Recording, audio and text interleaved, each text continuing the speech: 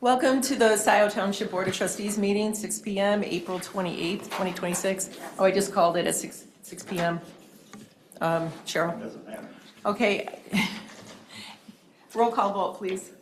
Clerk Flintoff. Carey? Present. Yapel? Present. Flintoff, present. Brandt? Here. Noel? Here. Reed? Here. Riser? Here. Also present is our Operations Manager, Christy Aiken, and Township Attorney, Mariah Fink. Okay, thank you. Please stand for the Pledge of Allegiance.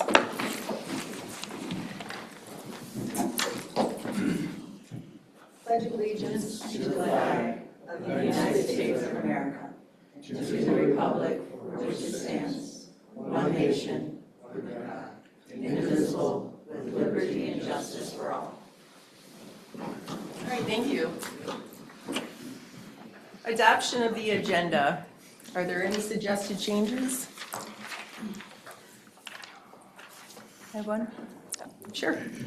I would make a motion to remove O2 from the proposed agenda. Support.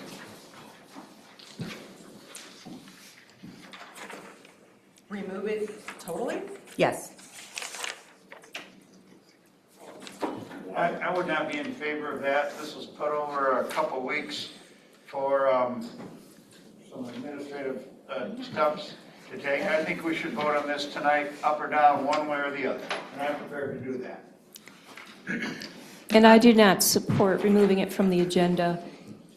At a prior board meeting, we specifically tabled it. Well, let's take a vote on this right now, and then we will finish going through the rest of the agenda to see if there are any more changes. So there was support, or there was a motion by Flintoff, support by Yapel. Let's do a roll call vote. Let's begin with, well, I'm going to follow the same order as Clerk Flintoff and what she has on her list. Per our So rules of order, yeah. yeah, per rules for, okay, Clerk Flintoff. Yes. Brandt? Yes. Noel? No. Reed? Yes. Riser? No. Carey? No. Yapel? Yes. Motion passes 4-3. All right. Can I ask you a point of information? Is this something that's like just tabled or postponed to a date certain? Or do we know if it's going to come back, or just stay tuned and we'll see it when we see it, if we see it? I don't know. Clerk Flintoff, you're the one that had the motion to remove it. What do you suggest?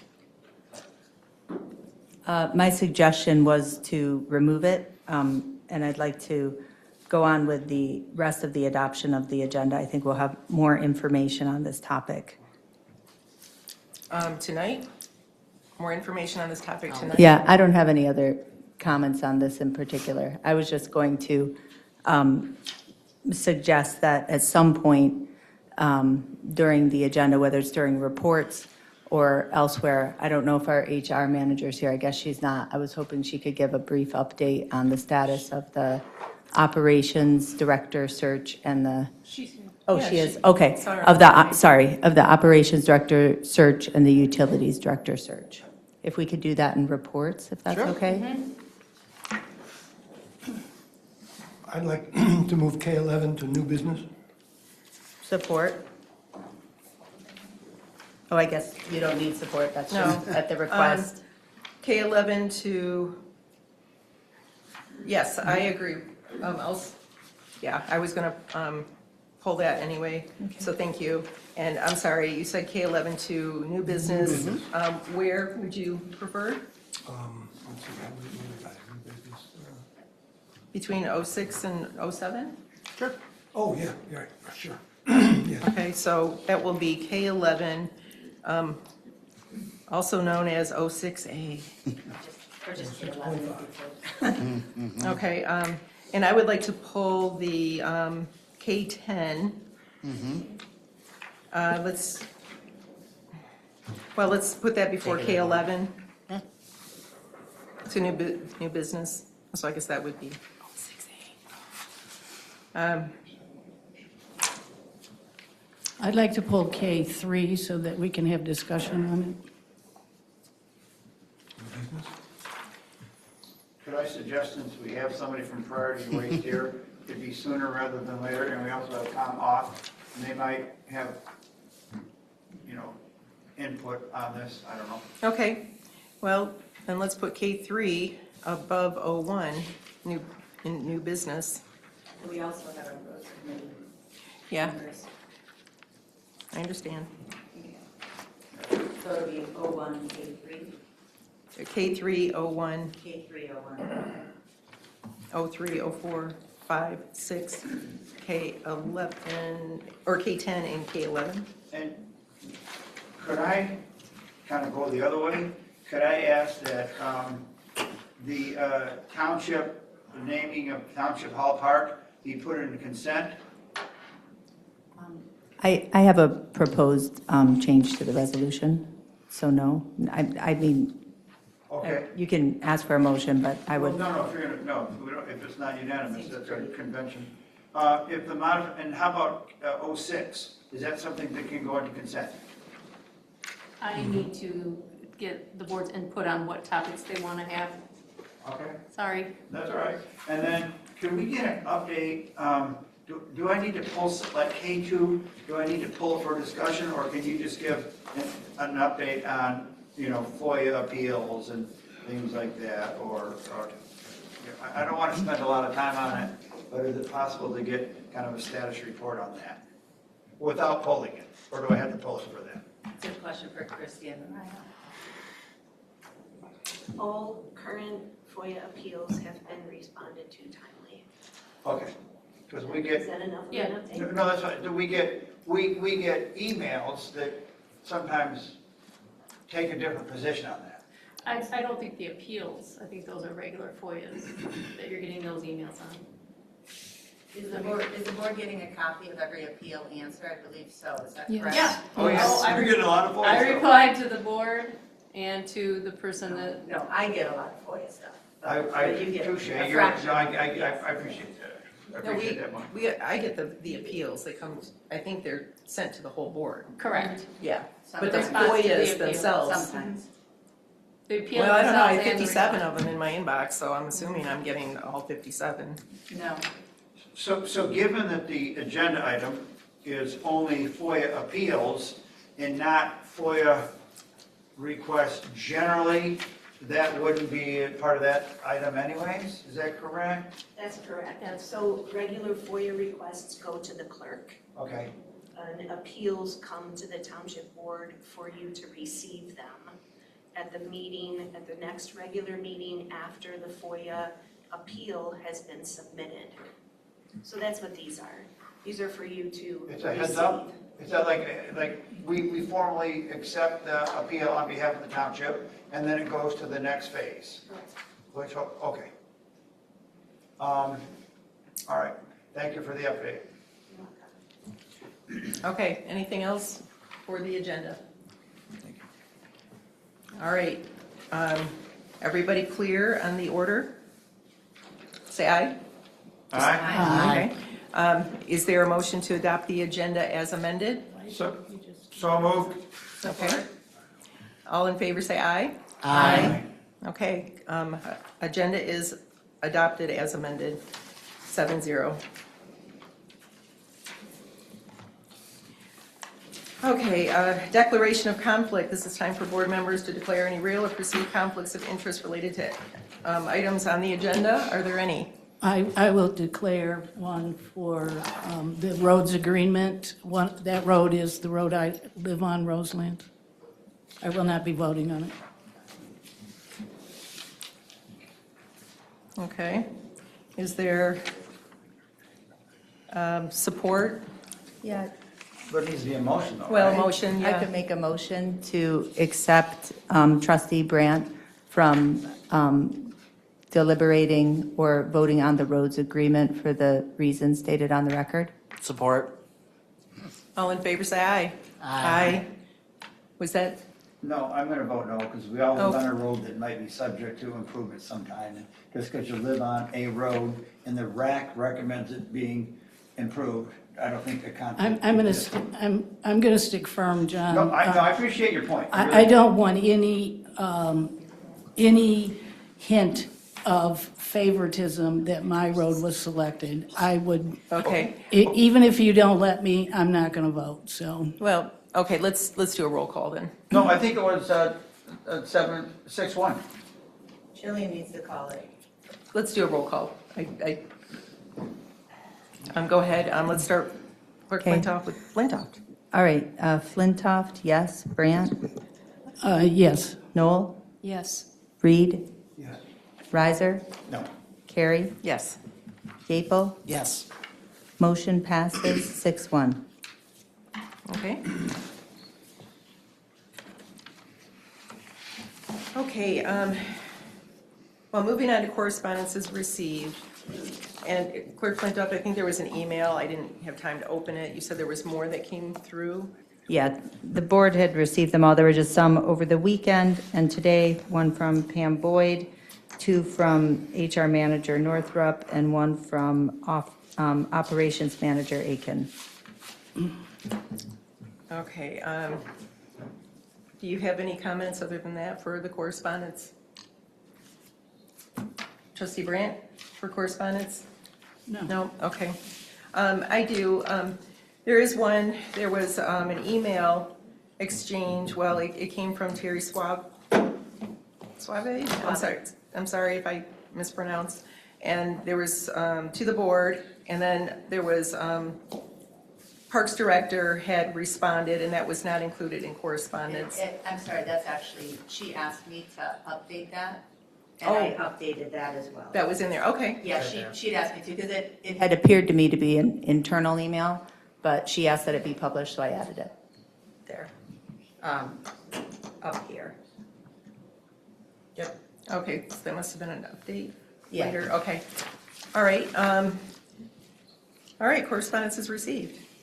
H, public comment. This is the time for members of the public to speak to the Board of Trustees for up to 5 minutes on any matter. We begin, well, with those who are present, and please come up to the table. So the microphone still isn't working, right?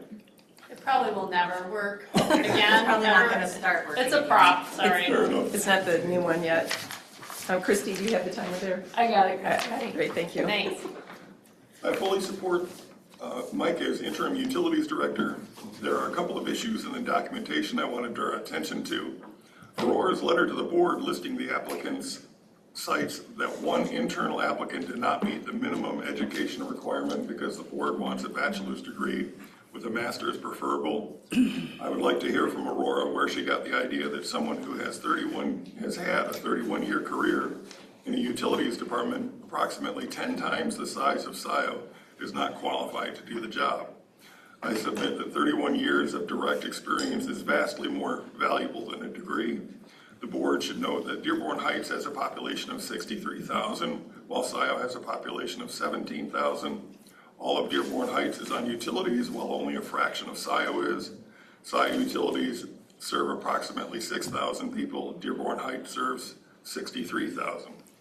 Also in the documents is a salary recommendation from Nikki. She notes this recommendation is from her experience and not based as an HR expert. If Aurora had provided any salary recommendations, I'm sure they would be in the agenda. There is nothing from Aurora about salary. Why not? Kathy, did you get any response from Aurora about salary in the last 2 weeks? The agreement prepared for Mike to sign offers a salary $10,000 less than the previous utilities director. It also specifies that Mike will be doing 2 jobs, both his own and his previous boss's. Why the lowball offer? Since Mike is being asked to do 2 jobs, he should make the same as the previous director, approximately $105,000. Mike was hired by the best utilities director Scio has ever had, so that should count in his favor as a vote of approval. Mike has had 7 months on the job with Brandon preparing him for his role. A few corrections need to be made to the newsletter. In her article about the HVAC system, Mary Gillis states that in bold text, that changes to code and the age of the ductwork made it impossible for a traditional HVAC system to be installed. This is incorrect. The consultant that put together the RFP process included traditional systems to be put out to bid. He never would have made bidding on a traditional system an option if it was illegal. And remember, the original single quote we got was for 1.8 million. The way they got it down to 1.57 million was in part due to reusing some of the ductwork. So that part of the article is completely false. Mary also states the system is funded with state and federal grants and notes the federal grant offsets 40% of the cost. We got the $100,000 from the state. Ryan told us at a meeting a few months ago that it took him 6 months just to be able to submit the federal grant. There has been zero word since then about where that grant is in the process. The likelihood that we get that grant in the current political environment is extremely thin. Falsely telling residents the HVAC system costs 40% less than it actually does currently needs to be corrected.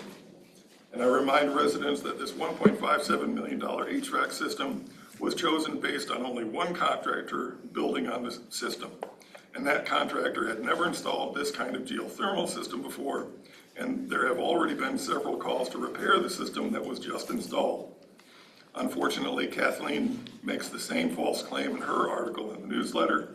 That too needs to be corrected.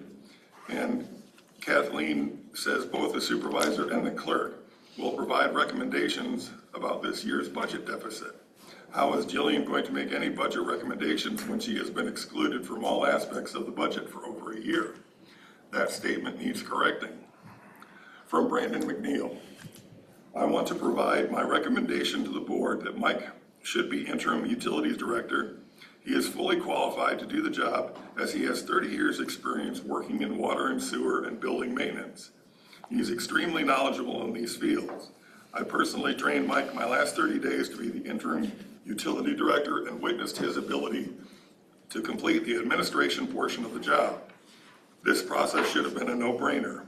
Mike has willingly provided his license to be operator in charge of Scio Township so Scio could stay in compliance with Eagle. If the board doesn't support Mike in being interim director and a strong candidate for the utility director position, Mike should and will strongly consider leaving Scio Township for a community that will value his expertise. In addition, from Brandon, the fact the board can't come together and make an easy decision to support Mike in the role is a clear indication of why employees have morale issues.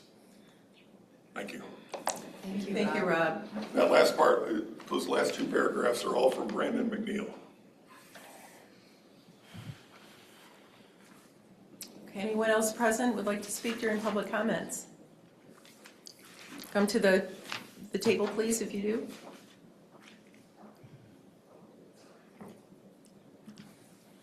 No? Okay. Christy, anyone online? Okay, first up is ICE, H-I-S-E-E. Say that again? That's what it says, H-I-S-E-E. So that's what it says. Looks like Mark. Yeah, well, it does now, so yeah. Mark, hello?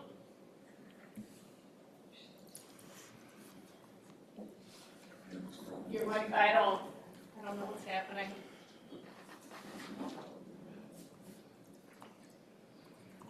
All right, Christie, is it the same problem we had I 2 think weeks ago? so, yeah. Sometimes, some people were able to talk and some weren't. All right, I'm gonna come back to him. Do it again? Oh, Yep, that works. There you go. All right, Go ahead, I'm sorry. thank you. Busy agenda tonight. I'm going to talk about two things. First, K10, proposal or discussion to make the treasurer the point of contact for the union that's coming in for the office workers. Just as reference, I've spent 12 years working for Pacific Bell Telephone, which was represented by Communications Workers of America, a 700,000 member union member of the AFL-CIO, very strong union. About half of those 12 years, I was in a line position, both as a supervisor of direct supervisor of employees who were represented, and also as a manager of supervisors who were overseeing represented employees. My question simply is, why is the treasurer being proposed for this role? I hope that will be elucidated in the general discussion when K10 comes up. But I have a lot of reasons why that's not a great idea.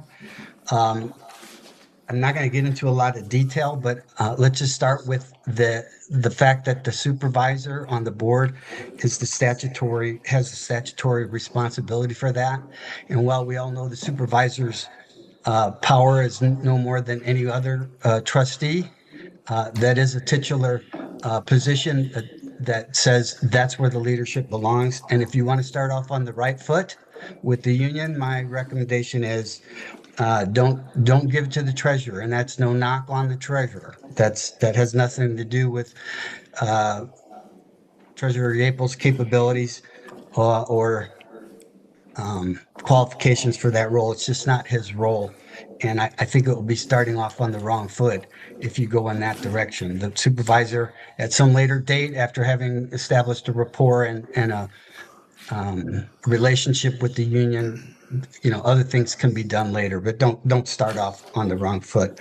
My second topic is 03, the road millage. In full disclosure, one of the members of the RAC is my beloved wife of over 40 years. I'm going to say that won't bias my opinion. I'm going to say that fact that she's on the RAC committee is a reflection of our shared opinion long before she got on the committee.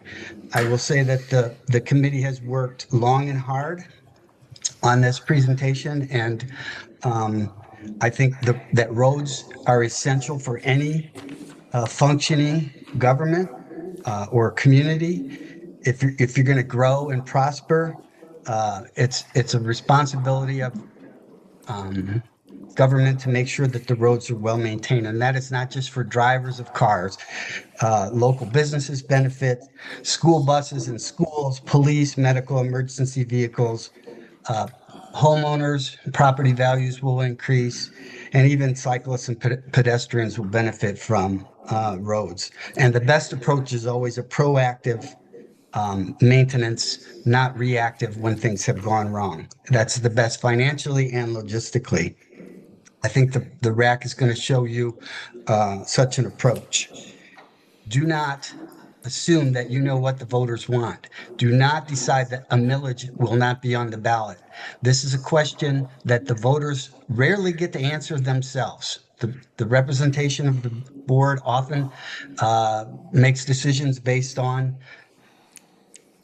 their governance and experience, and they've been elected to make representation of their constituents. But in this case, the voters and the taxpayers have the opportunity to decide for themselves if a millage is the right thing. And I think, if you pay attention to state politics, Fix the Damn Roads was a pretty powerful campaign pledge. And I think that you ought to really give long and serious thought to saying no to a recommendation, which I admit I have had some advanced knowledge of, but I think you really ought to consider this a strong recommendation and don't dismiss it at the peril of our township. Thank you. Thank you, Mark. Thank you. Thank you. Anyone else online? Next up is Marcia Haddock. Go ahead, Marcia. Hi, just a couple quick comments. On K5, the over-under policy, I can understand the waste involved in sending checks or following up on small amounts due, but why can't those amounts just be put on people's files for the next tax bill, either over or under? It just seems like the township shouldn't be taking people's money if they're over, and surely we have the accounting software to keep track of that. On K10, I also support the supervisor becoming the point of contact for the union. That seems the logical choice. And on K11, I don't understand, since it was the township's mess up, in delaying paying that first 2-week period, why they have to have a specified day that they may not want to take off. Why not just allow them to take any day in the current year off, and give the proper notice that they want to do it? That would seem like more of a benefit than being forced to take a day that might not be convenient due to their work schedule or whatever. On L2, I'm really hopeful that there's some real progress made and we'll actually have some names of consultants so we can get going on this. We're already 4 months into this year and we still don't seem to have much progress. And the last thing is, I don't know if it's appropriate here to mention the Public Act 25, but I just wanted to say the link to it through the agenda did not work.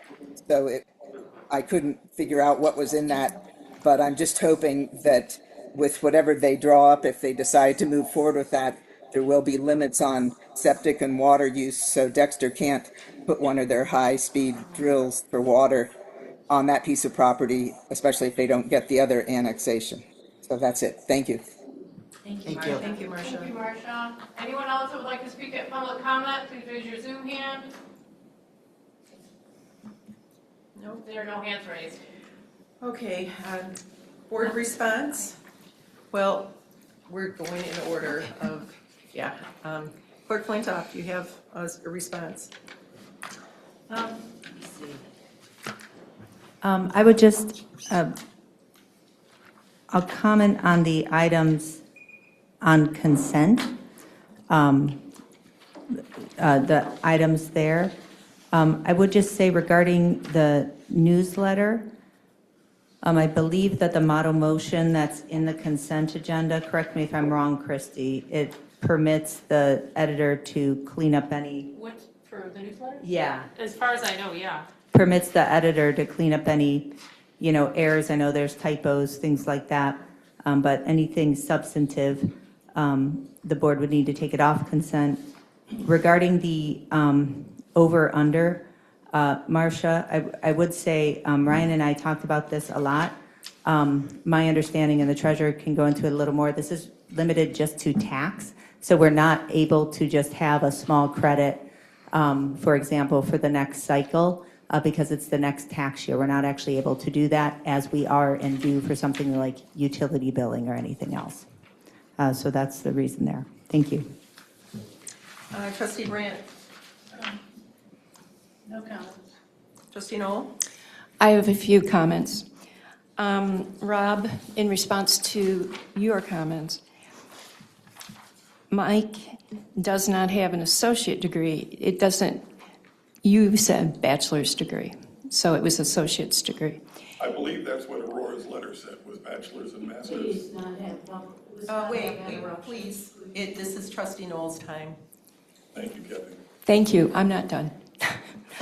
And yes, I had gotten a response from Aurora. The fact that I didn't include it in the packet this time was intentional. I disagreed with the basis of her decision-making, and I can go into that in more detail at another time. Mike is highly capable and brings a wealth of experience to this township. We are lucky to have him. I'm extremely disappointed in several members of this board. The values of transparency and deliberation that were supposedly something that everyone stated they wanted and believed in is in the role of an elected official. This is not happening, and we have evidence of that tonight. There had been a significant amount of work put into this issue by me, and my opinions and information will be squelched at this time, but this is going to have a ripple effect. And in terms of collaboration and working together, this sends a message in the opposite direction. So I also wanted to share that Matt Parks, our senior civil engineer with OHM, was supportive of Mike, said he was capable of fulfilling all aspects, job functions of the interim or regular utilities director position. And I think this is going to be a loss for Scio. Thank you. Trustee Reed. More comment? Trustee Riser. No, thank you.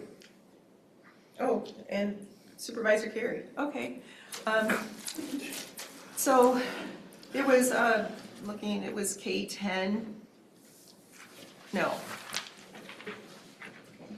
Yes, the K10 for the union. The union has been reaching out to me with the paperwork and, you know, the process and whatnot. And our employment attorney, Bill Thacker, and I,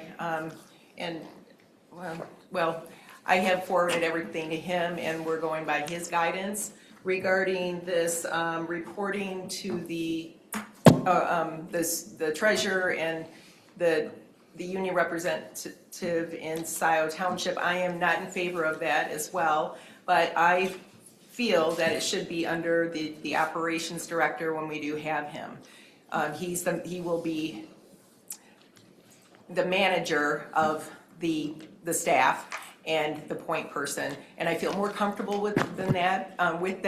But we have a couple more weeks, so I'm going to, that's my opinion on this. Let's see. I think there was.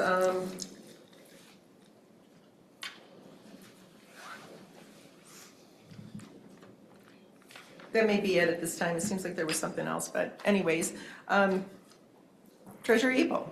Yep, thank you. Couple of things. First off, thank you. Clerk Flintoff is correct. We cannot carry amounts over on tax bills year to year. We have to settle with Washtenaw County each year for our taxes. We're actually in that process right now. So that's a good question, but it's not something that's currently possible. We can and we do between seasons. So if you overpay your summer taxes and then your winter taxes come due, we can transfer between those, but not from summer 2025 to summer 2026. Excuse me, in regards to the grant, we have submitted pre-registration last week on April 23rd. I met with the team from the Michigan Technical Assistance Center, and I appreciate the Planning Commission Chair for connecting me with those folks. We were able to submit both our electric vehicle that we purchased last April as well as the geothermal field. The team from Raymond Robson as well as the Michigan Technical Assistance Center expect that those registration numbers from the IRS will be issued in about 2 to 3 weeks. I just looked this evening. They are not out yet, but they encouraged me to check back at least once a week to see when they are. Unfortunately, the IRS does not mail or email us when they finally do process those. Once we do receive those numbers, I'm going to be able to send those to Raymond. It'll take them approximately 30 days to prepare the tax return, review it, and have it ready for it to be signed by the township. Once it's submitted and processed by the IRS, we will have the funds in 4 to 6 weeks. So that's the update as far as what's going on. As more steps happen here over the next couple of months, I'll have some more updates.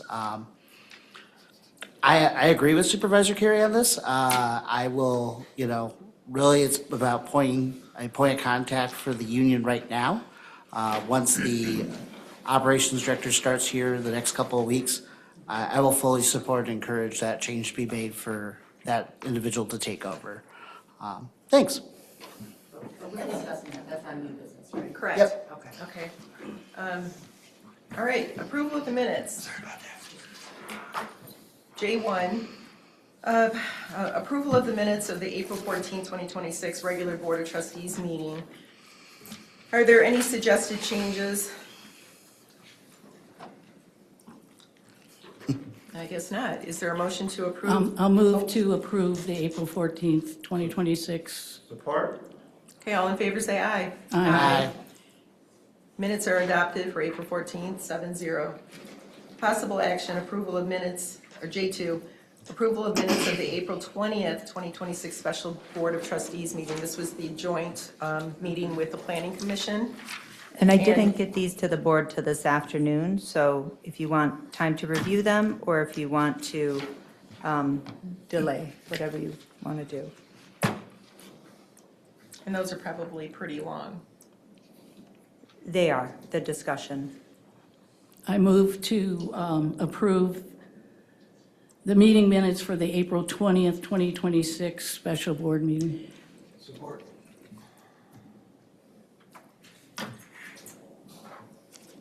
Roll call vote, please. Okay. Flintoff, yes. Brant, Yes. Noel, Yes. Reed, Yes.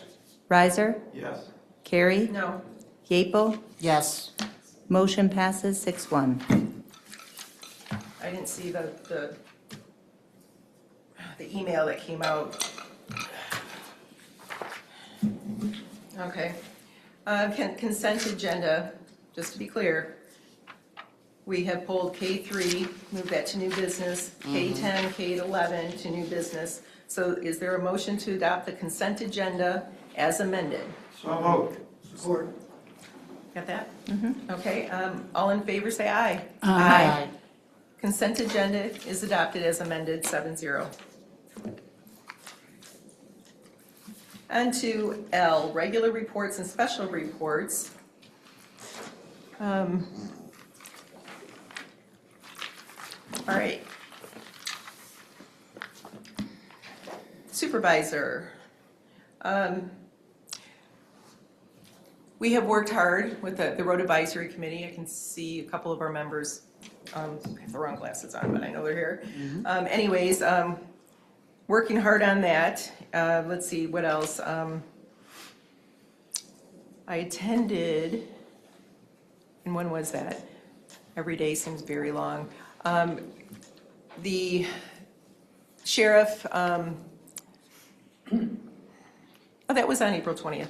So the sheriff meeting, or the sheriff Dyer, she had a recognition and award ceremony out at WCC, and I did attend that. It was very nice. I even suggested to Sheriff Dyer that she reach out to media and share some of those stories of our public servants that have gone above and beyond their day-to-day business. It was really, really nice. I'm glad she did that, and she's going to do that every year. And I think that's it for right now. I know there's more, but, okay, let's go to, Christy, could you please remove the Downtown Development Authority from the list, please? I mean, for the future. Yeah. I don't think we have any more to talk about regarding that at this point. So Treasurer Yeaple. Sure. So I, after hearing feedback from the board, and I appreciate the board passing those two requests at our last meeting, have had a couple of meetings with Anna Peckrell, the director of the Dexter Senior Center. I met with board chair Katie Scott yesterday afternoon, for about an hour. Also met with Jason Magieski. I'm not going to say his name correctly. Jason Magieski, I believe, today. Hoping to meet with some of the additional commissioners here over the next week or two. Heard some of their feedback, heard where they thought there would be some opportunity, and also maybe some struggles or challenges. But did receive some really great feedback, and look forward to seeing what we can do in order to get the county to action or approve our requests. Continue to work on settlement, also continue to work on the credit card, because there's been a number of purchase orders that we've been trying to reconcile here over the last couple of days. But other than that, that's it. Thanks. Oh, and speaking of credit card, the policy, the change, there's a policy that we were, or you had worked on a while ago, and you said when the firefighter the other day came to get the credit card and it was out with somebody else, and I was surprised. I thought all of that was taken care of. But you said that you would bring the credit card policy to the next meeting? May 12th. Yep. May 12th, okay. Okay, thank you. Thank you. Okay, Clerk Flintoff. Sure. I've got a written update in the board packet regarding the August 4th primary. We have 3 Democratic candidates who have filed to run for the partial term of Township Trustee, no Republican candidates. The filing deadline for candidates without political party affiliation is July 16th. After the August 4th primary. So at the August 4th primary, will be selected one of the 3 Democratic candidates to serve as the Democratic nominee. July 16th. Candidates without political party may file for the final election on November 3rd, where there are several other bigger offices on as well. As of today, there's no local proposals that will come before Scio Township voters on August 4th. So the deadline for submission by another taxing unit, like a WISD, WCC, is May 12th. So after that point, I'll let you know for sure. Also, a lot of participation from Scio as precinct delegate. We have 1 Democratic precinct delegate and 5 Republican precinct delegates from Scio. So it's good to see people getting involved. A lot of work going on the Digital Records Initiative and audit preparation. I did want to ask if, I don't know if it'd be appropriate after the operations manager, if the HR manager might give a brief update on the question I asked earlier. I did want to make one comment, and it is related to some of the communications we got from Terry Suave.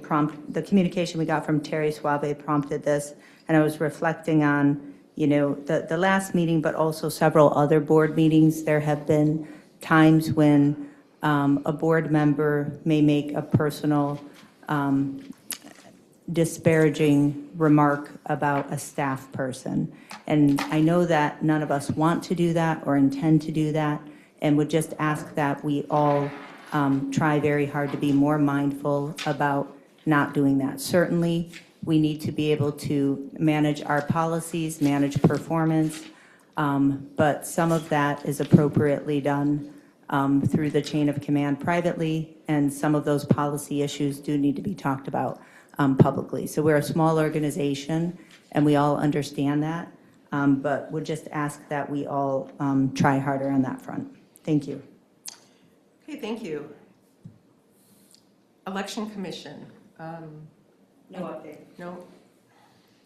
I think Barb sent out an email for calendar, and We it's have, going to be in a while, though, right? yeah, we have meetings coming up, but none of them in the next 2 months. Okay, Lac Alpine Sanitary Authority. I am the chair of that, and a couple months ago, Treasurer Yapel had resigned, and we have a vacancy. And I believe it was Andrea Dorney, who's also a member of the LASA, had suggested to you regarding Dave Fisher, who's on the operations, to fill that. And I was under the impression this was going to be on this agenda for tonight because we're a small board overseeing a very important water and sewer system. And we, in our articles of incorporation, we have 7 members. And it says, in the event that any member of the authority board who is a member of the township board chooses not to serve as a member of the authority board, that member may nominate any person who is a qualified elector of that township to serve the member's term, provided that such nomination is approved by the township board of that township. So when I asked you yesterday, we had a board meeting yesterday in your office, and you said that you had a discussion in an attorney meeting, and that that the seat was not going to be filled until the LASA board revised their articles of incorporation. And they are 2 separate things. So I need clarity on that, and also which attorney provided you with information, because I did talk with Matt Jane, our LASA attorney. He had no idea what this was about.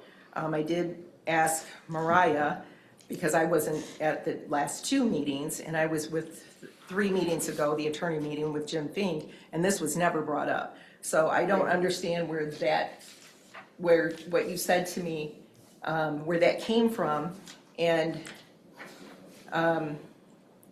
this is a duty that we need to, fulfill this opening. And we have somebody that's highly qualified, has a background in utilities, is a Scio resident, and lives in Lac Alpine. So could you please clarify this for me, because I spent a lot of time today trying to figure out everything. Sure, and I know you had asked me yesterday. I'd be happy to sit down and talk with you further about my thoughts and concerns on it. Yeah. Well, I just want to be clear that the articles of incorporation eventually will be revised, but this opening should not be held hostage and a bargaining tool in case when we get to these articles. They're two separate things, and we need 7. So what I understood from you yesterday is that we are not going to fill that until the articles are revised. No, that was not my intent. My intent was, I did read the articles. I do have some concerns, and I don't necessarily want to have them here at the table. I'd rather sit down with you and discuss them about, nothing against this individual. I think he is a very qualified person to be in the role, but about how many people from one neighborhood around the Lhasa board and some other things. So I look forward to having a conversation here the next several days whenever's a good time, and going through that and see what we could do to resolve it. Our next Lhasa meeting. Point of order. Is May 18th. Point So of if you don't order. mind, Point of order, please. please. Could we please stick to the agenda item Yeah, of we are. This is reporting? reports, and you're out of order. No, I am not. So, You recognize trustee or me. treasurer Yapel, if you would like to come to the next Lhasa board meeting and share your insights, please. Thank you. And if I could just suggest, it's this board that needs to take action on the vacancy, so I would just encourage us, and I'm happy to help with it too. Thank you. Well, nominate any person, so this is his treasurer Yapel's. Okay. We can talk about that. Yep. Let's talk All right, about that Parks, later. Paths, and Preserves Committee, trustee Reed.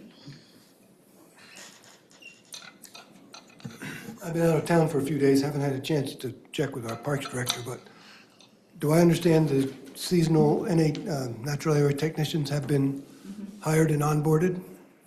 No, we have one person that started last week, but have not been able to successfully fill the second position. Oh, okay, so we have one seasonal nat. Correct. Okay. That's my update. No other meeting since our last board meeting. Okay.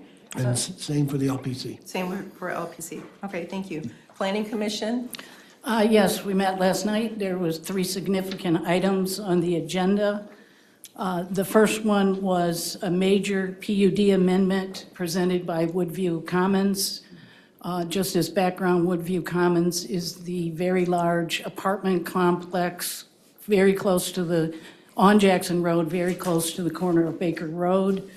The original agreement had over 30,000 square feet of retail space and a medical building planned. The developer is now asking to reduce the retail space to 11,000 square feet and to eliminate the medical office building. They are interested in putting up additional rental units because that's where they think the market is. That was approved as a recommendation to the board, 6-1. The second item, significant Many Hands Life Sharing Community. We reviewed their final site plan for one phase of the project. They have a total of 4 phases. Could potentially be done in 3, but in the first phase, their plan is to put in 2 of the resident houses and a craft house and I believe it's a shed that will also have, of course, entrance off of Baker Road. They have defined a mode pathway around the perimeter of the property. That was approved unanimously for recommendation to the board for approval. And then the third one was a new development in the auto mall PUD. That's the complex that was generated in the 1990s. There was one remaining parcel there. The company Rivian, the electric truck company, is presented a new site plan review. They would like to occupy that space, build a facility to do some sales and service.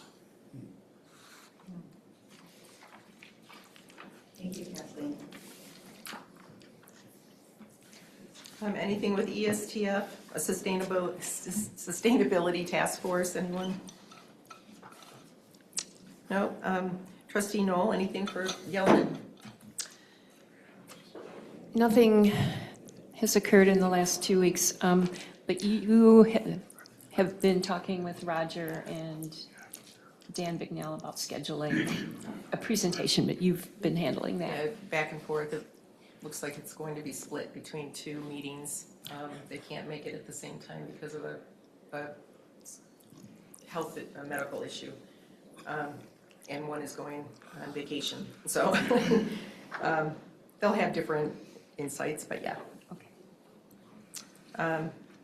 Township lobbying efforts. Our subcommittee for that. No update.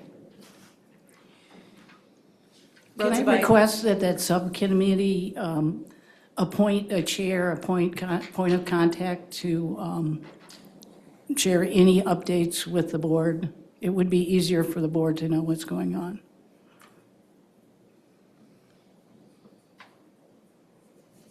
Well, I will leave that up to them for the next meeting. Yep. I agree. If we didn't have to rely directly on John Horford, just some updates from one of us would be great.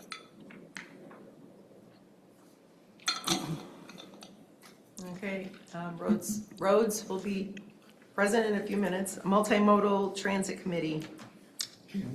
We met last week, and we're meeting again here on Thursday.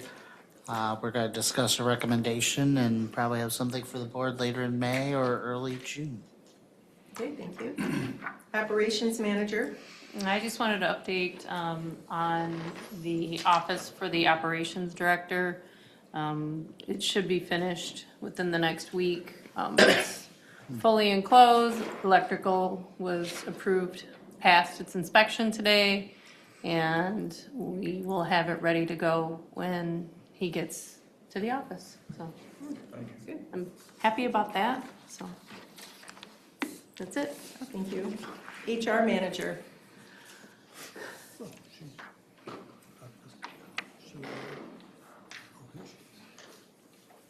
Good evening. How are you? I was just wondering if you had an update on the utilities director, number of candidates, next steps in the process and timeline, as well as for operations director. So regarding the utilities director, we do have 3 potential candidates. The educational requirement being educational training and training combined, or an associate degree. So there are 3. There are 2 other potential candidates that I just need to verify whether or not they have a certification. So we do have 3 as of this time. The S1 certification? The S1 certification. And I believe that's the most important because Eagle requires of us to have an S1. Is that correct? Correct. We currently do have one, but yes, we do need That would be a contract. Mm-hmm. David has his hand up. Trustee Reed, sorry. Hi, David. Two questions, and maybe I have an outdated agenda, but the HR manager is not listed on the reports, on the report section. And I'm glad she's here, and thank you, because I was going to ask you a question, and I saw, she's not there. So can we make sure it's there? That's Okay. a good And idea. a question I have for you, can we proceed with setting up the interviews for the potential candidates? Yes. Is that something that we need to tell you to do, or can you just do that? No, I could do that, yes. When did it close? Tuesday. Just Tuesday. Okay. I would like consideration for having the operations director involved in the interviewing process, since that's a direct report. When will the operations director start? Potentially May 25th. So he does need some additional time, he indicated to me today.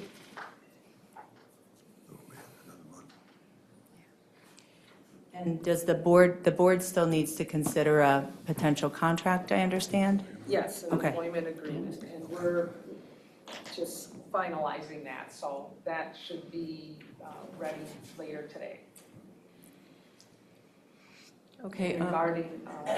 before the end of the meeting, kind of kidding, kind of not. No, I'm not sure it'll be that soon. Okay.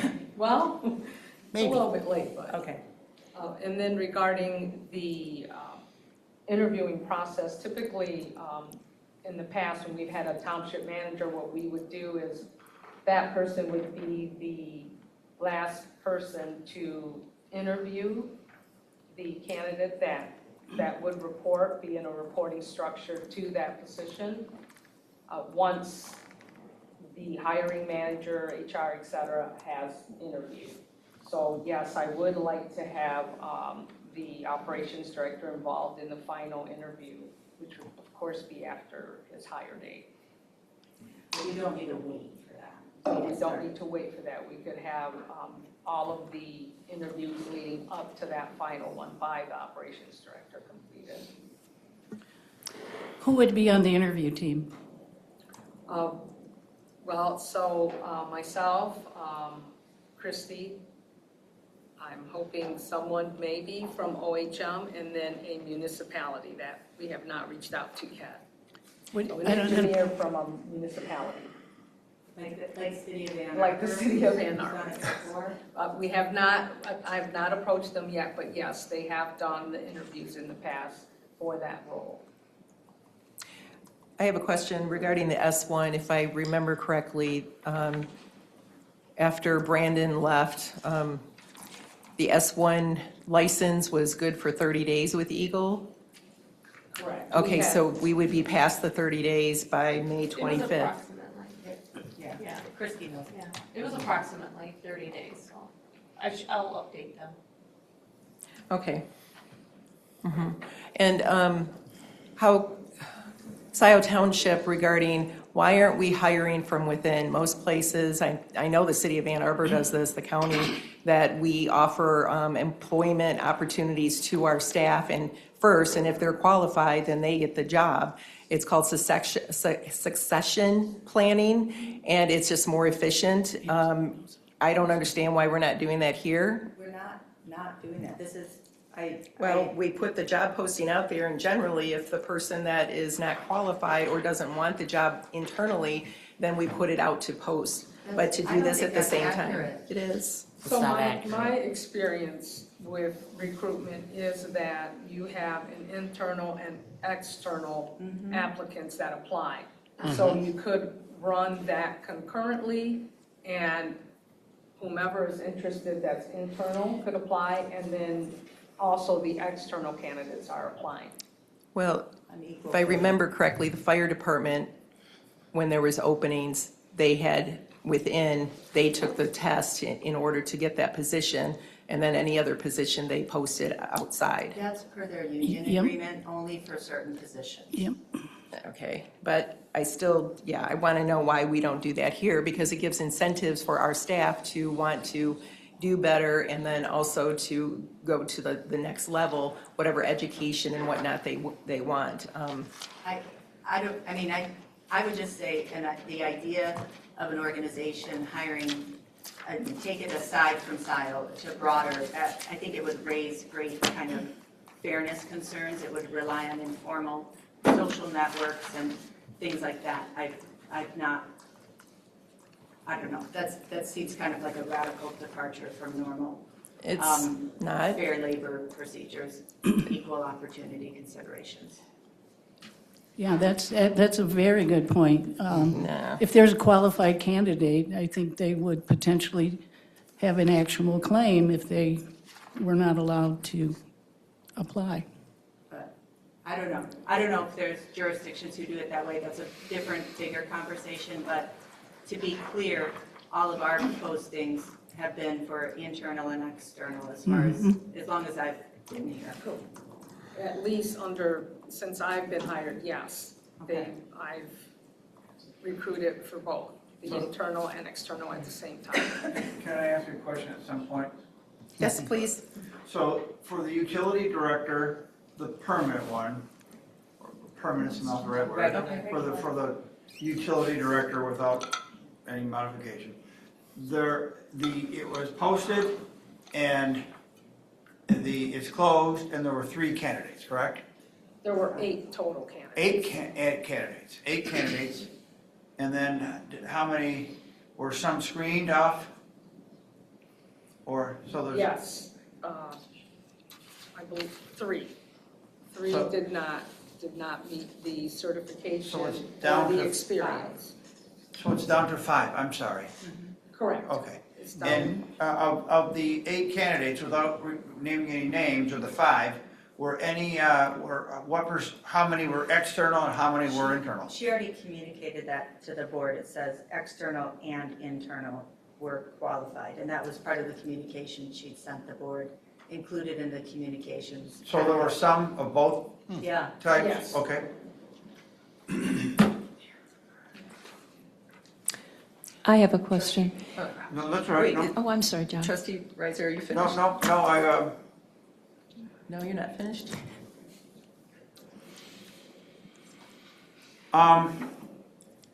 So there are 5 candidates. Are there 5 candidates left or 3? There are 5 candidates, but 2 I need to confirm whether or not they have the S1 certification. Okay. Other than that, they meet the other requirements. So 3 for sure, 3 for sure. 2 TBD. Correct. Thank you very much. Okay. And that should be a very easy thing to do. It's all listed on the Eagle website. Correct. So I do have a question. Aurora, you talked about, someone asked you who would be on the committee, and you said Aurora, Christie, OHM, and a potential person from a utility from another municipality. I would say that it's a board decision who is on the committee, just the compensation of the committee. And I want to note that in some of the discussions that have occurred regarding utilities issues, essential job functions for a utilities director, when I have asked Christie, and I think I asked you, Aurora, but I'm not positive, if you had discussed any of that with Mike. And as I recall, you said no. I don't know. So I'm just wondering, given your comments in the past, do you feel that you and Christie are the most knowledgeable people to be on this utilities director selection committee? From a human resources standpoint, yes, I should be involved in that, just to make sure they're, Fair Labor Standard Law or any other employment type of law that we need to be concerned with is being followed. This is why I would ask other experts from the field, so an engineer, et cetera. I do not have a full panel list. So the answer I gave was based, right now, I haven't asked additional people yet. I haven't confirmed the panel yet. But yes, I would definitely ask some type of expert, so an engineer. That's why I mentioned OHM also, because I am not the expert in that part of it. I can only, provide from an HR standpoint. And as you know, Matt Parks, who is an experienced civil engineer at OHM, had volunteered to be on the committee. He would be an excellent person to put on the committee. Great. Yes, thank you. So if it's a board decision, then I think we should truly make it a board decision. And also this notion that we change policy. The board voted on posting this position, so it's not appropriate to say, let's change this when we had a board vote on that we were going to post this externally. So let's please stick to board decisions. We've I'm done that not in the clear on past what and you're changed saying, our mind. Kathleen. It's kind of confusing because we've done that. And I'm suggesting, Kathy, that the supervisor suggested that we don't do that process, that we don't go external. And I'm saying we voted on doing that. So it's inappropriate to say, for one person to say, okay, let's change the procedure because that person thinks it should be solely internal. We've already voted on that. I agree. But I think part of what she was expressing was concern that a qualified internal candidate may have been overlooked or disregarded. And I think that's where that. Wait. Wait, It's let me- inappropriate to say that about a. Wait, Well, I wait. wasn't done. Please. I was in the middle of a sentence. Jessica. I agree, we need to let the process evolve, but perhaps you could send a memo to the board and give us more information so we're not scrambling to extract information from you, and hopefully you give us complete information. And then if we need to discuss it at our next board meeting, we can. But yes, I agree. We said we were going to, what I heard us say was we were going to broaden the search and look at external professional organizations. But, you know. That still is a potential, so Okay. this is still open. There hasn't been a decision made on this yet. So, yes, there's information that if you feel like you're trying to extract, it's because I don't fully have the information yet. Okay.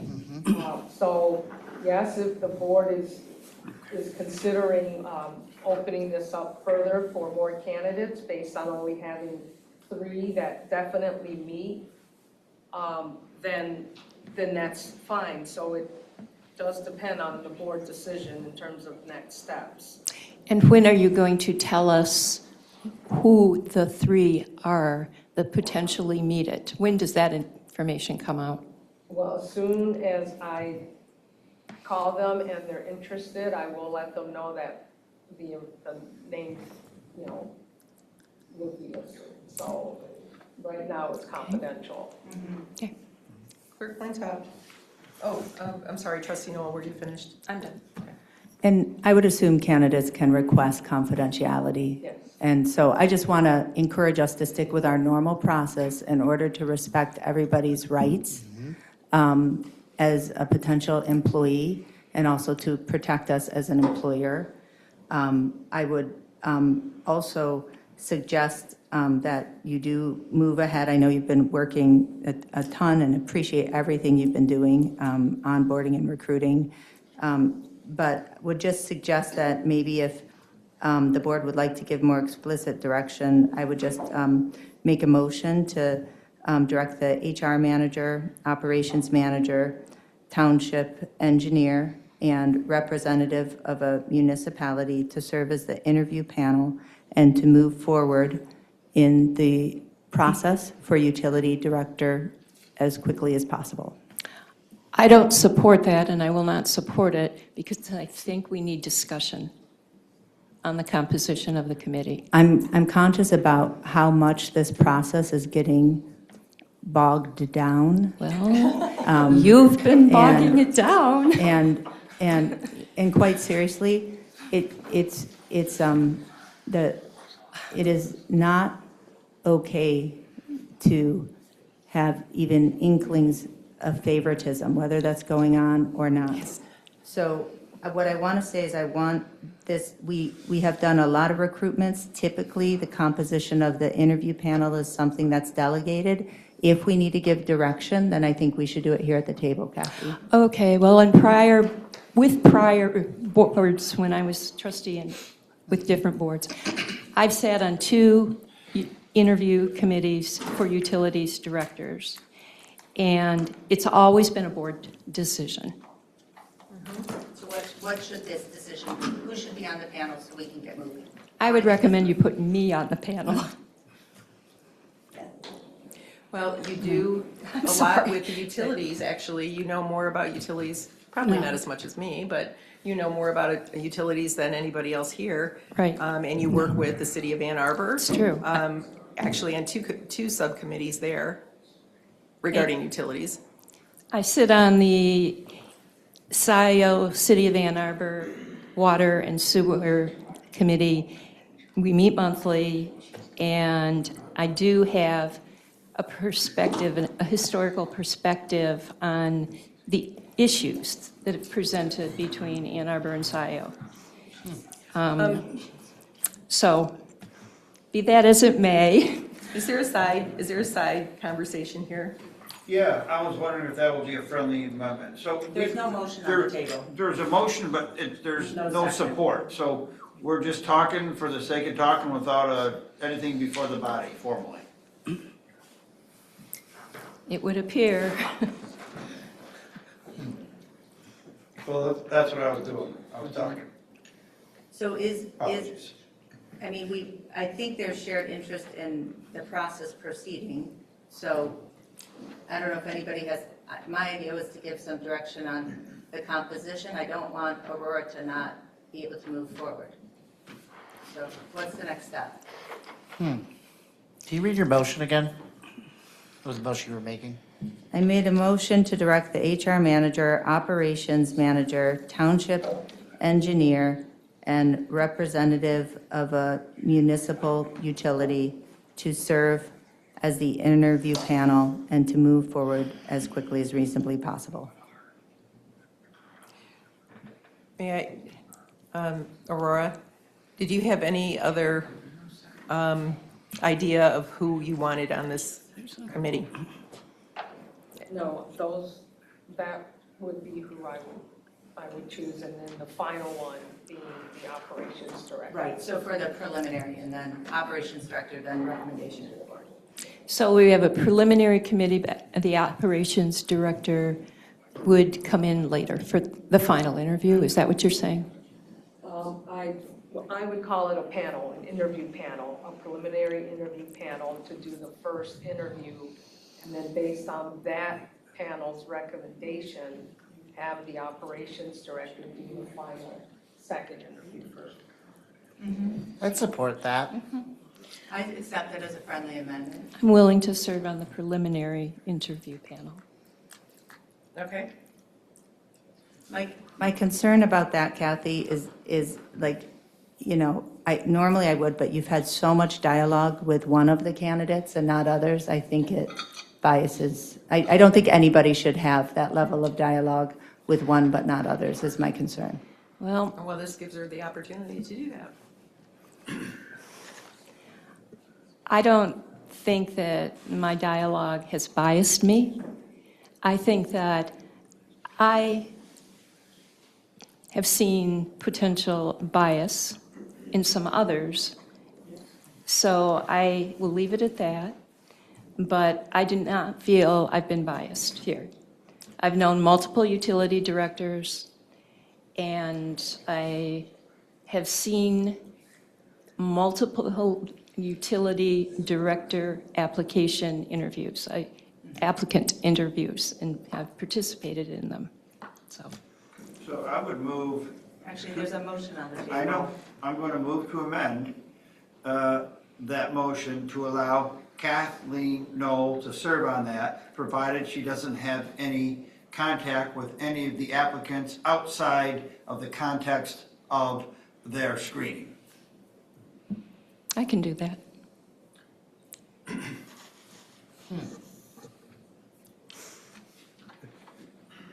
But I'm looking just wistfully into the air for a second of my I'll amendment. support. And I would call the question Can I on make a- my amendment, unless more discussion You would- Okay. So discussion, On the amendment? on Roger's amendment.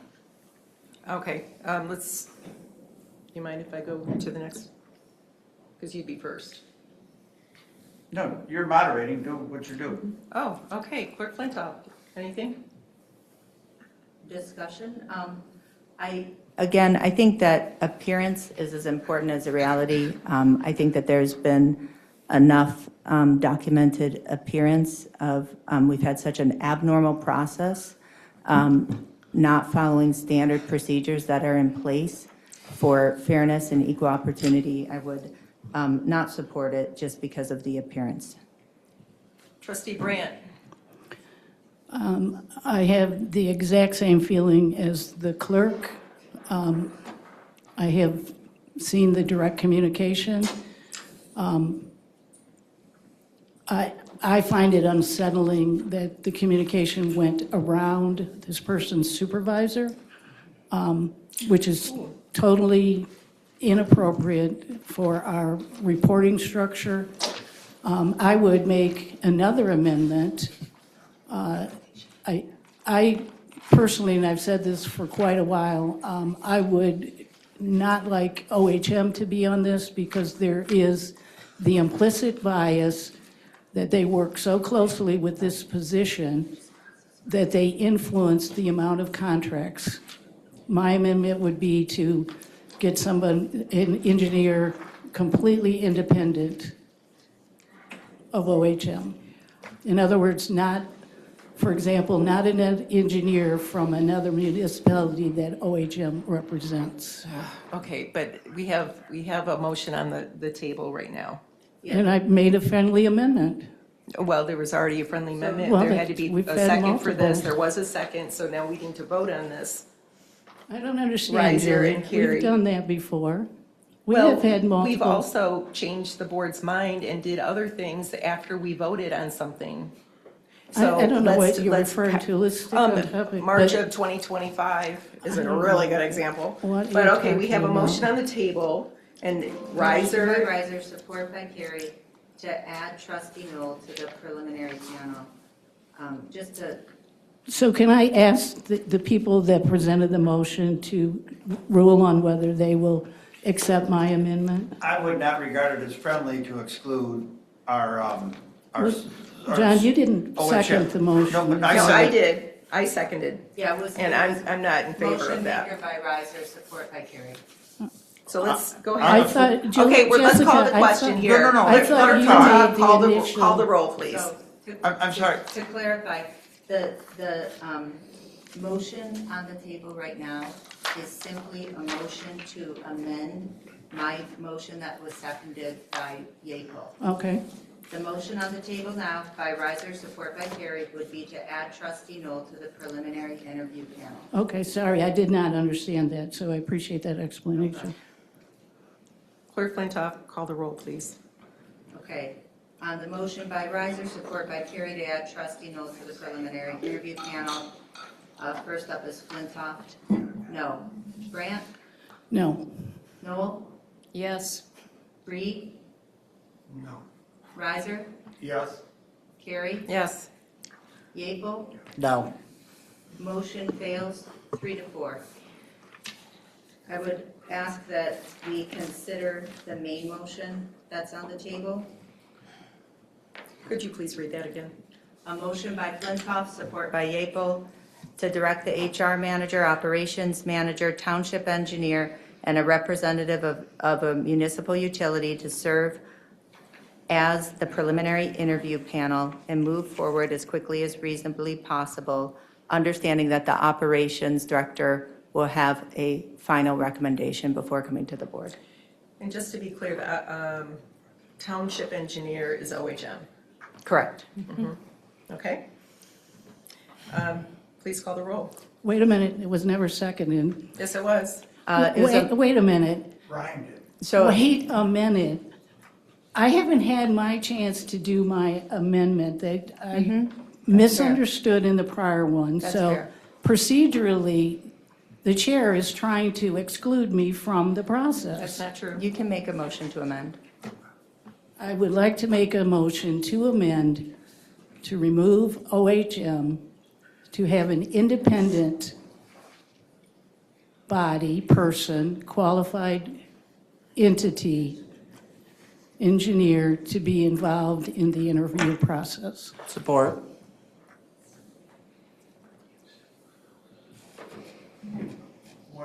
trustee discussion. I would like to speak, but I'll wait my turn. And me too. Okay, well, trustee Noel, you're after Brant, so go ahead. Okay. I think it's a mistake to eliminate OHM, or specifically Matt Parks, because they have years of history and knowledge with this township. And if anyone should be on this committee, it's Matt Parks or one of the other junior civil engineers who's worked with Scio Township. There are several. I would not want to eliminate OHM. We're doing a disservice to the township by eliminating OHM from the committee. They know more about this township than any township engineering utility issues than any of our board members or staff outside of the utility department. So it's a huge mistake, and I would not support that. Okay, trustee Reed, you have anything? It's concerning to me that the engineer who works so closely with our utilities department, they do work very closely and they know a lot about Scio Township, but I don't know that that's necessary to find the right candidate who would manage the department. I think what we're looking for is someone who can look at a candidate with unbiased eyes, clear eyes. Is this the right candidate for this job? Not for, is this the right candidate for this township? Because what we're looking for is somebody to do the operations director job. And I think having someone who is not so intimately tied to this township, I think would be, would probably do a more unbiased opinion. How are we going to ascertain whether they're biased or unbiased? By the fact that they are neutral party. That doesn't guarantee they're not going to be biased. May I make a comment? I'm done. I No, yield my floor. No, it's I can't. trustee Reiser's turn if he has something. Whatever the order is, I don't want cuts. No, I am going in order as what's in front of me and the same as what, a different order no, it's the same as what, than how we're at the table, but she's going in on order. it's the same order that, Everything's in order, but No. I wanted to do A it. consistent order. it's the same order as what Clerk Flintoff is doing for the votes. Okay, if it's my turn. It is. I trust Matt to be an objective observer, participant in this process. I think it behooves us to have the guy or gal, but the person from OHM who is familiar with what kind of lift station we have, what kind of valves we have, where our water district is, where our sewer district is, where the issues are, what kind of problems we have at the curb boxes, what kind of the meters. To ask, the person from OHM is going to probably ask the best questions to find out the qualifications of the candidate. So I think it's foolhardy not to trust Matt or one of the other engineers at OHM to do their job in good faith, without bias, and to get us the best candidate, whoever he or she may be. Are you finished? Yes, ma'am, thank you. Okay. Yeah, and I agree that OHM should be part of this. They have been with the township since 2006. They have been through many interviews regarding utilities. In fact, they were in the interview with Brandon McNeil, and Brandon had done a wonderful job here for Scio Township and above and beyond what we've ever had. And it's a shame that we couldn't do what we needed to keep him. Now we're in this position. So to start excluding our engineers that have done nothing but the best for Scio Township, I mean, it's crazy how well that they know the township. And they're not choosing somebody for the township, they're choosing somebody to oversee the utilities department. So that's where I'm coming from. I haven't had a chance to. Okay, trustee Yapel is next, Okay. if he chooses to speak. Waiting for my colleagues to. No, you're next. Have a moment if something was going to happen. Anyways, thank you. I see both sides of this. I do. I think that OHM has been with the township for a really long time. I also see Trustee Reed's point, about, just having some impartiality. I guess I have a question. Maybe this will also clarify things a little bit for all of us up here as we're talking about this. HR Manager Northrup, during your preliminary interview process for this candidate, would you be using a rubric scoring sheet as you have in previous interviews for previous positions? Obviously with questions and characteristics that are tailored for the position, but I think that might also help clarify for everyone up here, maybe also the public, that can you speak to the fact that if there was 5 individuals, whomever they are, there at the interview and they listened to all of the people who sat down for an interview, they score them. Can you talk a little bit about how that process works, how you collect them, and how that helps gauge to move which applicants forward? So the interview panel generally, I provide them with questions, and we have a scoring rubric on that based on the type of question it is, about the job, fit, those type of questions, experience, in some cases, computer skills, et cetera. So yes, we would have a scoring. So I would just finish by saying thank you very much for that. So it's not that one single individual, whomever they may be, has more influence over the process than anyone else. That's kind of where I wanted to put this out there. I still would be open to having a independent engineering expert, whether they be from, a third-party external engineering company or, one of the competitors in the industry sitting as part of this process. I also think OHM could do it. I'm not saying they can't or that they shouldn't, but I think it'd be worth trying and have some value. So thank you. Yeah, thank you. Clerk Flintoff, do you have anything new to add? Sure. I just want to I think that we should include our township engineer, but that we might include maybe 1 to 2 external, I don't want to bog it down, but 1 to 2 external municipal operator and/or engineer. It's important to have our township engineer. OHM does a great job. In this situation in particular, though, I just want to say to Matt, on behalf of the township, I'm sorry. The amount of ratepayer money that has been spent on various people, not me, calling Matt to find out what he thinks and then what he really thinks. And poor Matt is a contractor of this township. He is a professional. Utility people move around. He may be working for some people. I think it has been, Matt is also grown and can speak for himself. So whatever Matt thinks, he will tell us. So I think it's important to have our township engineer be part of it. And so I wouldn't want them removed, but I would be supportive of, amending the motion to make 1 to 2 if we thought we needed an additional professional perspective. Thank you. Trustee Brandt, we're going in order.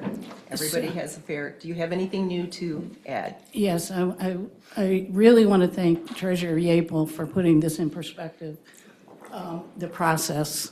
I wasn't even thinking about that, so I would suggest that the number be an odd number, so we don't get to a tie vote. That's good.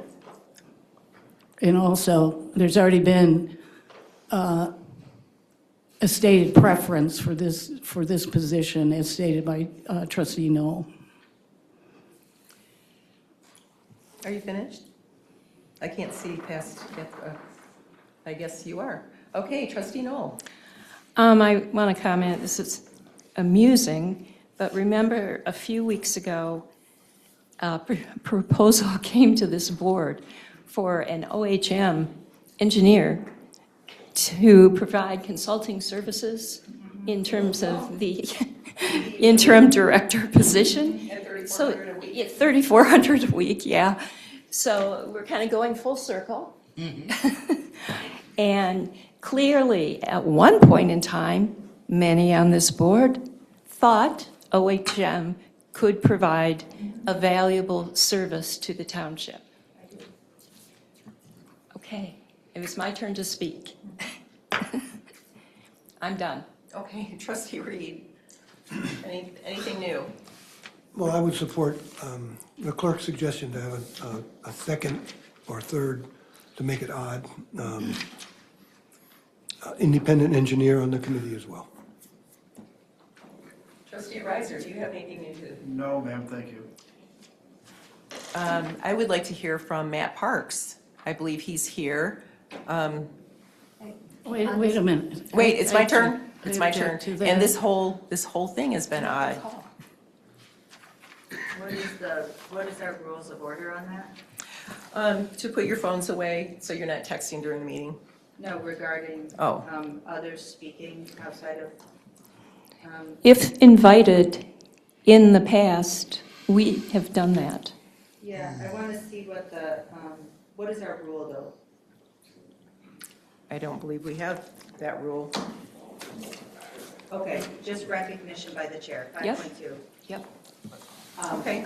I would Is, also say, it looks like we're getting to consensus though, by basis of the conversation, and we ask that we move it along. I would also like to hear OHM's I would too. insights. So I'm requesting that if Matt Parks is open to speaking, He's online, so Matt, can you hear, Can you elevate him? Yeah, he's there. Yeah. Hi. Everybody hear me? Yep. You can't see me though, right? Nope. no. Okay. Okay. So I've been listening, but I guess what's the specific question you'd like me to address? Just about the interview process or being involved?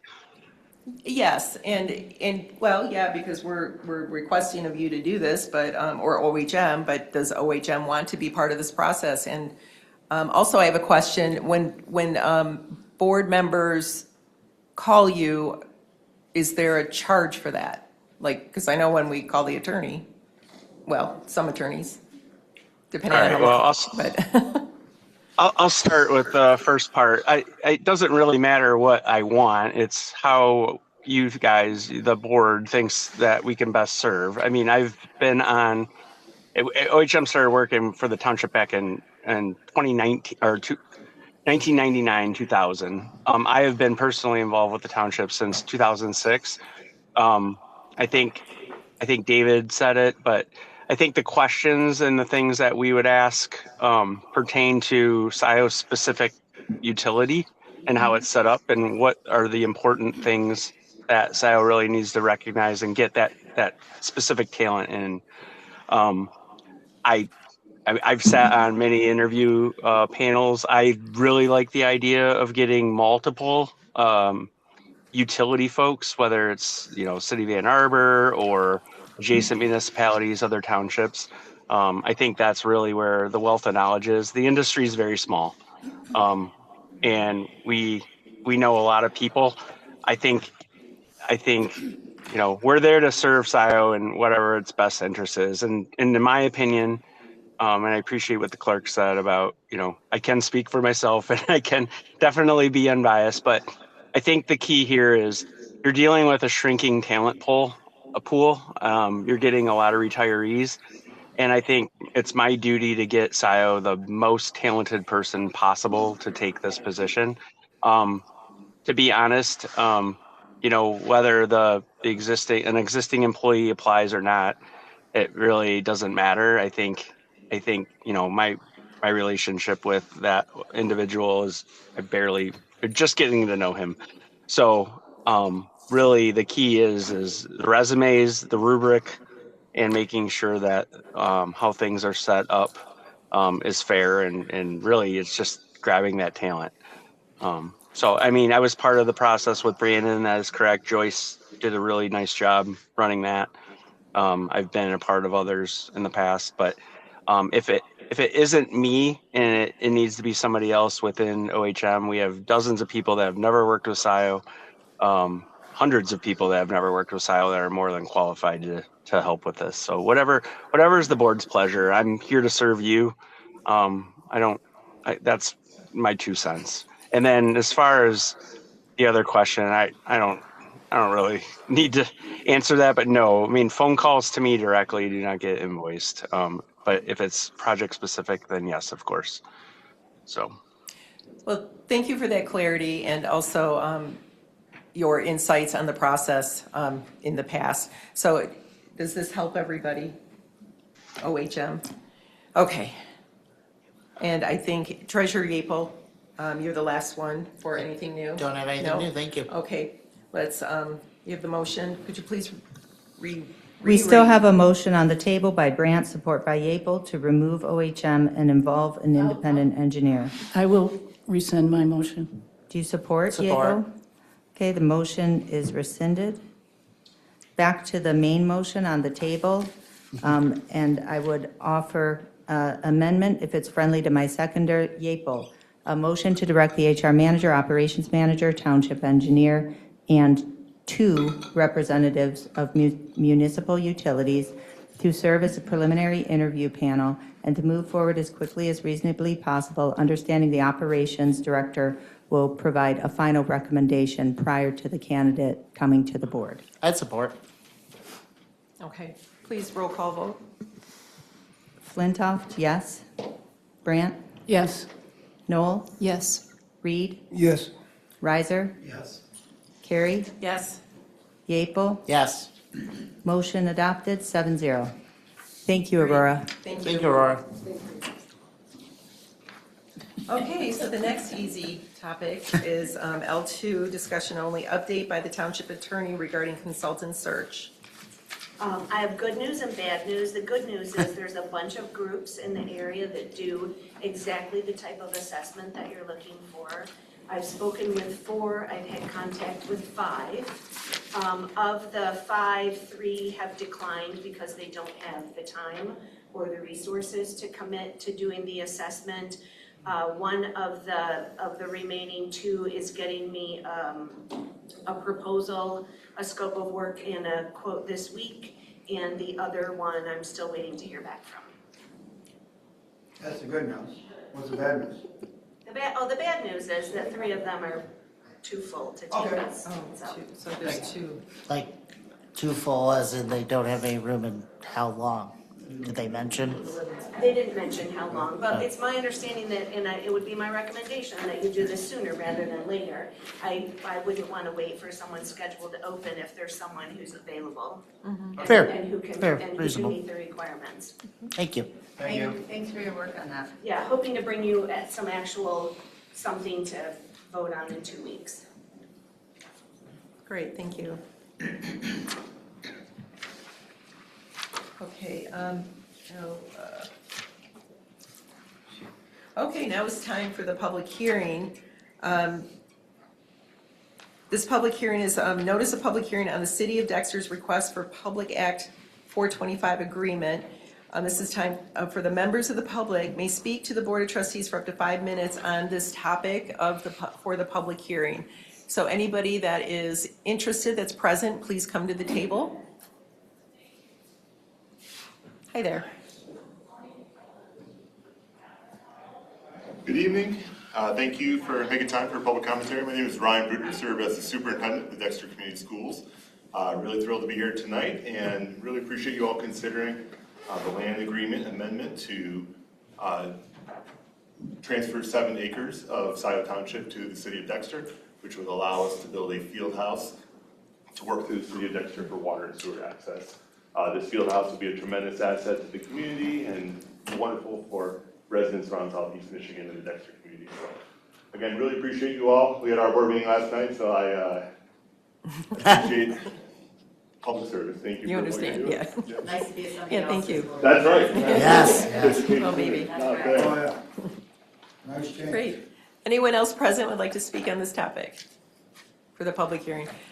Christy, anyone online?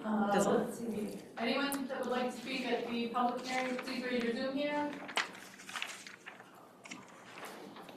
There are no hands raised. Well, that was fast. Well, thank you.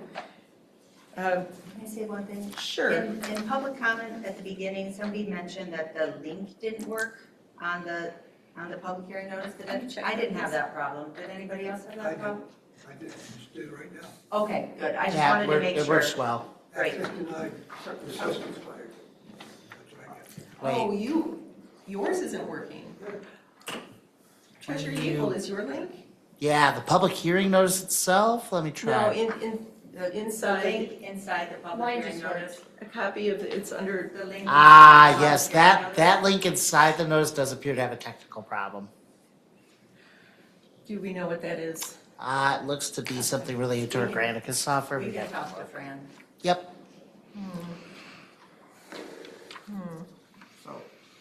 I wouldn't say it's our Granicus software, that's the Oh. problem. I think there was a human error. Oh, Yeah. yeah, there might have been. Do we need to move to close the public hearing? Or do we just need to call it closed? So does this not having the link available cause an issue? No, because I have a copy of the 425, and I just hate the, I'm sorry, someone mentioned it was inactive, and I was remiss in not bringing it to Christie's attention. But I have a question for the rep. Sure, go ahead. May I? Yes, you Well, may. it's up to you, Jillian. Do we want to come back to the table? Sure. Ryan, I'm sorry, what was your last name again? Ruder, B-R-U-D-E. Oh, yes, okay. It was mentioned during public comment that the commenter had concern that Dexter might drill a well on this property for their water system. And I just want to clarify the school's position on that this will just be a field house using Dexter City Water and Dexter City Sewer, and that's it. Correct. So the land agreement would be for the 7 acres. Dexter Community Schools owns roughly 90 acres adjacent to the current property at Dexter High School. Those 90 acres fall within Scio Township. We're looking for, and you should have a diagram of the 7 acres, just to accommodate the tail end of our new field house. The whole field house actually won't be on property, just a little bit of it. But no, there'll be no well in the plan. We will be tapping into the city's water and sewer. You had to make it that big, huh? The field house? You would be surprised. We were receiving a lot of commentary that the community would like it bigger, but budget is keeping it to the size it's at. Thank you for that clarification. You're welcome. Thank you. Wow, thank you. Okay, yes, is there a motion to close the public hearing? So moved. Support. All in favor, say aye. Aye. Okay, that would be 5 to 2, or vice, I don't know how to do that when they're present and they're not here. Okay, unfinished business. K3, what was K3 again? Priority waste? Yeah, well, right, K3 under new business. Possible action, priority waste, consent to change of control. I guess Sam, Kara Magno from Priority Waste. And we received this last week in the mail, and I immediately sent it over to our township attorney.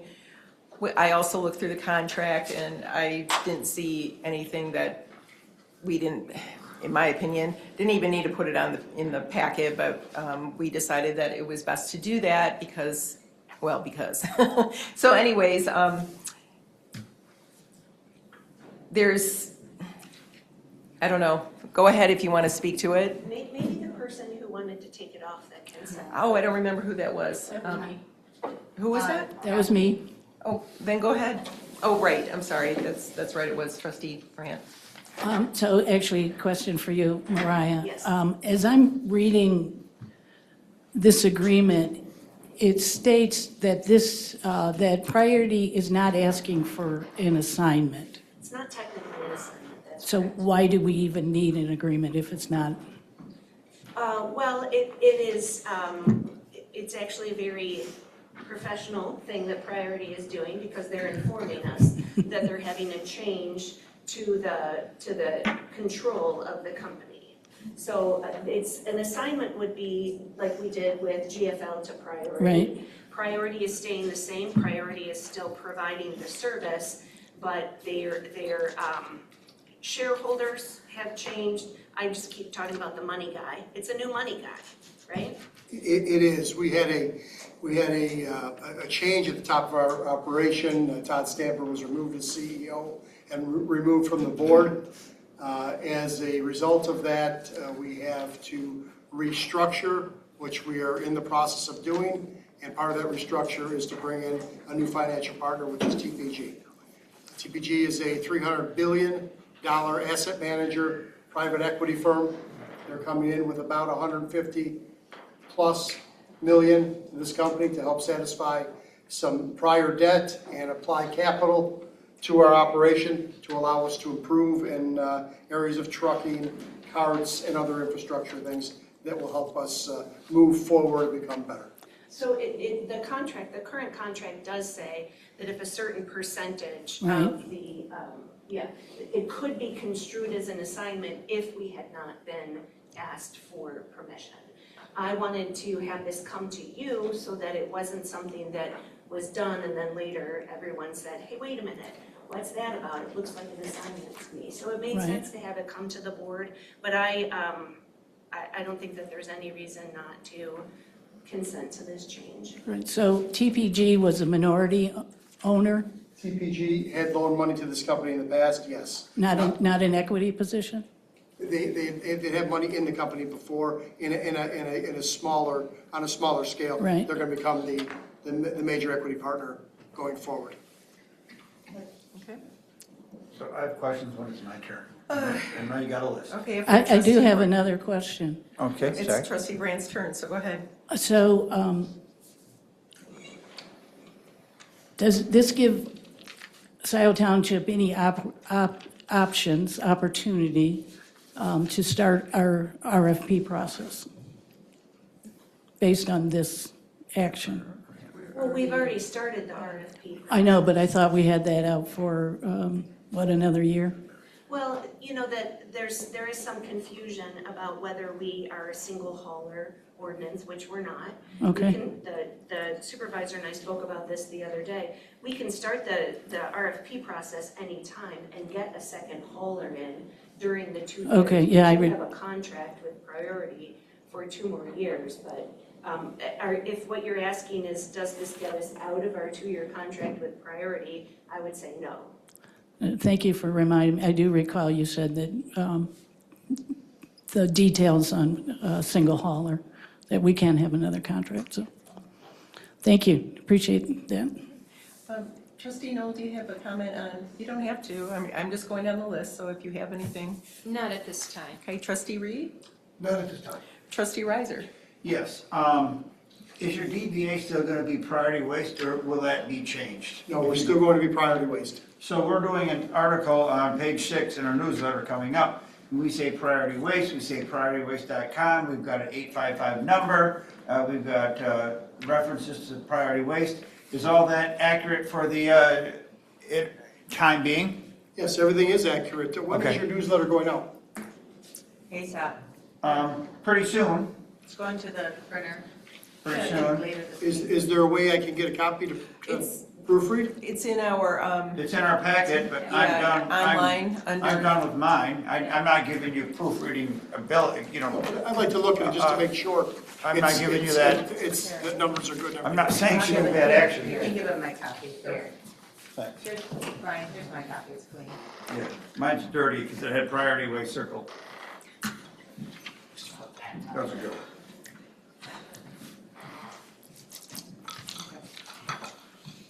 okay, are we all set here? Oh, I'm sorry, Bryce. I just wanted to know if it's going to be the same company to the public, the same phone numbers and websites. Yes, I believe so. Yes. Thank you. I yield. I pass. Treasurer Gable, do you have anything? No. Clerk Flintoff? Yeah, just a couple questions. When does the transaction close? Has it already closed? It's not closed. We're waiting for some other consent sign-offs yet from Scio and some other communities, but I would envision within the next month.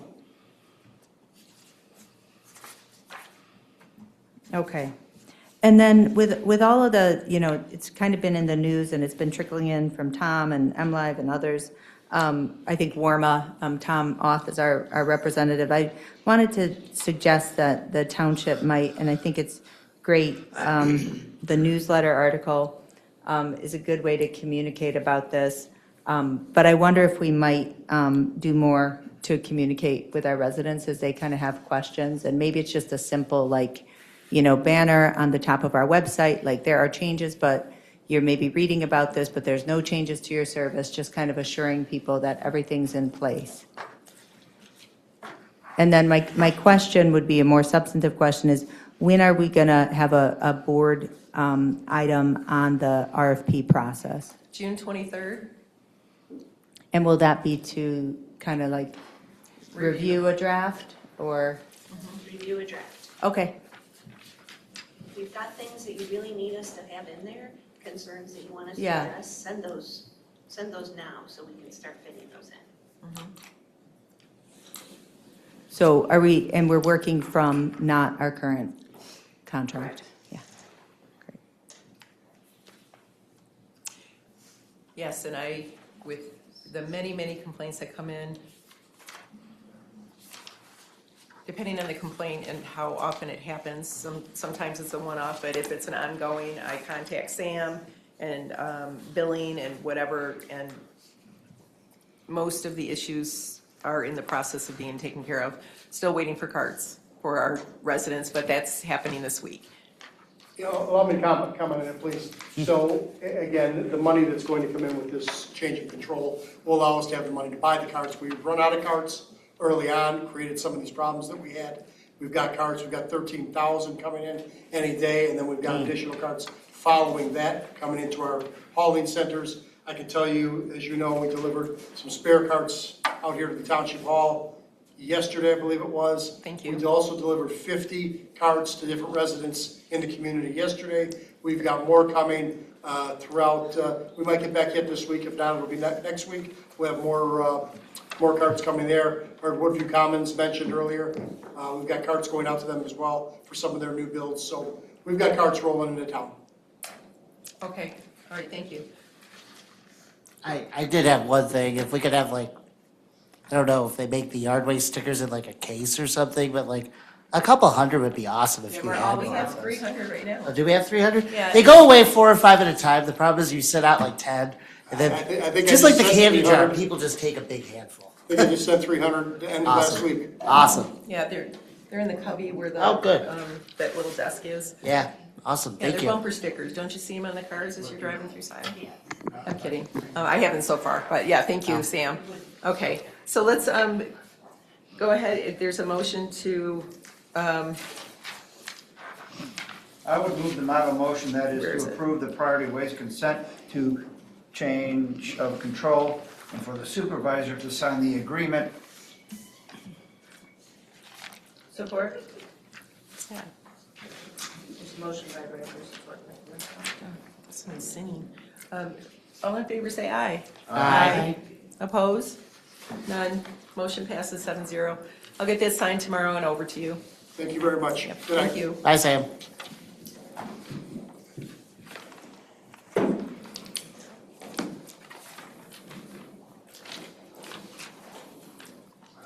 All right.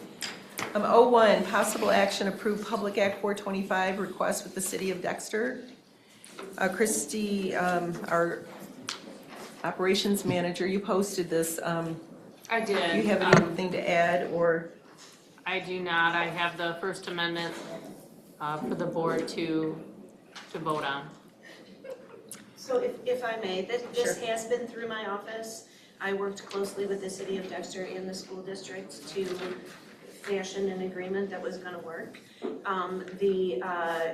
The school district, you guys don't know this about Ryan, but he's a Dexter alum. He's a dreadnought, which is super cool. I think he's the first dreadnought to be superintendent. Oh, that's great. Did you figure that out yet? I don't know. I think it's true. We can claim that, that's fine. Anyway, we could sing the fight song right now. Good. Also a Dexter alum. Ah. Yeah, Apparently. sorry, getting punchy after 2 hours.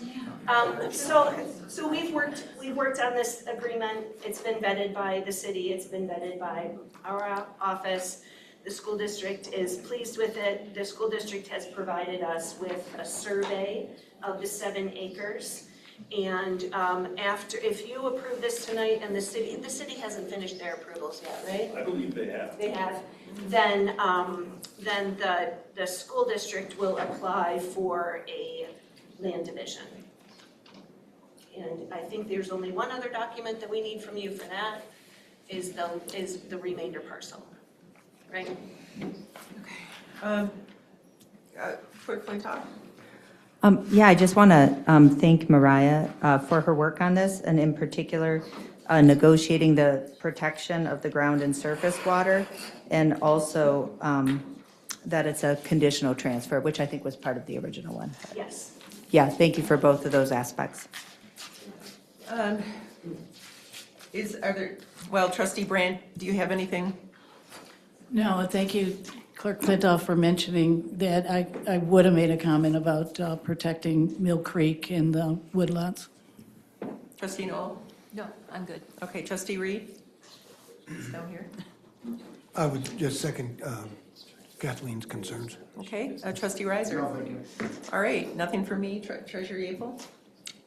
Thanks, everyone. I move the ballot motion if there's nothing Okay. further. Support? I'm sorry. You just did, I think, support. You did. Would you like to read that? To approve the First Amendment to contract for conditional transfer of property agreement under PA 425 of 1984 from Scio Township to the City of Dexter regarding the Dexter Community Schools property, and to authorize the supervisor and clerk to execute the amendment on behalf of the township. Okay. Okay. Well, let's, a roll call vote, please. Flintoff? Yes. Brandt? Yes. Noel? Yes. Reed? No. Riser? Yes. Carrie? Yes. Yeaple? Yes. Motion passes 6-1. Yeah, it was 6-1. It was I didn't hear her. But anyways, go ahead. We're fine. Kathy, I'm just confirming you were a yes? Yes. Thank Okay, you. Yes, sorry, I didn't 6-1. hear Thank you. Okay, well, thank you for that. Oh, I have a question. Do you know who Shelley Bruder?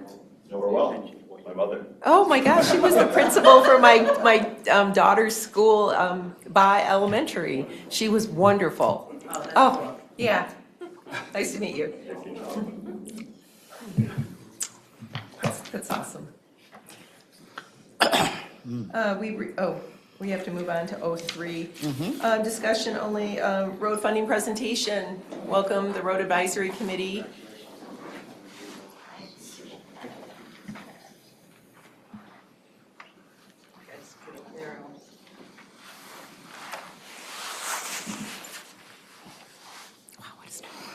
It's just crazy. And he's all grown up.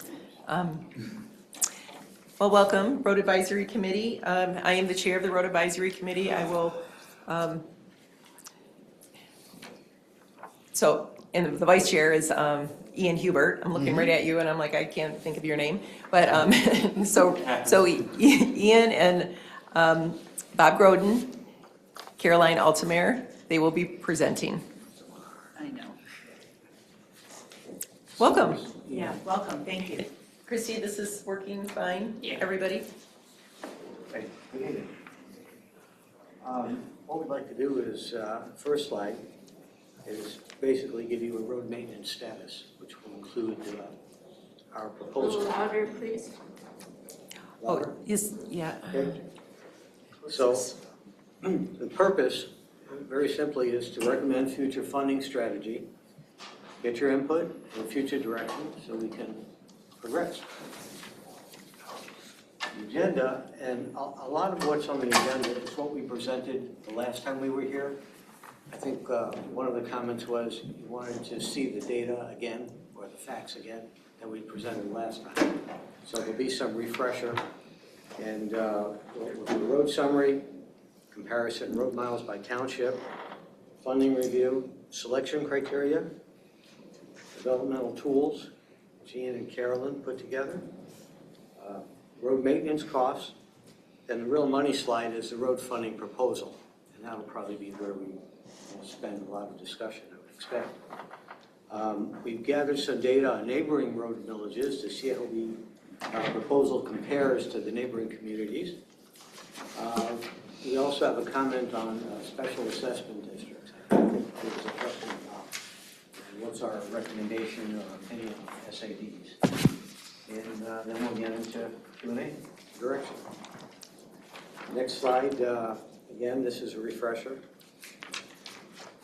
We have about 49 miles of paved primary roads, and these roads are basically tended to by the Washington County Road Commission. 0 miles unpaved primary. There are 12 bridges with more than a 20-foot span, 9 culverts.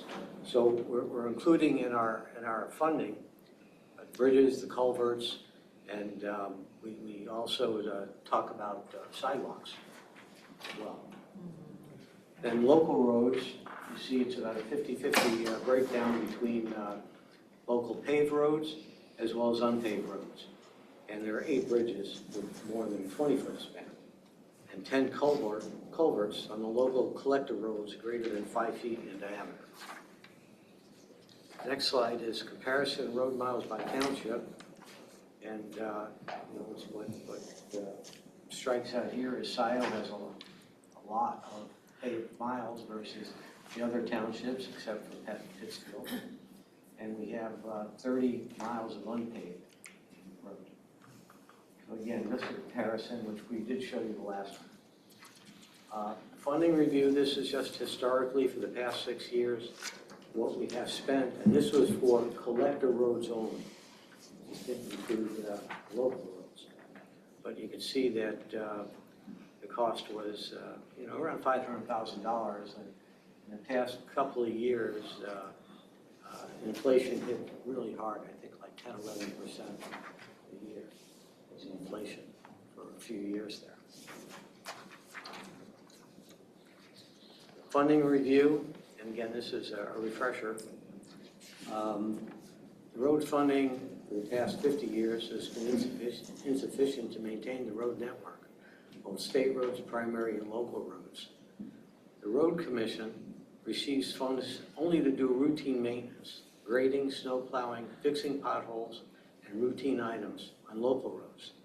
They're really not funded to do capital projects such as pavement, surface maintenance, resurfacing, pulverizing or reconstruction on local roads.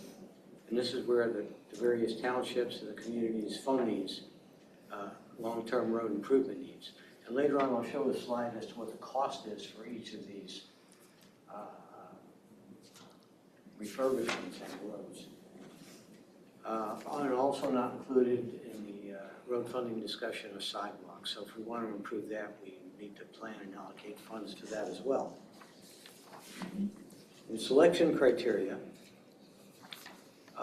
the criteria that we used is the condition of the road, history of the maintenance, and you'll see our road compendium, which shows the history of just about all the roads in Scio and when they were worked on, to what extent. With that, we developed a plan that we provide to WCRC. They also have their recommendation, and then together we collaborated and come out with a common recommendation for the following year. We also consider volume of traffic and any citizen input. We occasionally get emails, and what we'll do with that is we'll take a look ourselves, take a ride, and see what condition the roads are in, and see how that coincides with the WCRC advice on the roads as well. With that, I'll pass it over to Ian. He developed these developmental tools. So what we're seeing here actually is a snapshot from WCRC. Every year they actually produce a packet for Scio Township that talks about the state of the roads. And one of the things that they do is they actually measure the condition of the road using this tool called the PASER tool, which I think is kind of a combination of subjective and objective measurements. And what you're seeing here is basically a color coding, which to me as a colorblind person is absolutely useless. but I am informed that there's some red in here. Red, you know, from a road perspective, is not necessarily a good thing. So again, I put some pictures in on the side and happened to put, I think this is Dexter Ann Arbor Road many years ago before it was, you know, dealt with. But it is a primary road, not one that we would cover financially. So this packet of information is kind of a little bit of a gold mine for us, and we do use it. But we also have our own tools. Bob alluded to it. It's now called the Scio Township Compendium. Just one thing, Ian, this Pazer map here, this is just paved. Paved road. Yeah, not Just not, paved. right, Yeah. not the gravel, And which if we have a I lot go back of. to the previous slide where Bob was talking about selection criteria, we do drive the roads, we do listen to complaints, we do use the compendium because the compendium has the history of the money that we've spent on all of the roads that we Scio Township are responsible for. So I will come back to that in a minute.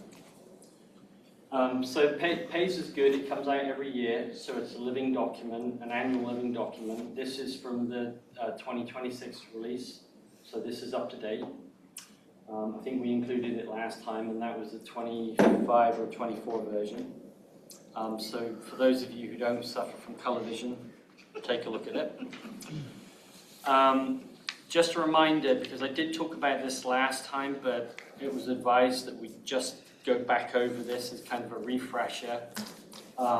For the compendium spreadsheet where we've collected all of the data, what we did was we broke it down into four different worksheets, plus there are some other ones, but 4 main worksheets that essentially, if you look at a worksheet, it looks like an Excel spreadsheet with a lot of data, and then there's 4 of them.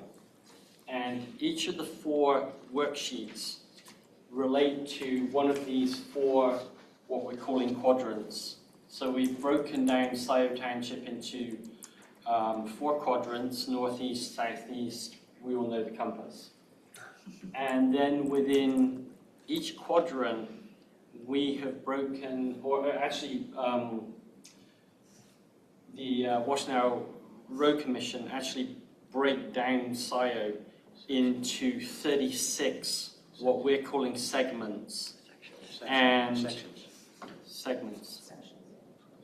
Sections is something different. Segments. We also get confused in our own committee about what is a section and what is a segment. I will come back to it. So segment, I'm calling segment right now, 1 is the very upper northeast corner. And if you recall from last time, we go 1, 2, 3, come over here, there's a tiny 4, 5, 6, and then it drops down here to 7, and then it goes across to 12, and goes back across, and it zigzags across, okay?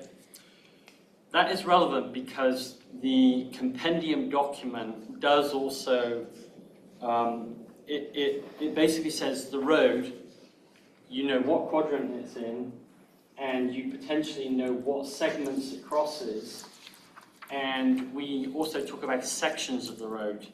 So Platt Road is a good example where it crosses different segments, but it also has different sections because it might have a section that goes from Wagner Road to West Delhi Road, and then another section that's very small that goes from West Delhi to.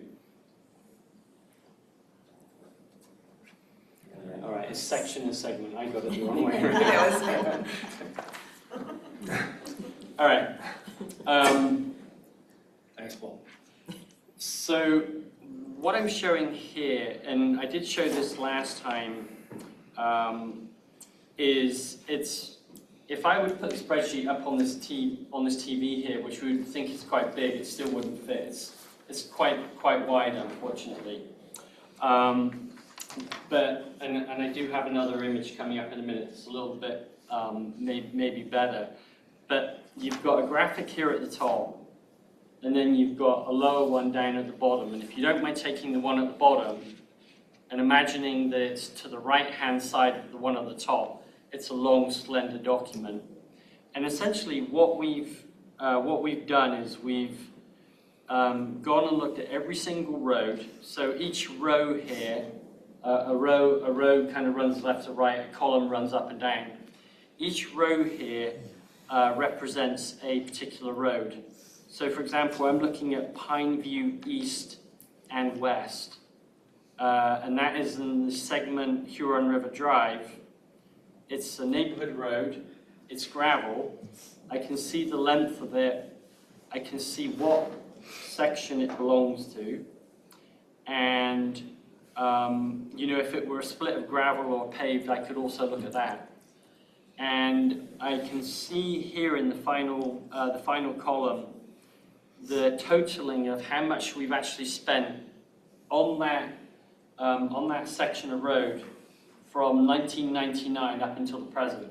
So we have really good data in terms of looking at, you know, the historical maintenance on a particular road, and then using Excel, we can then deep dive into the information. So if somebody were to say to me, well, how much money have you spent on gravel roads in this particular quadrant, we can do that very quickly. So this is something that we've been working on as a road commission, something that we're using, and the reason why I feel we can come here and give you, you know, a reasonable idea of what we've got, what it's cost over the years, the history and everything else. Couple of interesting additions. So up here, I've got a percentage spent by quadrant, and I've also got a percentage overall of Scio miles. So in each quadrant, we have a fairly good idea of how many miles there are in a quadrant, northwest being particularly low, and that's actually what we're looking here is the northwest quadrant, and then also how much we've actually spent in that quadrant. And that has been one of our considerations as the Road Commission, is making sure that we're distributing funds in a way that, you know, taxpayers are getting, you know, a reasonable road maintenance schedule. So this is exactly the same screenshot, just zoomed in a little bit, you know, no fancy graphics on the left-hand side to keep you guys' attention to see what I've slipped in there. And there is a really nice one, and if you spot it, good luck. So that's really just, you know, an overview, but the spreadsheet does extend out all the way to the right-hand side by many other columns. This particular slide, I've spoken to it. The only reason I put it in here, and I said the same last time, was if somebody were reading this slide deck without me talking, they have no real, you know, background. So it's in there just really to fill in all the details. And if I've forgotten something, then, you know, feel free to bring it up. And I think, Bob, you were going to cover this one. This is the costs. Yeah. Okay, you're done with that one. The next two slides gives you a good idea of the road maintenance cost. And in column 3, you can see it's a estimated cost per mile. And this comes right out of the Washington County Road Commission documents. And you can see crack sealing, and this is the good rating, the 8 to 10 rating is $10,000 per mile for a 2-lane road. Seal coat, chip seal, 5 seals, $45,000. And the next column gives you the estimated life expectancy by performing that kind of refurbishment. And you see as you walk down, a mill and resurface, which is a fair rating, it gets to be $250,000, and it goes down to a total reconstruction of $1.5 million just for 1 mile for a 2-lane road. So, you know, it gets rather expensive very quickly for only a mile. On the next page, drainage improvements also has to be done, but and that varies by project. That's done by WCRC. Resurfacing is typically $60,000 per mile with either limestone or gravel. And that should be done every 8 to 10 years. WCRC does that. And paving an unpaved road. And when we first started as a group, I think the money there was $1 million per mile when we first got together a few years ago. So you can see the inflationary aspect of this. It's like 50% over 4 years, 5 years we've been at this now. So it gives you just an idea of, you know, the scope of the amount of money required to keep these roads in decent shape. So the next slide is, like I mentioned, really the money slide that we're making our recommendation. And what we're proposing is $500,000, and we're saying for a 6-year duration. We selected 6 years because we put together a 6-year plan for each of the roads in Scio. And also it coincides with the major election. And this year is an off year. We would have put it on the ballot, we're saying. And 6 years from now would be the next presidential election. So we feel we get a turnout. But also because we did a 6-year look ahead. And that would generate about $928,000 based on the $500,000 for 2027. And the next bullet, and David, same thing we did for the fire committee. We said, what's the median home price and what would be the cost kind of thing. About $125 per home per year based on that median home price. Similar numbers to what we used a year or so ago. Also with that, for and again, I mentioned 2027, the matching grant from WCRC, that can vary by year. We're pretty sure we can get $266,000 in 2027, which would give us a total available funds of $1.1 million, almost $1.2 million. Now, as it turned out, what we're responsible for is actually a 50-50 split between paved and unpaved roads. So we said, okay, let's use that as our logic to break it down by gravel and paved.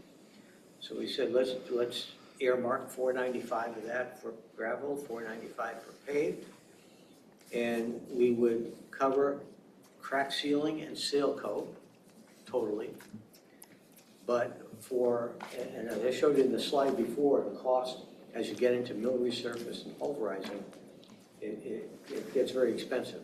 So we said we would contribute $250,000 per mile for that, and rely on the community through a SAD or HOA dues, HOA contribution to complete for mill resurface, pulverizing, resurface, and any reconstruction.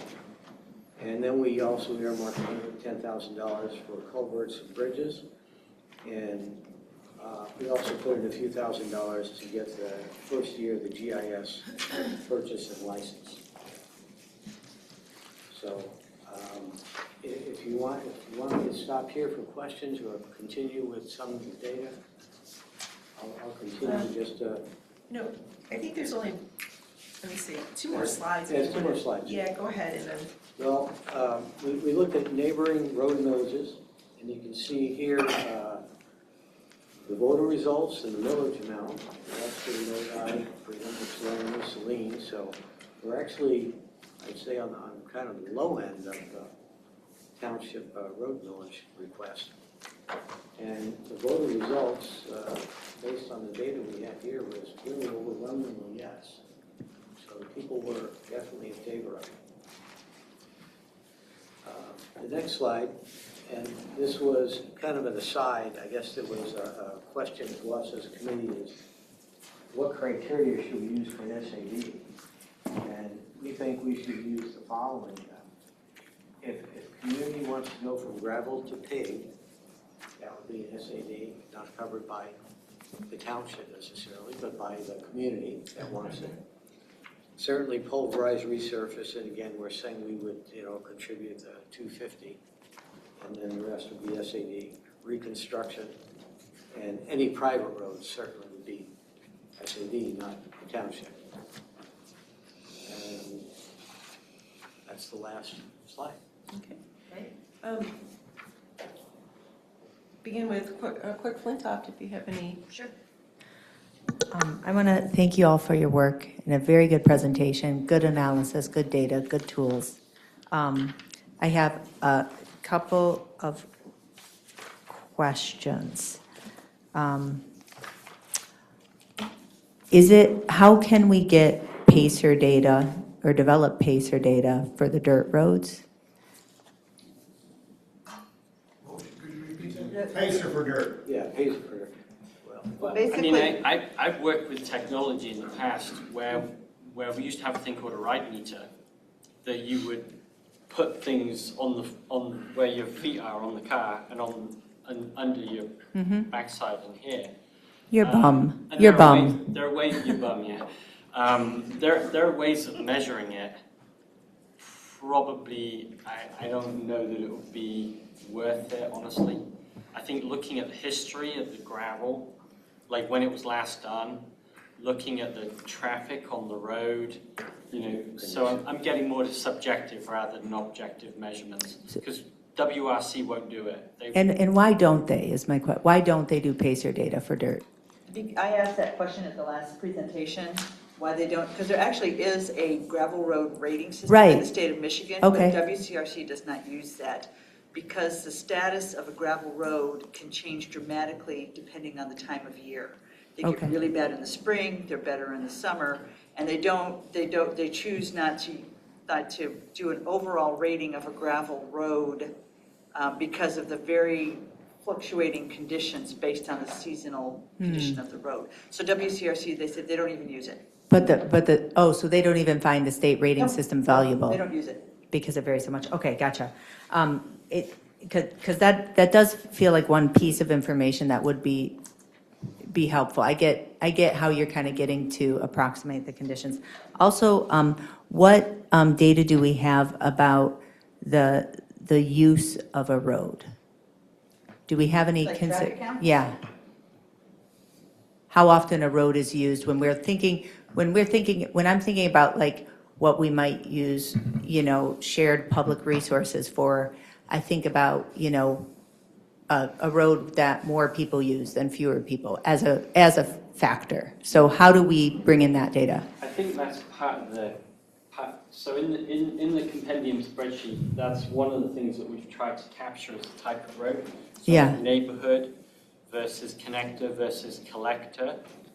Yeah. And I think the assumption is when those roads are categorized by WCRC, they're basically indicating the roads where they expect higher volume of traffic, just because it's, a thoroughfare for, generally for traffic. So I think there is some kind of Gotcha. broad categorization just built into it. We were consulting them and developing it together. Gotcha. That makes sense. So like Park Road gets a lot of traffic, right? Okay. All right. And then last question, in the slide where and I'm sorry, I'm approximating here because I can't find it real quick. I think you had the recommendation if with the proposed millage would be roughly 928,000 of township money would be the estimated need. So the capital plan that we adopted in February, and I believe it was with the full recommendation, and RAC did a great job, and we adopted everything. It showed a need for about 600,000-ish a year for the next 6 years. Rough numbers, 600,000, and in the for the next six each year for each of the next 6. And it's not binding. I'm just trying to understand. There's a really, how did we? really important answer to this one. That's great because we just adopted that in February. So how did it go up this much? Yeah. So one of the things as you get into roads, one of the things that you keep hearing over and over again is prevention is everything.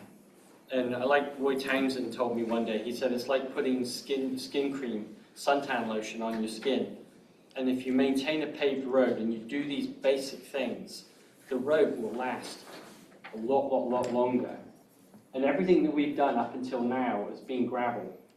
What we're proposing here is to start looking after our roads. And that is why there's quite a difference. Paved as well, I mean. Paved as well. So we're trying to get ahead of, if we don't do it, it's going to end up being a lot more expensive. And everything you read about roads is stay on top of it. Crack sealing, the spray coating. Those are things that can really prevent longer-term damage, and that's what we're trying to do with this proposal, and that's why there's a big jump. Okay. Thank you. I'd like to add to that, also, we were not ready for a 6-year plan, and what we did was we only put gravel roads on there to get through that 6-year, knowing that the 6-year capital improvement every year, we're gonna have to revise and look at that. And we were not even, well, we were pretty close on our compendium, but on not totally where we could put it together to have a solid plan going forward. So we made sure that this year we were solid on our roads, knowing that in the future years that we would be potentially adding to that with the not just with the paved roads, but also with if we had culvert or bridge work. Yeah. No. Okay. Trustee Brandt, Clerk Flintoff, are you finished? Okay. Trustee Brandt, do you have anything? Yes. Thank you guys for your work. I know you put a lot of effort into it. I'm sorely disappointed that the road commission doesn't keep track of gravel roads. So my own experience with the gravel road is it's seasonal, but it's impacted by the amount of berm that the road commission creates. So I have sections in front of my house that I've cleaned up one section, which had a very small berm, and it doesn't get potholes. Further down, where the berm is about this far, it gets huge potholes, so. Country curbs. I'm talking about the berms that the road commission creates when they plow. So they take all the gravel and they push it into these berms. And then they just keep digging dirt, and it gets higher and higher. And that totally impacts the seasonality and the road condition. So that's my own experience. And again, thanks for your efforts. And as a committee member, when that happens, that generally means there's no more gravel on the road. So they're just scraping to get rid of the potholes, and that's what creates the country curbs to the side. So that's an indication that that road needs a lot of work. Yeah. Because the gravel actually just keeps breaking down. I mean, it's just a stone that snaps and snaps and snaps and snaps, and then in the end you end up with a slurry, basically. Well, in my own work on my road, there's a lot of gravel in those berms. Because I started digging them out, and that's where they dumped it. Top coat gone. Measuring them though, I'm kind of a little bit devil's advocate. I'm with WCRC as an engineer. I just think it's so random. You go measure it one day, and a couple of days later you're going to get a completely different measurement. And I think what's more important is how much of a gravel base do you have, and how long has it been there, and how much traffic has been there. That's really your key indicators, in my opinion. And if you know that it's been done fairly recently and the traffic's not crazy, it's going to last a while. Other than that, measuring it, crowning is important for water runoff and ice retention. Yep. Trustee Grant, are you finished? Or do you Yes. have more? Trustee Noel is next. Anything? Just Oh, I'm sorry. I'm going It's been a night. Just quick clarification. So, do your goals and your recommendations and plan for the specific projects that you're going to recommend, do they align with what the Washington County Road Commission also recommends? Yes. It's a collaborative effort. That's what I thought it was, but I just wanted to clarify. Yes. They were actually there in our last meeting. Say that again. They attended. They came in to the last meeting. Okay. Okay. I didn't know that. Okay. Thank you. now it's Trustee Reed's. I know it's out of order compared to No, what we have. I was out of order. I too want to thank the committee, having been on the road committee from the very first group. I know it's a lot of work, and a lot of numbers, a lot of driving around. The original road committee was the author of that $85 a year. I guess it was an SAT? An assessment, yeah. And we calculated that would raise about $510,000 a year. And coincidentally, that also turns out what a $500,000 would have generated back then, about 510. Now it generates almost double that because of the way the township has grown. And so today, if we were to do a flat rate, it would be $155 to raise that same amount for about 6,000 homes. But I'm curious, I have a couple of questions about, on the third to the last sheet, the road funding proposal. I'm trying to do the math, and I'm doing it in my head, and I can't really do it that well, but you say the total available funds is basically $1.2 million. And you've got $1 million for gravel and roads, well, $990,000 for gravel roads and paved roads, then $500,000 for mill and resurface and pulverize, and $110,000. So that's more like $1.6 million, and I'm trying to, okay, go ahead. No, what we're saying is, and maybe it's not clear the way we put it together. We're saying the gravel roads and paved roads is about $1 million. Yep. And we're holding out another 100 for culverts and bridges. Then we're saying is, of that million, we will contribute 250,000 per mile to whatever community decides they want to do a mill and resurface, and they will supplement with an SAD or an HOA. So it's not additive, it's a subset of the total amount. So of the million, that $500,000 would go to help neighborhoods do that. I got it. And it depends on what year and what road we're looking at. We're trying to develop some plan that we can work with the community that really needs to have some major work done. Okay. And we wrestled with this as a community. What do we do? We don't have enough money to do it all. When you looked at the prior sheet of what it costs per mile to do a pulverize or a mill and all that. But also we said we should contribute something. That's how that came about. Got it. The other question I have, the second line on that same slide, the median home price, you have listed as $251,000. I think that's the taxable value. Yes, that is, I did ask Andrea for that, and it is the taxable value, yes. Okay, because Thank our you median for home is like catching that. $550. I thought we had changed that. Okay, yeah, the slide, yeah. But the taxable value still gives $125 a home, so Yes. that's cool. So, Yes. all right, well, again, this will be very interesting. I think this is dire, fix the damn roads, right? That's the mantra for the coming year. And I hope we can get this thing on the ballot, and I hope we can get it passed. Thank you. WCRC, yeah, they were, it was Adam Lape, he's the Director of Operations. We work pretty closely together when we have time to, meet. We generally nail him down at the road commission board meetings. But he gave some good insight on how to handle the paved roads and to target looking at like the number 4 and 5s.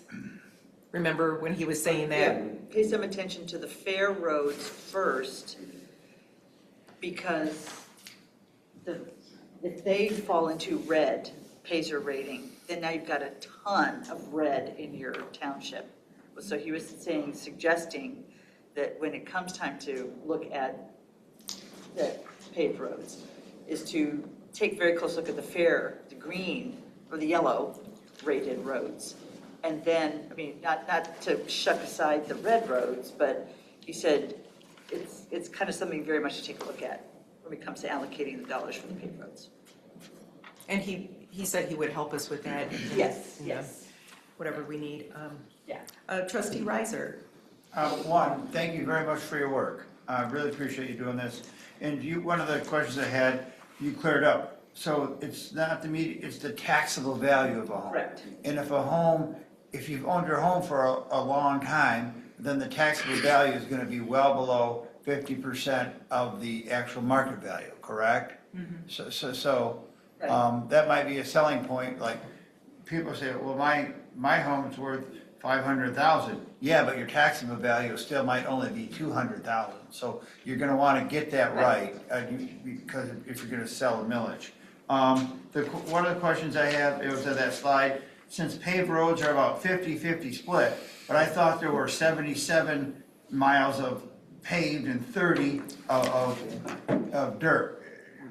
What am I missing on that? You caught it. No, I'm just wondering what I'm missing on that. No, you didn't. If you go back up to, Oh, is that what you were talking about? if you go back up to this slide here that I'm showing, primary roads, 48.98 miles. Slide 4. Slide 4. Primary roads, 48.98 miles. They're not covered by the township. They are WCRC roads. So they're not in any of our calculations. Local roads here, 28.3 miles paved. If you add those two numbers together. All right, 28 v 30, that's the 50. I get it. I mean, That wasn't the little Easter egg that I threw in there. But it should have been, and well done for spotting it.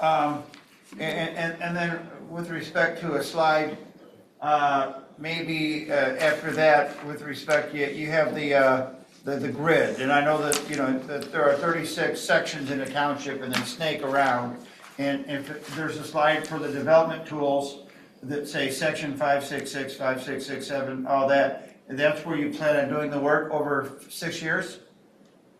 Each, no.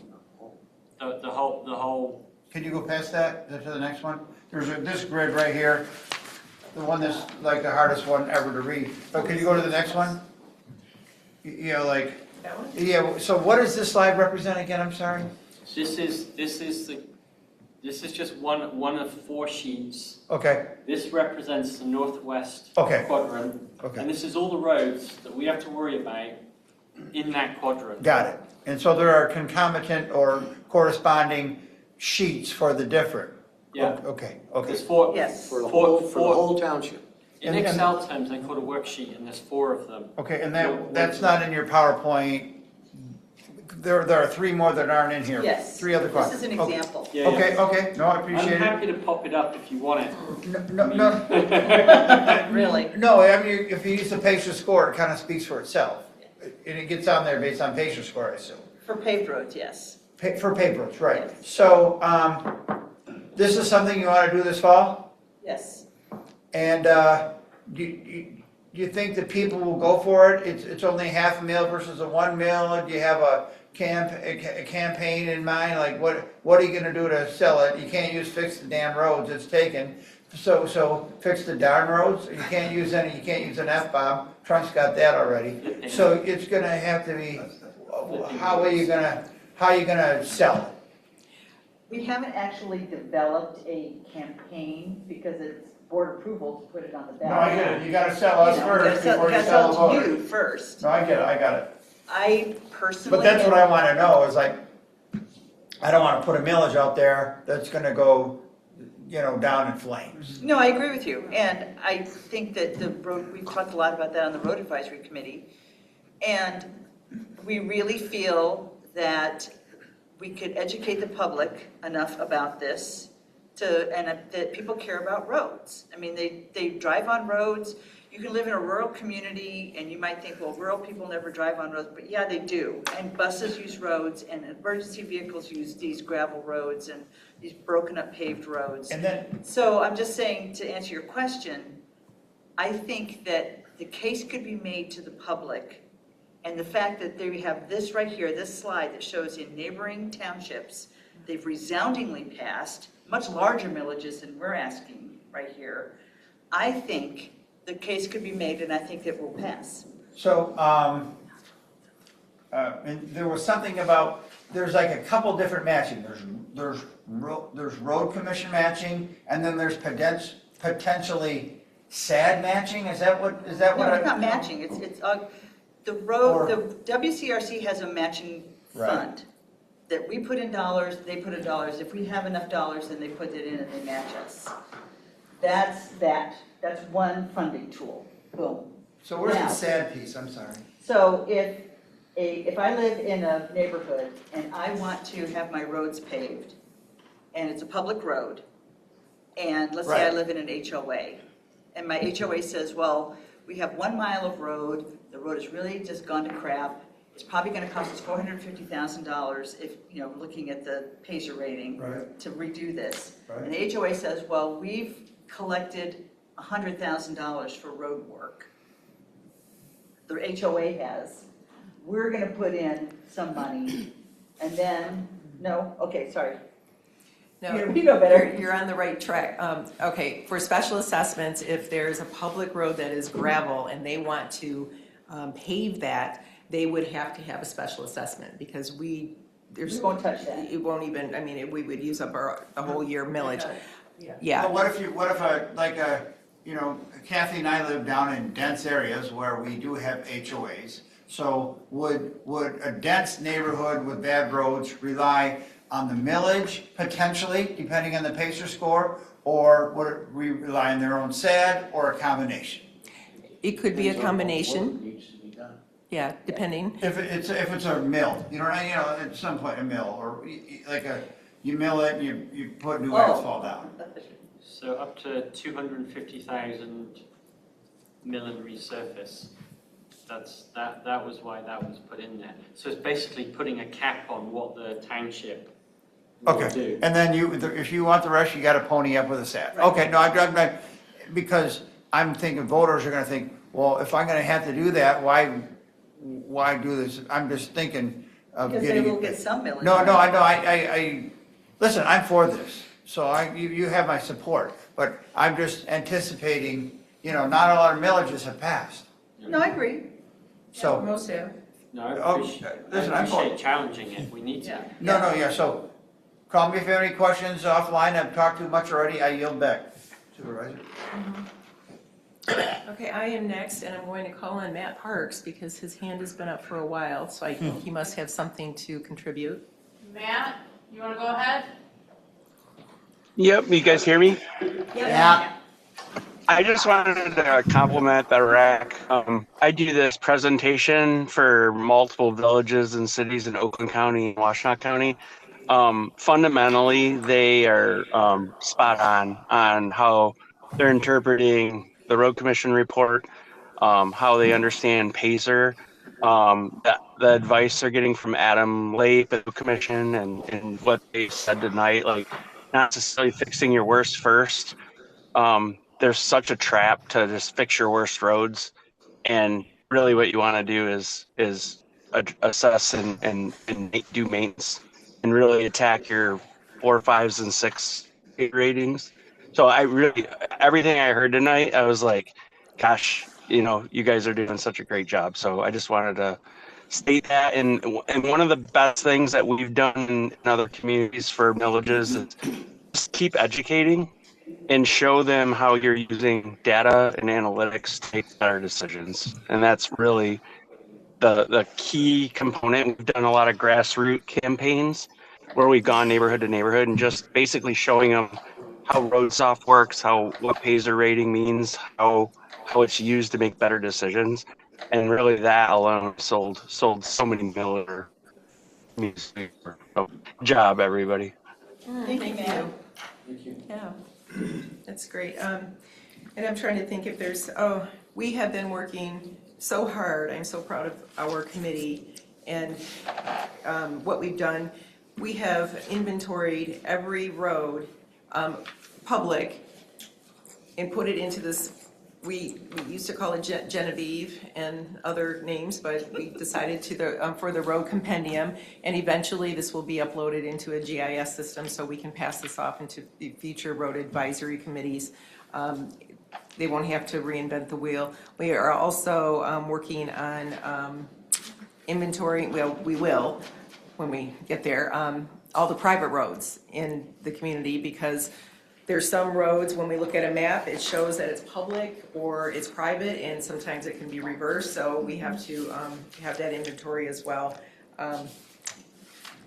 Yeah, I think, was there something else? I mean, we've covered a lot, and we still have a lot more work to do, but, yeah, thank you.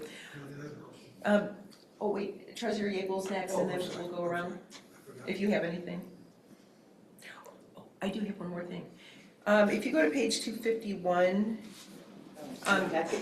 yeah, in the packet, it says road maintenance cost. There's a Where's Waldo?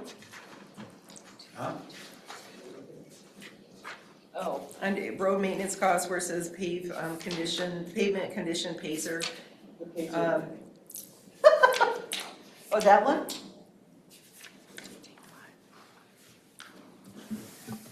Oh, you found the Easter egg. Oh, the Is that what Easter you're egg. getting at? Like the dude swimming? Oh, I know, I saw that. Yeah. He's got something in I his didn't hand. see it at first either. Yeah, Ian has a nice sense of humor. Treasurer Yeagle, do you have anything? Thanks. Maybe they'll find it. I saw it. I thought that was just a bad roll. Thanks, everybody, for your hard work. I'll touch on a couple of questions that people didn't raise yet, because I appreciate most of what's been raised.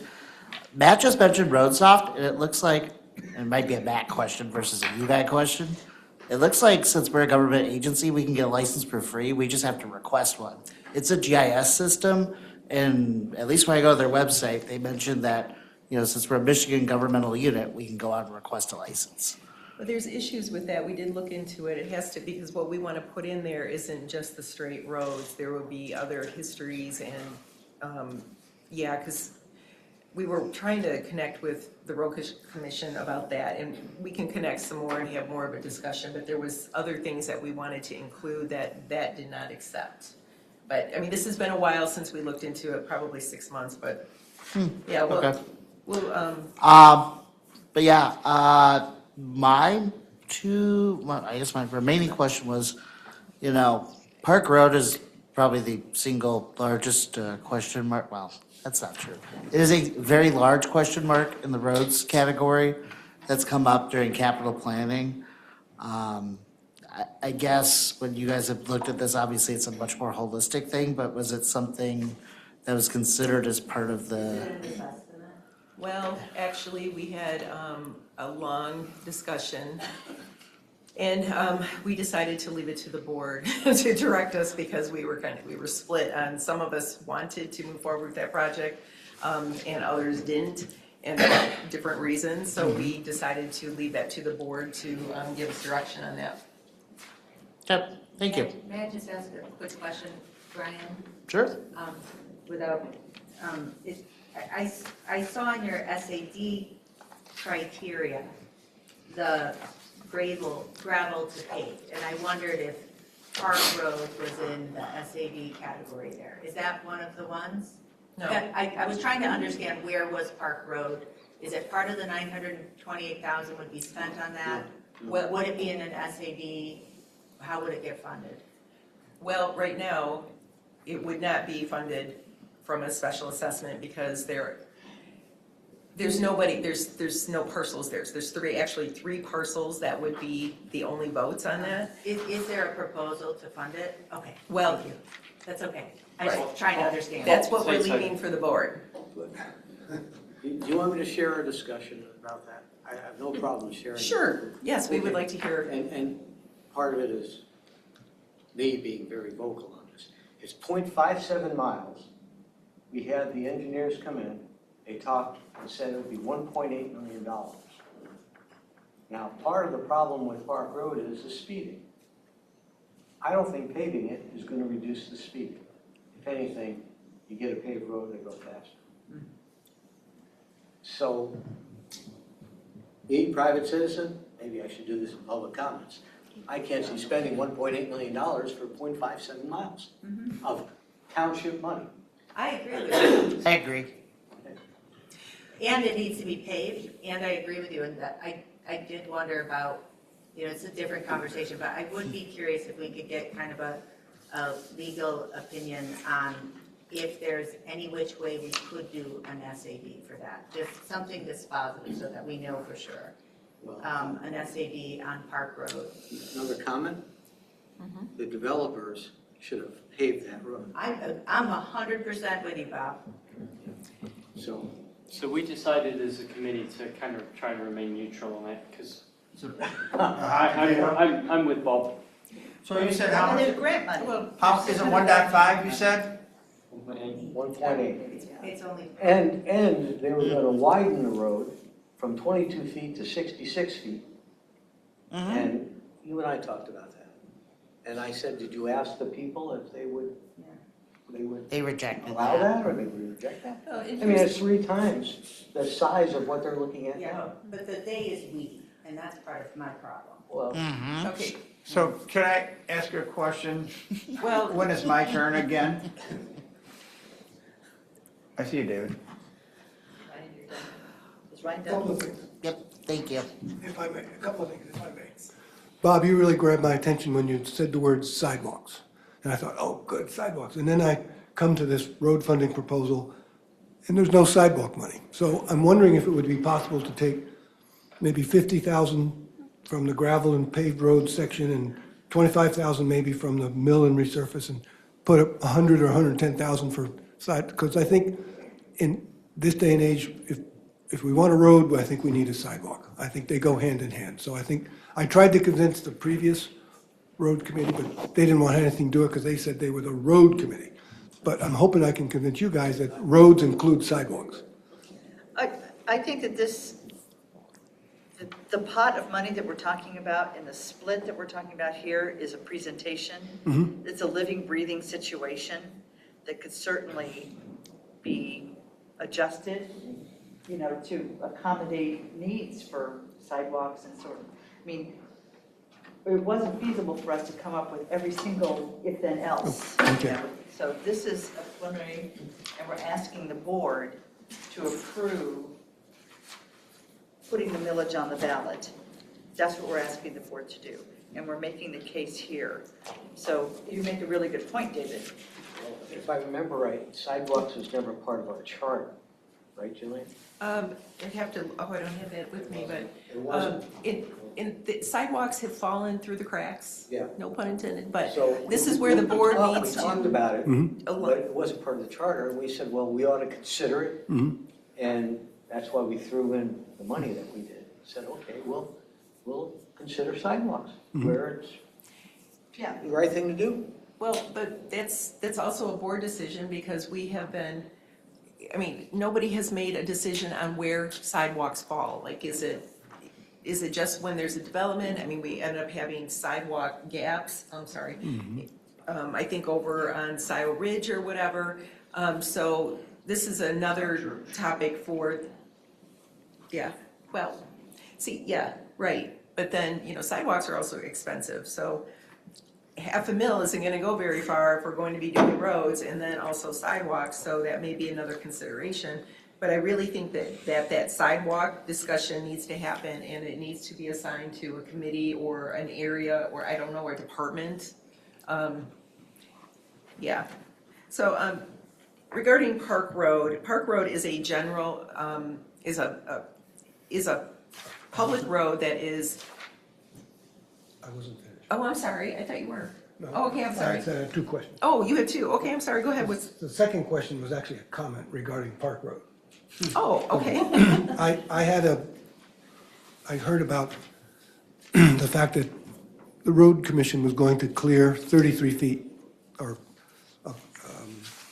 30, anyway, they were going to clear all 66 feet of the right-of-way from the trees, for the trees and the bushes, brush that was there. I was a little concerned about that, so I asked Barb if I could ask her about that, and she met with me and Mark, right? Is it Mark McConnell or Matt? Mark McConnell. Yeah, Matt. And we talked about this, and basically what Matt said is that the design determines the damage. So, in other words, they will clear what is required to do what we ask them to do. So if we ask them to put in sidewalks and underground drainage, and they will clear as far as they want. This is what Matt said. Because I've always heard that they will go in and clear the right-of-way. According to Matt, they will clear what's required, number one. Number two, he put the map up on the screen, and he drew a line from the end of the paved portion to Zeeb Road, and I think it was 2,800 feet, or 28 or 2,600 feet. And then he said when we pave the circle, they're going to pave the first, I think he said 200 or 300 feet of park. So I think the actual paving of park is going to be approximately 2,400 feet, a half a mile. So now I'm curious, Bob, you were saying, did you say it was 1.5 miles of park? No. 0.57 miles. Okay, 0.57 miles. So it's not, yes, okay. But the 1.8, really? Is that? That's what OHM came up with. OHM, wow, that's surprising for half a mile, especially since your statistics say it should be about 750,000, because the use 1.5 is to go from gravel to paved. There was So I think there's some electrical cabling that is causing Utility one problem. There were a few things that drove the price up. Yep, and that box has to be avoided or moved, and if we move it, Right. it's huge. And I think the only reason it would have to be moved, I think, is if we had underground drainage. If we used swales, I think we would avoid that. Anyway, so yeah, sidewalks, please, don't forget sidewalks.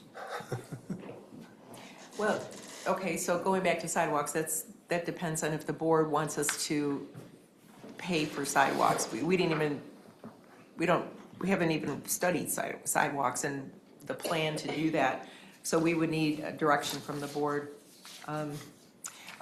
Yeah, David, we also, after your conversation with the road commission, because what you had shared with us was different than what was shared with the previous, Murphy was there, Chris Chang, OHM, and the road commission. So we had another meeting with them.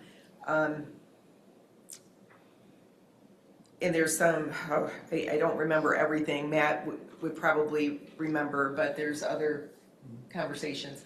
The other thing is, okay, at the state level, they're putting a lot of money into funding. Right now, there's some litigation regarding, they call it neighborhood funds, and it has to do with the marijuana tax. And the road commission said that possibly could be more money for these types of projects. So that may help us. We just have to wait to get there. And they think that by, what did they say, like End of the year. middle of the year? End of the year is. Or the end of the year, they'll know. Hopefully it won't, that'll be cleared up. That's what they're planning on, is end of the year. Yeah. Okay. Anyone else? You have more to, This is just something new? this is something new, and it's just a question. It's a what if, or what about, or did you consider? So what if you had a 1/2 mil, 6-year township-wide mill, and then you also had a 1/4 mil, 4-year for Park Road paving and let the people decide if they want it or not? Was there any thought to that? And I'm not saying you want to do something so bad that they both go down in flames, but I'm just wondering, You mean have the whole township vote on just Park Road? yeah, if it's a connector road. Yeah, I mean, you got Trailwoods votes, you got Arbor votes, you got French Country votes. It's a pretty dense area, and people use that to get to Menards, and they use it as a connector road from Jackson Road to Zeeb Road. So I'm just. I think it's kind of a big ask. Pardon? I think it's a big ask. And then the people will say no. But that's why I just wonder if we could at first exhaust, like, can we do an SAD? Oh, you know, I would be in favor of I'm an just saying, SAD. and I'm not saying can't do JJ, an SID on and a I public road. hear you. I would just wonder if our attorney might look at if it's feasible. I'm not saying we want to or not, but is it legally possible, given all of the restrictions of, there, to do an SAD for Park Road? Can I comment on that, please? Sure. And it's part of that investigation. These HOAs have common areas that are maintained by the HOA, and the entire roadway, I believe, is a common area. So would it be possible for the HOA to participate? Yeah. And Mariah, please read case law Johnson versus Inkster. Yeah, Mariah. Look at the law. And there's another one, Dixon versus Commerce, I believe. Okay, I'm sorry, that was out of line. But I do have a question. If you're gonna look into SAD, I would be curious as to the scope of the SAD, as to which properties can reasonably to be especially benefited, whether it's Arbor Point, whether it's French Country, whether it's Trailwoods, whether it's Kirkway, whether it's the Scio Farms, because they have exits onto Stabler Road. So what's the scope of what could reasonably asserted to be the specially benefited properties for what has become a connector road, especially to Zeeb Road, as we get more commerce on Zeeb Road? So how far can that net be cast lawfully?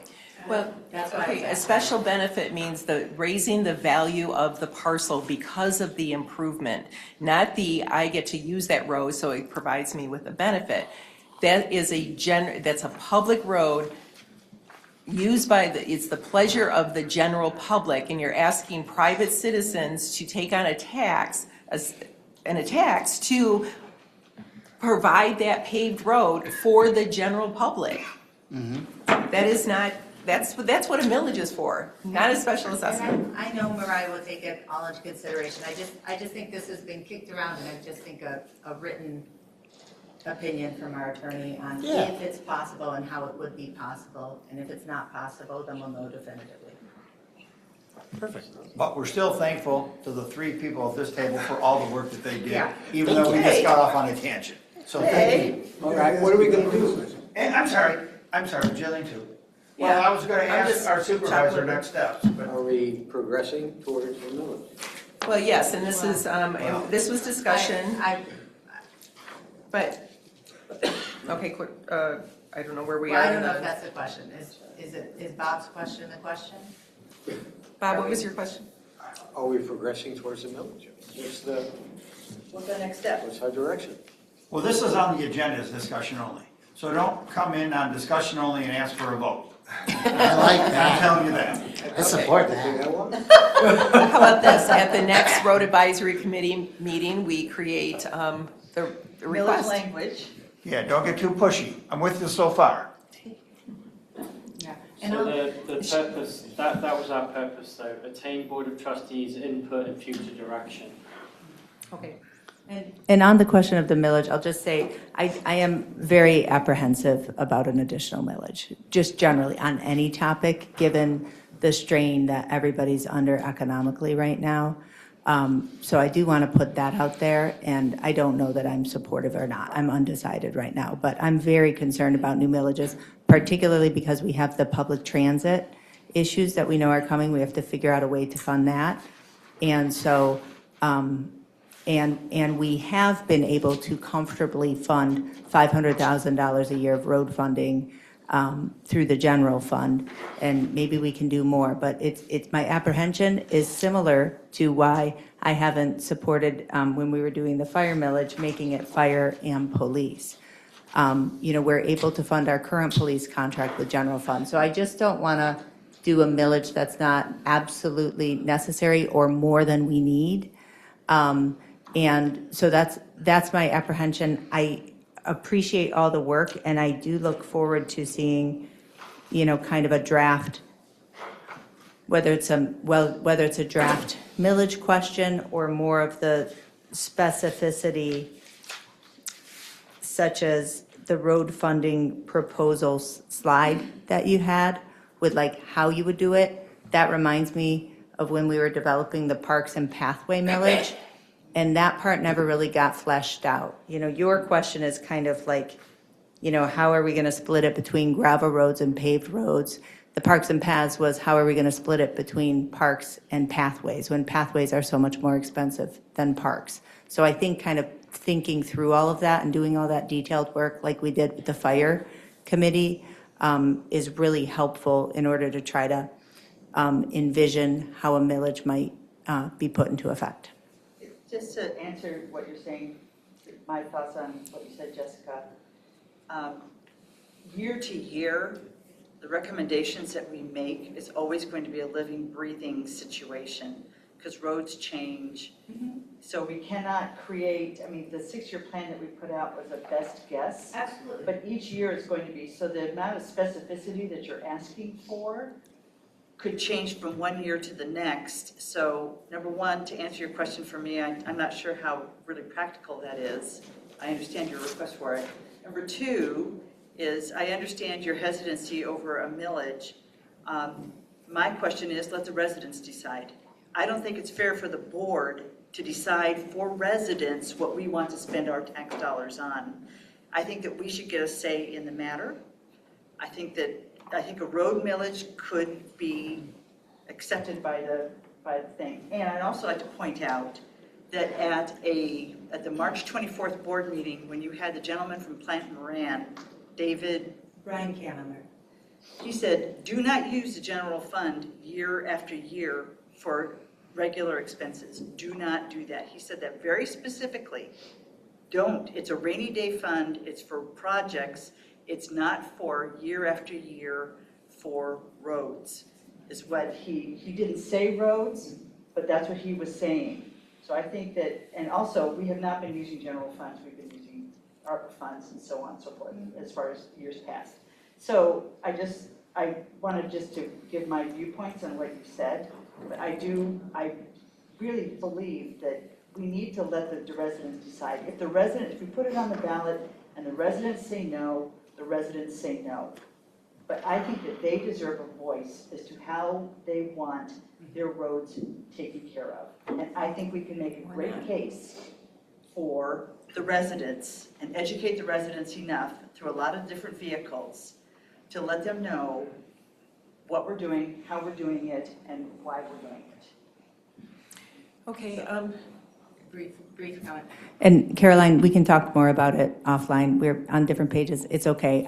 I'm really open, and I do want to hear more about what I described there. I would also just say to the point about, putting it on, we don't put anything on the ballot. That's why there's the option for voters to petition to put a proposal on the ballot, as you well know.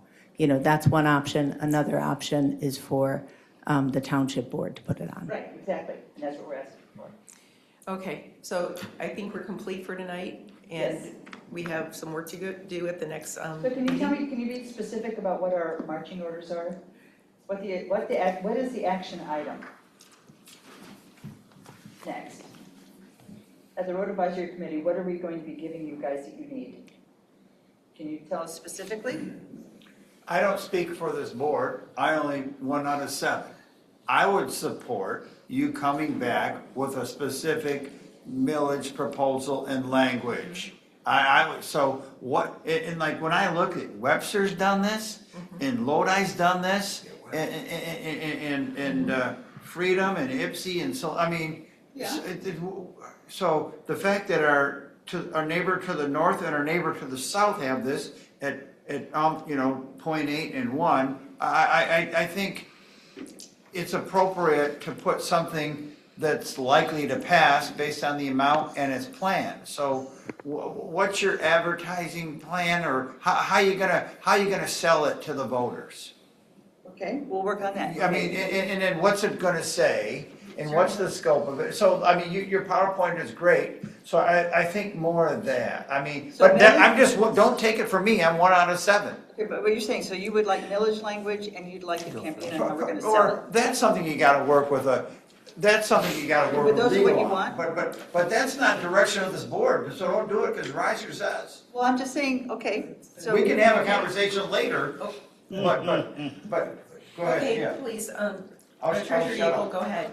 Kathy's hand was up Oh. first. Well, I'm just gonna go right down the list right now. Go ahead. Treasurer Gable, go ahead. Okay. Please. So I think about 4 things. Well, maybe 5. Thing number 1, millage proposal language. If you're going to do it, you're going to need it. However, thing number 2, under your charge, specifically in the resolution that sets your charge, Resolution 2024-04, under Section 6, expenditures, the committee being RAC, shall have no authority to obligate or expend funds unless the committee has appropriate funds set aside in a budget approved in advance by the township board. I would argue due to here's what I would want to see, and this is where it comes down to money. We would need likely Plant Moran as well as our internal finance staff to verify, validate, and ensure that all the math checks out. I understand the millage based on their taxable value and everything, that looks good, but I'm apprehensive after seeing how we're having I guess a struggle is a good word, with the transit fund where costs have increased due to inflation, that some of it we couldn't predict, and also some other factors. I just want to be as sure as we possibly can be that we're going to do it. And I think there needs to be an authority, if this board's going to take action, to obligate funds of some sort in some way to authorize that. Because what I don't want to have happen, and here's the other thing I'm concerned about. How's it go? Goes to like 5 things. Washington County has talked about having a health plan millage on the November ballot for point 2. What? Washtenaw County Commission has talked about having the Washtenaw Health Plan have a 0.2 mil millage on the ballot in November. Ann Arbor Public Schools is currently having ongoing discussions about sinking fund renewal or raise, likely to be on August or November. This now is having a discussion, not saying that's a bad thing, I'm just worried about fatigue of millage requests to the voters all coming up in similar time. Doesn't mean it's bad, doesn't mean it's wrong, doesn't mean it's not something we shouldn't do anyways. I just have lots of competing thoughts on that. What I do think is, I know the finance team is working extremely hard. They're catching up on things to get ready for audit, which we're going to go through field work in the first 2 weeks of June. Clerk Flintoff, do you know the deadline date for the November election for a ballot proposal if the board were to approve it? So the board would have to approve it by August 11th. And I would say, like, for the first sketch, I think the rough numbers are just fine. I don't think we need to, dedicate, finance time on it quite yet. I think that it's more as I was describing, like, programmatically, like, what's the plan? Like, what's the plan for the next 6 years? What would get done? What's a vision of what would get done in the next 6 years? You want every road listed out that we're. Not that specifically, but just, kind of a sense of what would be the change for people, whether it's miles, number of roads, whatever. I'm still not understanding what you're asking, but okay. Okay. We could spend all night here on. Yeah. Okay, you finish it for now. I mean, Mm-hmm. this is gonna have to come back. Yep. Trustee Noel. Okay. I am generally supportive. I agree we're going to need some more details, but I'm in agreement with having this on the ballot. So. Can you tell us what kind of details you need? Pardon, say that again? Can you tell us what kind of details you need? I mean, Well, otherwise it's we're just shooting in the dark. If you guys kind say, of- we need more information, it and has- you leave it vague like that, we don't know what we're going to present to you. Okay, well, I mean, some details were stated, but just the general scope of what you would propose it, like, in the first year, how would you want to spend the money? And this didn't answer. Caroline, you should, can I make a suggestion? Caroline, may I please? No, it's Kathy Knowles. It's I Trustee know, but- Somebody Noel. else talk, John. I'm sorry. Go ahead, I'm Caroline, under what did you assignment say? now. This didn't answer your question, Kathy? It does. I mean, I'm supportive, but then you've got to apply some specifics. I mean, for 2027? Yeah?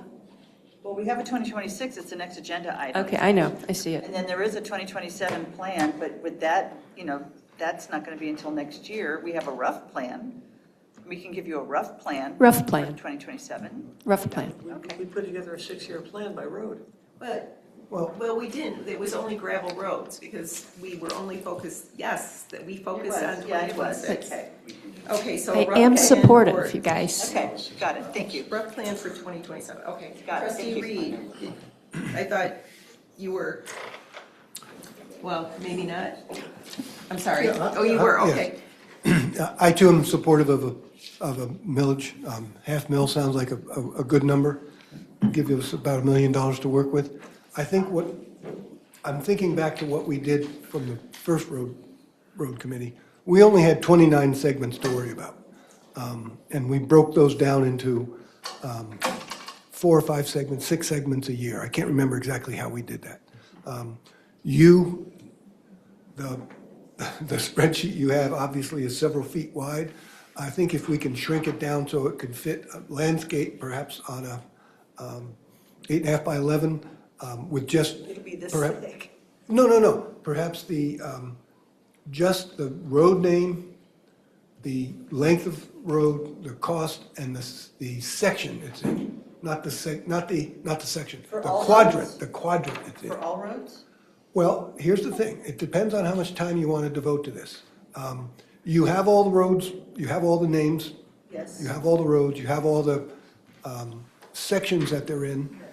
Sort them by section and take, brute force, sort it by section, take the first 3 or 4 from each segment or each quadrant and put them in the first year. Then take the next 3 and put them in. It's just a rough cut plan to give us an idea of how you would spend $6 million, well, probably $7 million by the time we get to the year 6. It'll be probably. So, close. but you understand that 4 years out is going to be. Oh, absolutely. Every year it's going to completely change.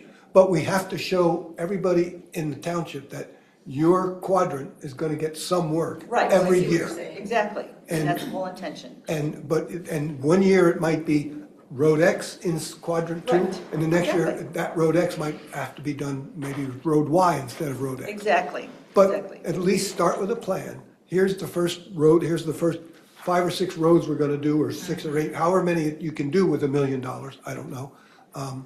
And just break that down. So, and I think if you just sort the Excel spreadsheet by quadrant and then by section, you can do that fairly, or by quadrant, you can do that fairly easily. And that's what we did this year. Well, okay, For the gravel, but Caroline asked what we want, and I'm just posing what I think would be something that Okay. relatively easy, I think, because it's all in Excel and you can sort it. But- We'll look at that at our next RAC meeting, absolutely. Thank But you. the other thing, the road you were going down, I think, was not inappropriate, ahead of time, putting the cart before the horse. You were asking if we wanted a campaign plan. I think we have to approve it No. before we ask for a campaign.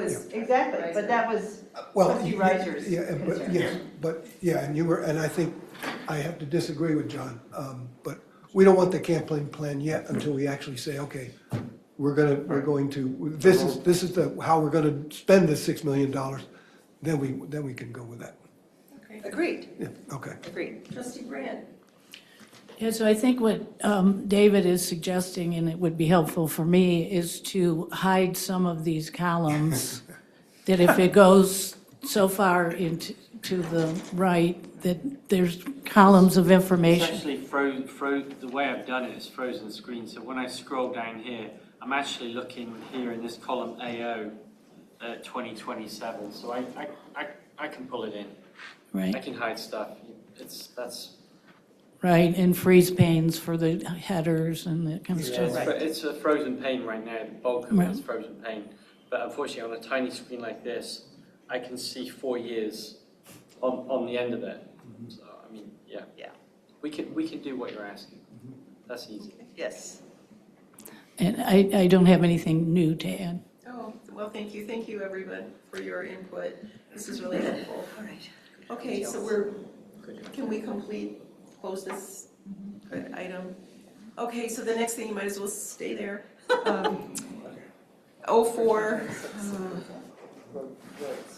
2026 WCRC, Washington County Road Commission, Road Project Agreement. And I have to say that if you go to the very last page, this was the road list that the Road Commission and RAC had originally worked on. The math is wrong. We were having the local matching funds, I don't know, when I talked to Adam, page 263 of talking with Adam, and I said, hey, this doesn't make sense because my understanding of matching grant means blah, blah, blah. And he's like, yeah, that's what we did. I said, no, but look at the numbers. And he's like, oh, they're wrong. So anyways, that's where that, so we just don't even look at this, that last page. So we take the amount, or the total amount of, the subtotal, let's say, subtract the 266, and if our amount does not meet that 266, then we do not receive that grant, the full amount of the grant. They do some calculations and whatnot. However, this is the first year that they have offered the 266 to Scio Township. Last year it was 113, and because of the state funding and whatnot, they're able to give us more. So I want to, my opinion is to take full advantage of that. So we did look at other roads, and we knew that Roseland Drive had never had any work. There's a resident that lives on that road that had to come to the road advisory committee and mention this road. I think it was last year or the year before, and we do take all those things into consideration. So when I was talking with Matt and also Caroline, and I said, so you're, and actually Craig, the two Craig roads, the one, or, okay, there's two, it's not really two Craig roads, it's one Craig road that has a big culvert in the middle of it, or and it's, I don't know what it's called, it's like a valley. I mean, it's pretty big, you can't, there's nothing there. So anyways, we call it Craig Road East, that's from Craig Road to Maple Road, Walnut to Maple, there you can see it. And then the other side, Craig Road West, is Wagner Road to Thornapple Drive. Well, the Wagner Road to Thornapple Drive, Craig Road, has never had any work. There's a lot of trees and things are kind of growing in. But the road and actually we had decided to do that a couple years ago, and the road commission's like, well, let's hold off because of we need to talk to the residents and whatnot. So anyways, they decided to put that on. Well, while we're in that area, if we didn't have this extra road, we would not meet the matching amount. So we decided to do Roseland because it's right there off of Craig. And what in our budget, which I don't, that budget number was wrong. I don't know why it said 233. It should have been at least 266. So this is what we're asking for, is only 60,000 more from the general fund to do that road, but also to meet that matching grant. Clerk Flintoff? A couple questions that I emailed. I don't understand, what is this list here, Jillian, the one that you said? I know that the math is wrong, but is this the list of roads that the road commission originally recommended? We gave our list to them, and then they included their roads that they recommended. So I can tell you right off the top of our head. Are all of the roads that they recommended included? Yes. So there were none of the roads that they recommended that we didn't have funding for? None were excluded. We included 100% of the road commission's recommendations? Well, yes, because we Okay, created the great. road list, and it pretty much matched what they thought that should be done. That's fine. I just wanted to understand. And then my second question on Roseland, who was the resident who mentioned it? Trustee Brandt, when she was a resident a No, couple years ago. no. Yes, you did. I'm sorry, that is absolutely incorrect. It's recorded. No, it is not. It is. I'm Okay. outraged. What I said was You can- that I Yeah. did not think that people that make complaints should go to the highest level. You said to me, then complain, and I said, no, I will Yeah. not complain. So may you I continue?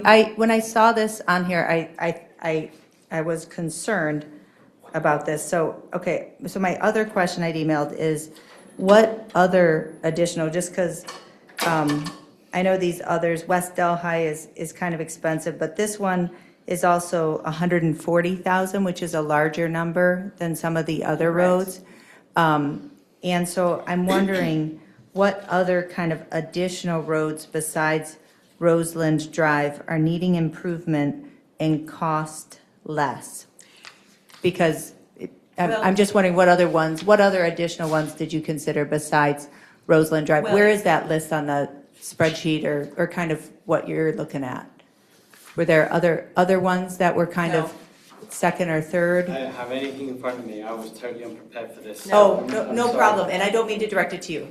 No. Okay, no, there weren't any other roads. We considered also the Honey Creek neighborhood, and that would, you don't want to just do like one culvert or one road within a neighborhood. Right. You want to do, and then it was actually the road commission, when I gave them Roseland and Honey Creek neighborhood, they chose Roseland Drive because it's never had any work. It's terrible. This is why it needs ditching and drainage, and here, it says right here, drainage improvements, forestry, heavy brushing. Roseland and Honey Creek, how much was Honey No. Creek? Well, they rejected it How come?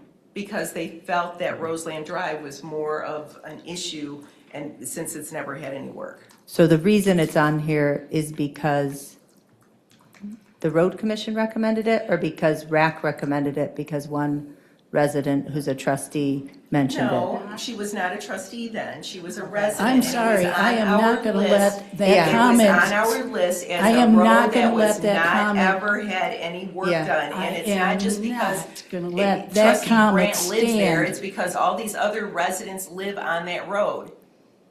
And okay, we can just The remove rest it, of but the then we're not gonna meet the conversation match. was that Jillian said, get someone to complain. And I said, my neighbors do not complain. So there I was didn't no say get resident somebody that to complained complain. about Roseland Drive, and it was absolutely not me. Well, And I'm okay. not gonna tolerate that kind Well, of that's your misinformation. memory is different than mine, and that's okay. No, that's not okay, Yes, it because is. that's not what Yes, it is. happened. It is. You are so untruthful. If you So are cannot you, document, Kathleen. if you cannot document it, It's recorded. no, it is not recorded. If you Point of approve- order. If you want to present that, I will accept it. I purposely recused myself because I do not want anyone to Which means then think you should not be deliberating on I this. am addressing your misinformation. It's not I would make a motion to table the consideration of the 2026 WCRC No, road we can't project. do that. Let me finish my motion, please. Road project agreement until our next regular board meeting We cannot do that. on May, what is it? 12th. Let me May finish. 12th. cannot do that. On May 12th. May 1st is the dedeadline for WCRC. We have been working That's with my them motion. since October. So, I would support, but I'd ask if you if you were okay with a friendly amendment. I was crafting something. And to direct Washtenaw County Road Commission to remove the project titled Roseland Drive, Laurentide Drive to Craig Road, 0.4 miles, project cost, Laurentide, estimated oh. project cost $140,000, and to provide alternative projects to ensure that Scio Township can maximize the match. You can't direct Washington County. To request, To to request. request, sorry. I support that as a friendly amendment. It says that right on the agreement, page 2. Just referencing what we're asking, So that they remove and providing alternatives. that the road commission, we would request that the road commission provide an alternative Alternatives. to the board. To the board to ensure we can meet the match. Yeah, Well, okay, I would do like you- to do you hear have from a- them. Mm-hmm, I have a copy of it up. no, do you have a calculator? Why Yeah. are we changing this? Because, My motion is to table it for 2 weeks and. we can't, because there's a deadline Get to this road. to them by the 1st. Yes, that's their deadline. So let's discuss. Is there a motion on the There point is. of order? Is there a motion with a second on this floor? Yes. Yes. Okay, And can that be read back for the confused, which includes me? A motion by Flintoff, support by Yeaple, to table to the 2026 WCRC road project agreement until our next regular board meeting on May 12th, and to request that the WCRC return to the board with a recommended, I'm paraphrasing, right? Paraphrasing, yep. Recommending road list that replaces Roseland Drive with other road or roads. Yeah, yeah. when it's time for discussion, I'd like to speak, and I know you have an order, so I'll wait my turn. Well, I guess we don't have an order anymore. We Well, should. please, You let's- started let's- with it. Yeah. Well, people keep, interjecting. take control. I tried. No, we're gonna keep trying. Okay, so Flintoff already gave her opinion. Brandt already gave her opinion. Noel, please give your opinion. I'm going to do some math here. I don't want to table this. We need to make some kind of a decision tonight, because otherwise we're going to lose the opportunity, I think. I don't believe Okay. that's true. It is true. Well, wait a minute, they're No, I saying know, it is true. but I wouldn't have given a Wait, motion. please Yeah, and stop. I am speaking. No, trustee Noel is speaking. Please do not interrupt. I think we have to take action on it, and I think, but are there other options besides Roseland Drive? Is there any way we could add something different in that spot tonight?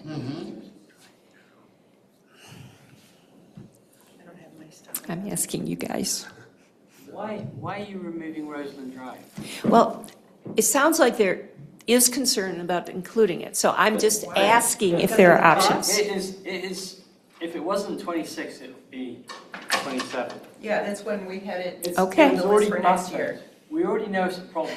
Washington Road Commission came back and said, you really need to fix this. Irrespective of what's going Okay. on here, they said, Okay, so fix the fucking road. so, I'm sorry, but we've given Okay. you a proposal that's been really well thought through. A lot of work's gone into it. If you kick it out today, it's all for nothing. No. And yes, it is. The deadline is May 1st. May 1st. May 1st. And I don't know why you're talking about getting rid of Roseland Drive when everything we know about it is it needs some work. Lots of work. It doesn't seem that like rocket science to me. It is on the radar for next year if we don't. Okay. Trustee Noel, are you finished? yes. Okay, trustee Reed. I too don't understand why we're trying to pull Roseland Drive off. It was put on there for a reason. Number one, it needs to work, and number two, it gives us the complete amount of money we need to match the grant. If we don't have it there, we don't get the grant. If we don't have it there, it doesn't get fixed. It'll get fixed next year or the year after. But it needs to be fixed. I think, I want to move this forward, and I want to move it forward tonight. We have to get it to the road commission by the 1st. We can't wait until May 12th. This has been standard every time this comes up. We know we have to get it to them by the particular date that they command, and they do command. They are a self-governing body. We have no say in what they do. We have to get this to them by the 1st. Let's pass this thing tonight.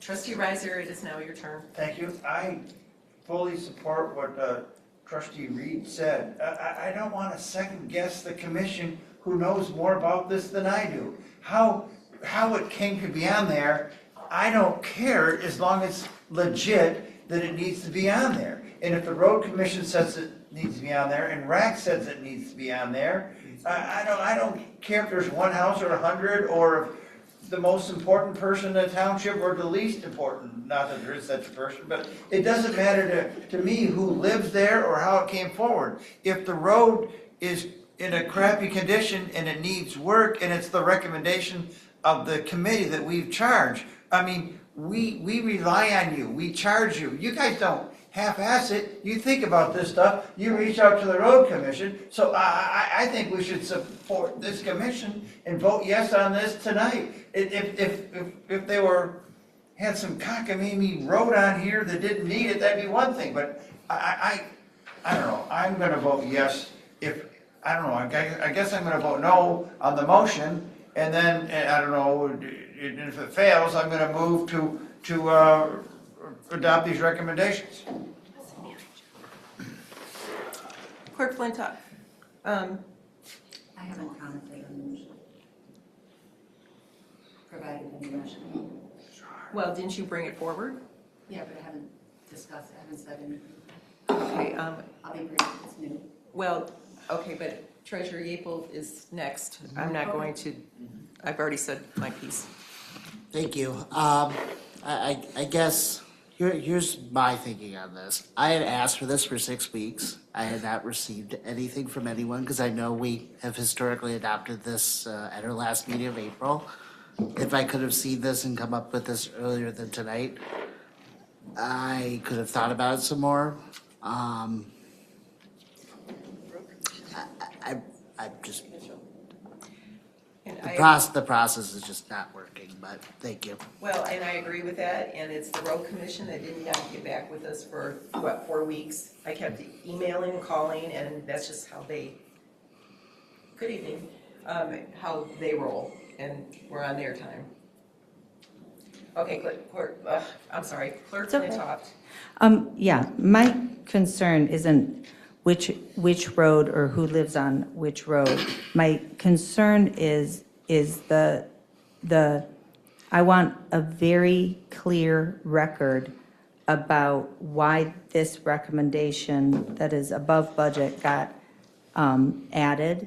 And because I think in your opening remarks, you'd mentioned, and maybe it sounds like it was a couple of things. You mentioned one of the reasons it got added was that one person spoke to it at RAC. One of the reasons. And that, and then I'm glad to hear that the road commission recommended it. Again, I just not knowing the whole process, but also it's a recommendation that takes it significantly over budget. So that's why I asked if there were others. It sounds like Honey Creek, or the subdivision was one. It sounds like this is preferred. I'm glad to hear that the road commission recommends it. In terms of what bothers me is the rationale stated on the record. So I would just like, perhaps, Jillian, you could state on the record very clearly the rationale for this list, but that one in particular being on there. Well, the rationale for this list is that we have been following a process throughout the last how many years, since 2013 at least, and we have included neighborhood roads. We work with the road commission, and also we come up with our list and then we give it to them, and we're pretty spot on. They're actually very impressed with our work. Roseland Drive, Honey Creek, Kubler Court, Joanne Court, all of that. That was on the list for next year. So we were looking, and we're like, well, we're short. In order for us to get that full grant, we need to pull from the next year, which we did, and we presented Honey Creek, all of that. And the road commission said, well, we really feel that the Roseland Drive. So it's not just one thing. And we do keep lists of people that complain or say, my road's really bad. And we have a list of those people. So this is it. And Clerk Flintoff, you said before, we spend around $500,000 of the general fund for roads. So this actually is $300,000, which is $200,000 of what you had said regarding the $500,000 of general fund. It's only, and then and I don't know why it was in the budget, because when I looked at the budget sheet for, here it is, it said $266,000 or $233,000. I'm like, I don't know where that number came from, because we knew that 266 was the minimum that we had to have or 266,528, the minimum that we needed to have that matching grant. So this, I don't know, this must have been a typo, because I don't know how that came up. So really, if it was the 266, we would only be 30,000 over. And I'm not so concerned with the budget amendment. Okay. It's we have all these little numbers, right? We've got 18,000, 25,000. Oh. Right, and I get it. I understand things cost different amounts of money. It's just in particular that at the end, according to the background, it was close, but then with WCRC's agreement, RAC elected to include Roseland Drive. And it sounds like for good reasons, but that's $140,000.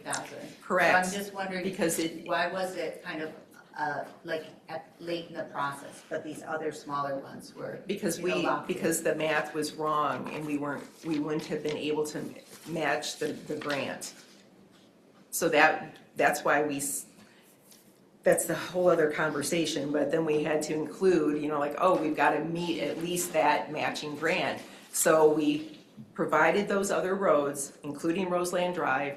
The road commission chose that to include, and the reason why is because Roseland Drive, we just heard about the berms, the country curbs. That road, when there is country curbs on a gravel road, that means it's concave. That's not how a gravel road should be. It should be crowned so that the weather, the rain and whatnot, drains off. And it keeps that road from pothole, well, it's gonna pothole in the spring, but it keeps it smooth as much as possible, and then the drainage. Because what breaks down a gravel road, and actually all roads, number one, weather. Traffic is another one. So anyways, this is why that's so much more. And if you look at West Delhi, that's up there too. Right. And Tubbs Road is a little bit of a paved part that is actually so broken down, you'd think it was gravel. And the other thing I want to say too is in the motion, like the road commission, I would think would work with us. Again, this is the last regular meeting before May 1st, but they have worked with us before on deadlines. And so I appreciate, David, what you're saying. They are their own independent entity and we don't have control. And I hear you on that. And they met their own deadline, it came through, right? Actually, Christy, I was grateful that the packet was late because it was the 11th hour when they got this over to me. I mean, I was calling them like, hey, if you want, we're supposed to meet your deadline, why isn't this here? Can I ask a question on the road? Sure. You probably, I don't know if you have this information, you probably have it in the computer, probably not in your sheet. Do you have the date or the year that Roseland was last worked on? I just looked All the way at it. back to 1999 is 0. Nothing. Okay. So if it's prior to that, who knows? Similar to when I was in your position, Marshall Road hadn't been worked on in 10 or 12 years. We got the road commission to put down 2 lifts. So they did 2 6-inch lifts on Marshall Road because it hadn't been worked on in 20 years or 15 years. And that's all the Dexter school buses use that road. So I can understand why a road that's never been worked on would cost $140,000 the first time you work on it. Right. This is their number based on what they've looked at, and they've driven it, and they've said, oh my gosh, this is like so far gone. This does not surprise me. Yeah, it's not just a simple gravel uplift, this is, I 25 years. I recognize some of these roads that we did previous, so I know these roads have been worked on. Roseland. Yeah. I'll withdraw my motion. Support. Okay, thank you. I move the model motion unless it needs to be amended. Is it where it needs to be, Jillian? No? I'll support. Then that would be to approve the 2026 Washtenaw County Road Commission local road improvement projects as listed, and to authorize the supervisor and the clerk to sign the agreement in amount not to exceed $299,472 from Fund 101-446-803, parentheses, roads, period, exclamation point. Friendly amendment. And 2, we need to do the budget amendment. I wasn't sure how to do that. It's okay. And I asked can do Nikki it. for some help. Yes, it's from I can do it, okay. And to appropriate, what's the difference? X dollars of general fund balance Is it? to 101,446. Can you do that? 299,472 versus what was balance? What was Two- budgeted? 233,670. Difference of 65,802. $65,802 of general fund balance to 101,446. I'm sorry, 101. 446. Oh, just without. Department level, not Just department GL. level. Oh, okay. Yep. So I'll support that with the amendment. Okay. Oh, who made that was the Riser, Yeah, right. Flintoff with the friendly amendment? And Okay. I seconded it. And you- I'll support that amendment. Okay. Okay. Supervisor and all. Okay. All right, let's do a voice vote, please, or roll call. Roll call vote, please. Okay. Flintoff, yes. Brandt, no, excuse me. Flintoff, yes. Knoll, Yes. Reed, Yes. Riser, Yes. Carey, Yes. Yeaple. Yes. Motion passes 6-0. Thank you. Thank you guys very much. Appreciate that. Thank you very much. Thank you. Good night. Residents will be happy when their roads get fixed this year. Okay, on to 050, yes. 050. Yeah, sorry, adopt resolution establishing name Township Hall Park. Director, Parks Director Murphy Harrington. And I just had a, I just had a slight issue On which one? on this. Oh, that's right, yeah, go ahead. Thank you, Murphy, thank you for being here. I'm sorry that you're still here, and thank you for being here. I had of all the, I appreciate all the work on the establishing and certain parks that we will keep off the tax rolls and keep and maintain as parks and preserves in perpetuity. Township Hall Park is one that I think is a great park. I see us using it as a park for a very long time. But I think there's a fair possibility that it may not be in perpetuity. And the reason why I appreciate the drawing too, that kind of has that out. We have talked at different times. We have nothing in a capital plan, nothing certain, but talked at different times about needing more space for, whether it's a barn or storage or some sort of structure. And so while I know that resolutions aren't binding, I do think they should have integrity. And so I, for one, would support this resolution with the simple edits that they be, Township Hall be maintained as a park and be made available for use by the public pursuant to the rules and regulations by the township, but that we would just strike the words "in perpetuity." That would make it different than the other parks and preserves, so it's a significant policy question for the board. But this piece of land, more than any others, has been identified over the years as a possibility for other critical uses, and I wouldn't feel right about supporting a resolution that says "in perpetuity" when I know in the background over the years there's been discussion. So would support using it as a park until a board or future board ever changes that, but wanted to suggest the edits to strike "in perpetuity" for those reasons.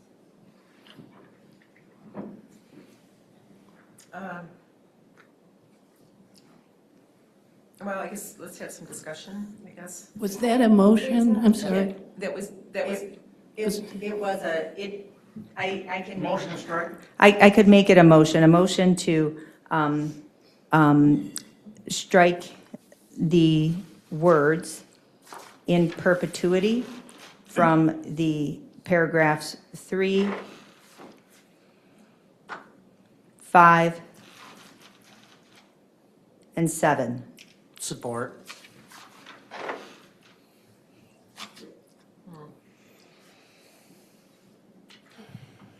Okay, Trustee Brandt, do you have anything to What say about this? Murphy? Yes, I do. Wait, I'm sorry, should we have, yes, go ahead, Murphy, this is yours, I'm sorry. Clarifying Sorry. question and just some context before deliberations start. So I went back into some of the old resolutions, and in 2018, there was a resolution that was specifically aimed towards Township Hall Park, where we were pursuing a grant from the MDNR. Did we receive any funds for that grant? No, we didn't. Is that the one that promised the match? Yes. Yeah, I remember that one. Okay.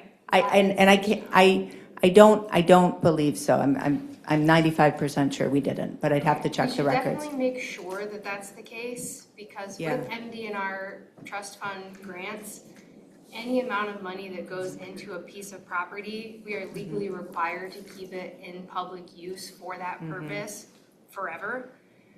There is no caveat, no exit Right. strategy for that. So we need to make 100% sure that we have not received any money for that purpose. Which also means that in the future, if we don't have it guaranteed in perpetuity, it's going to severely limit what types of grants we can apply for. There are not a lot of grants that are going to not have the option of saying, well, hopefully in 5 years you guys are we can still have this. Like, that's not how most grants work, especially if we're looking at doing restoration projects in the wetland, which we are very much planning on doing. That's one of the things that Orbis Environmental is going to be looking at and giving us recommendations for. We have the wildlife habitat grant that once these management plans are created, we will 100% qualify for finally. So there's a lot of potential out in that area because it's part of a wetland, because the habitat it's a nice loamy sandy soil. We can really have like a cool prairie area. That's just something to consider so that we don't limit ourselves and limit what we can offer to the residents in the future. Trustee Brand? Yes, I have a couple of things. Based on that feedback, I would recommend that if you want it in perpetuity, it only applies to portions of the parcel that are not buildable, which would be I guess the wetlands, I don't know, but also feedback, I have learned while I've been at this board table that in perpetuity does not mean in perpetuity if another board can come and change that. We talked about that as regards to the Red Barn.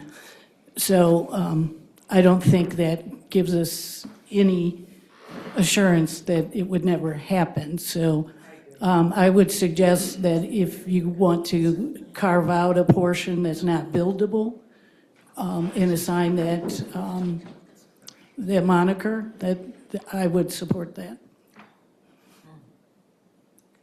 Okay. Yeah, that makes sense.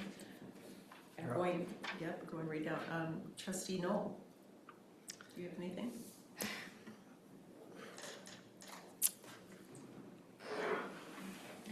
I'm prepared to support this. I mean, I just want to clarify with Murphy,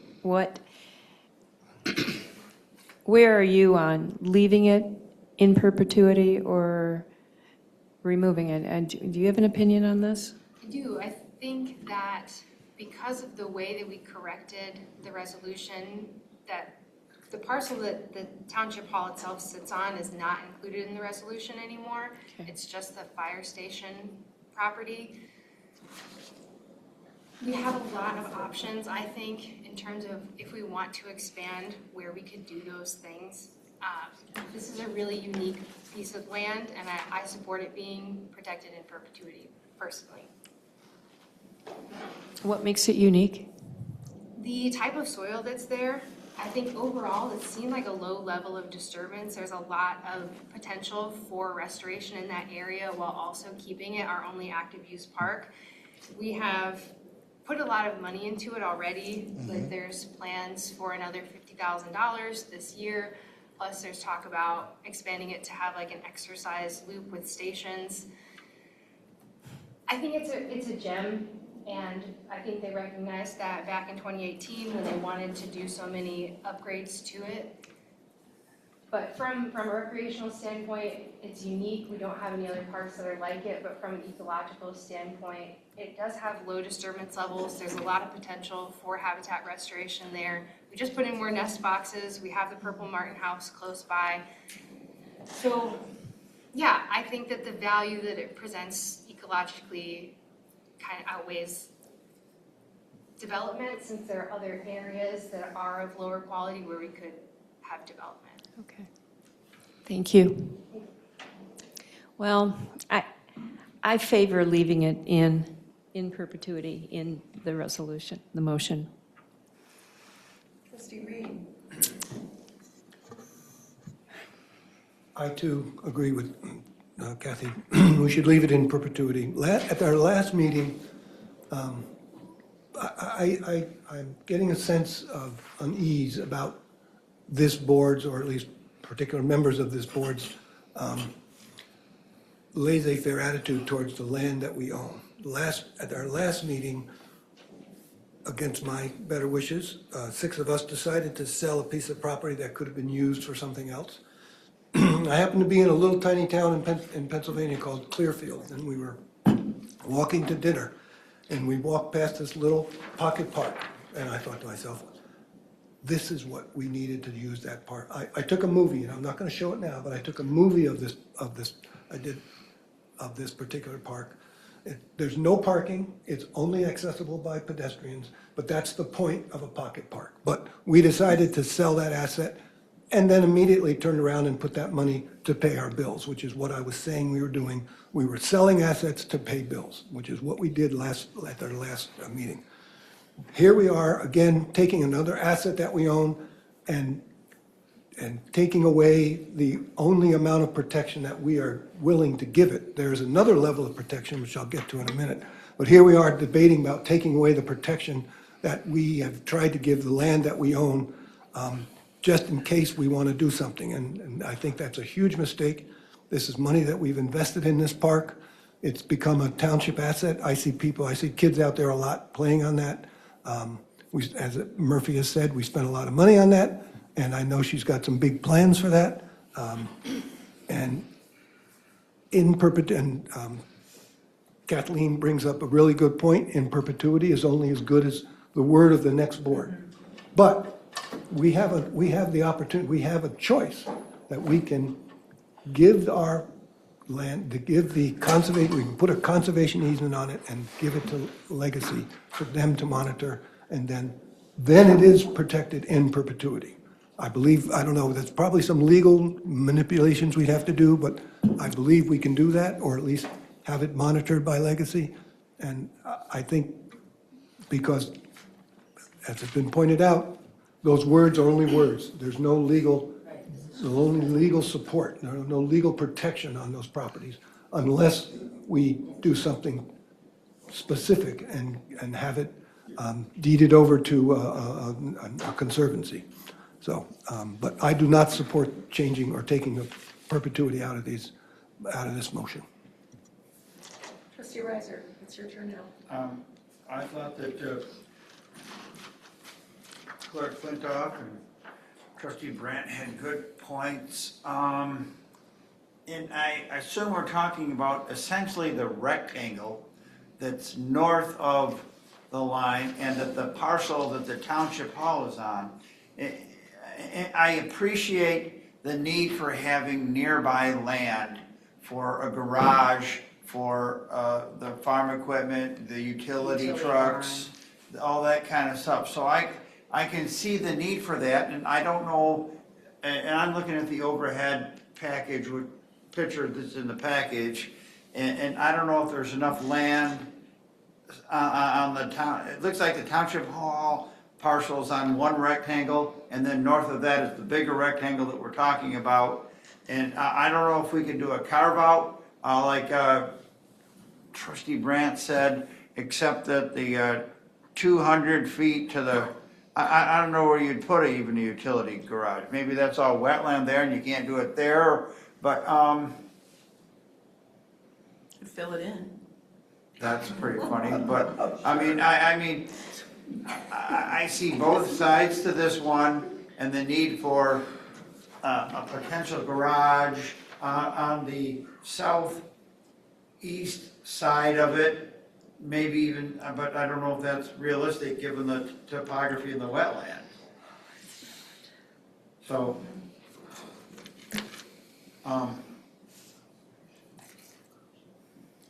Okay. and I guess maybe I'd ask our attorney are we just kind of arguing about nothing? We can change this anyways? We can make it perpetuity now, or can we carve out perpetuity, or can we reserve with the exception of one structure, or is there something can we have it both ways, is what I'm asking?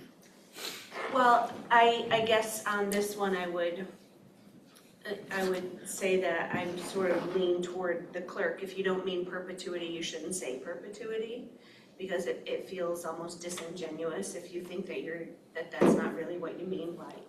Why would you say that? I do think that there's a way that you could probably carve out something about a structure. What I really think is maybe you don't have enough information at the moment to make this decision.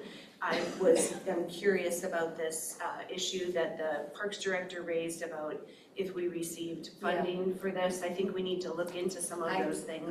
I can look into that, and those kind of questions are the kind of questions I'd appreciate getting before the board meeting, because I could just look it up real quick. I just looked it up literally at like 3 o'clock today. Yeah, so. totally. So I remember that grant and not getting it, but we will come back. I would make a motion that we table this, and I can look into the grant stuff. I like John's idea and Kathleen, of if there's something to do in the middle, but I just feel like, I remember, like, we talked about, doing such resolutions, and Murphy and Christie and Mariah brought them to fruition. It's a good first step for us to state, like, what areas we need to have to be parks and preserves, and it's the first thing we've done to establish it. This one, it's just the reality is, whether it's our, backup emergency wells, whether it's barns, that piece of property, at least part of it, gets kicked around. And I don't have any particular proposals for it, and I would hope it be a park for decades to come, but I know that there are realistic proposals that might be something different. I think that you can state your intention to use it as a park. And it says that, Yeah. it says it would be established as a park. Right. Okay, so the rest of us haven't had time, or haven't had a chance, myself and Treasurer Gable. So having this no, what was the other, the conservation, or, I'm sorry, Trustee Reed? Conservation easement, would that protect this parcel? Well, or no? You'd have to have a third party hold the conservation easement. Yeah, that's what I thought, okay. And that's what he was recommending. Oh, okay, got it. And Trustee Reed, I had a question for you. You've been with the township for a long time, and of course, Trustee Knoll as well. What was the history? Why was this named Township Hall Park? Where did that come from? Which board? Was there ever like a resolution? That's this board. Well, no, we have a sign out there. So somebody said, like, this is Township Hall Park, let's put a sign. So where did that come from? I don't know. That's why I suggested we make it official.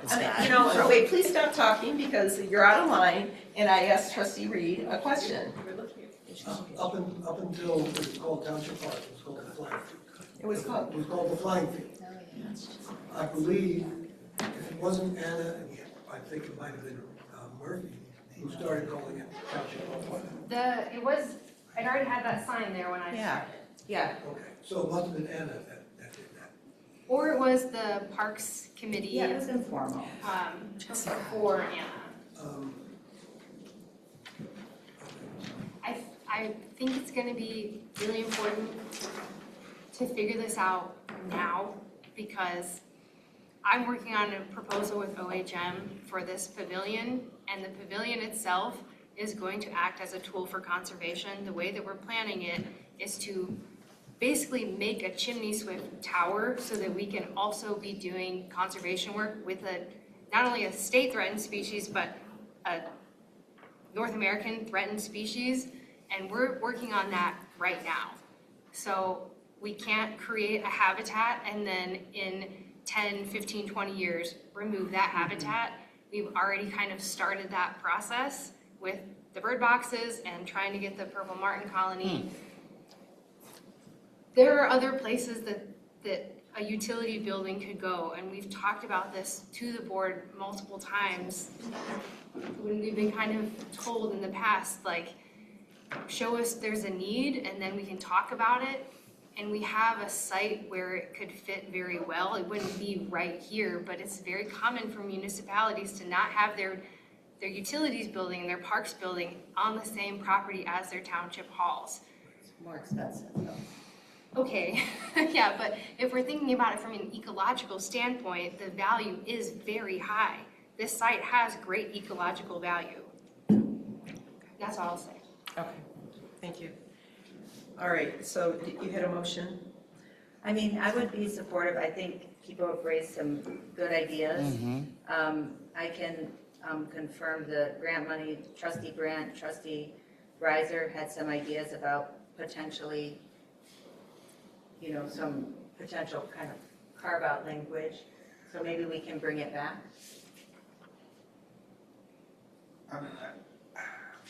I'd be willing to put forward a motion to postpone for either 2 or 4 weeks. Yeah. So we can talk about how we do a pavilion with the chimney swift and Yeah, integrate flyers all the and then plans. all this stuff. And then maybe there's a spot for a single structure somewhere that's not gonna interfere with that on the southeast quadrant. I mean, I guess it's bigger than our land is bigger, it's the parks, but it's also, do we have a need for it for infrastructure for the township? So, I would vote for this if it came to that, but my preference would be to see if we can have it both ways, like a single structure and a carve out while still working around where the pavilion and the chimney swift and the flyers and the tetherball or whatever the stuff is gonna go on there. I'm just kidding on tetherball, by the way. But I don't know, would you be disadvantaged if we were to put it off 2 or 4 weeks? Not disadvantaged, but could I speak to your point that you just made? Sure. If we're gonna put a utility building or any kind of building where people are bringing vehicles in and out, We already encourage people to walk there. We have a child's playground there. I don't foresee a way to safely have a building that we're encouraging vehicles to move out of, in and out of, coexisting with the way that we're using the park now. So we own property to the west of our property now, correct? That's not in the park. Here? That's right, Yes. it's exactly back there. This is, though, I'm not including that. That's not No, included I know in we are. this discussion. We are, in our minds. We're just In looking at a township- map here. For Township Hall Park? No. Yeah, no, Township Hall property. We have 2 adjoining parcels, and that area back there, I think it was in the capital plan 2 years ago, a vehicle storage barn, remember?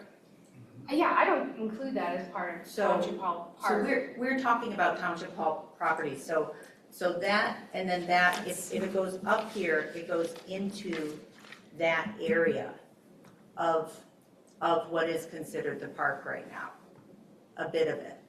So I think, honestly, I think if there were a little bit of time and conversation internally, we could bring it back in a couple of weeks. Because I think that the possible uses are few. But if the township board just wants to say all of it shall forever be a park and nothing else, then I think, I would also want information back from our engineer about the emergency wells that are back there. I think that's probably all good. I'm not concerned about that. But I don't know if anybody here has that information. I thought those were filled in. Those wells were capped. Yeah. Those wells are capped Oh, and are they capped? abandoned. Okay, Yes, been capped for years. okay, good. So, yeah, And just to be clear, what Murphy was saying is that when we redid this resolution, you can see in the packet that there's the drawing. Yep. That, yes, there's a walkway that is on this parcel, but we purposely didn't include that because we thought there might be a use for this chunk of for that property chunk, back here. right, yeah. So can a utility garage go on the adjacent parcel? probably not a vehicle.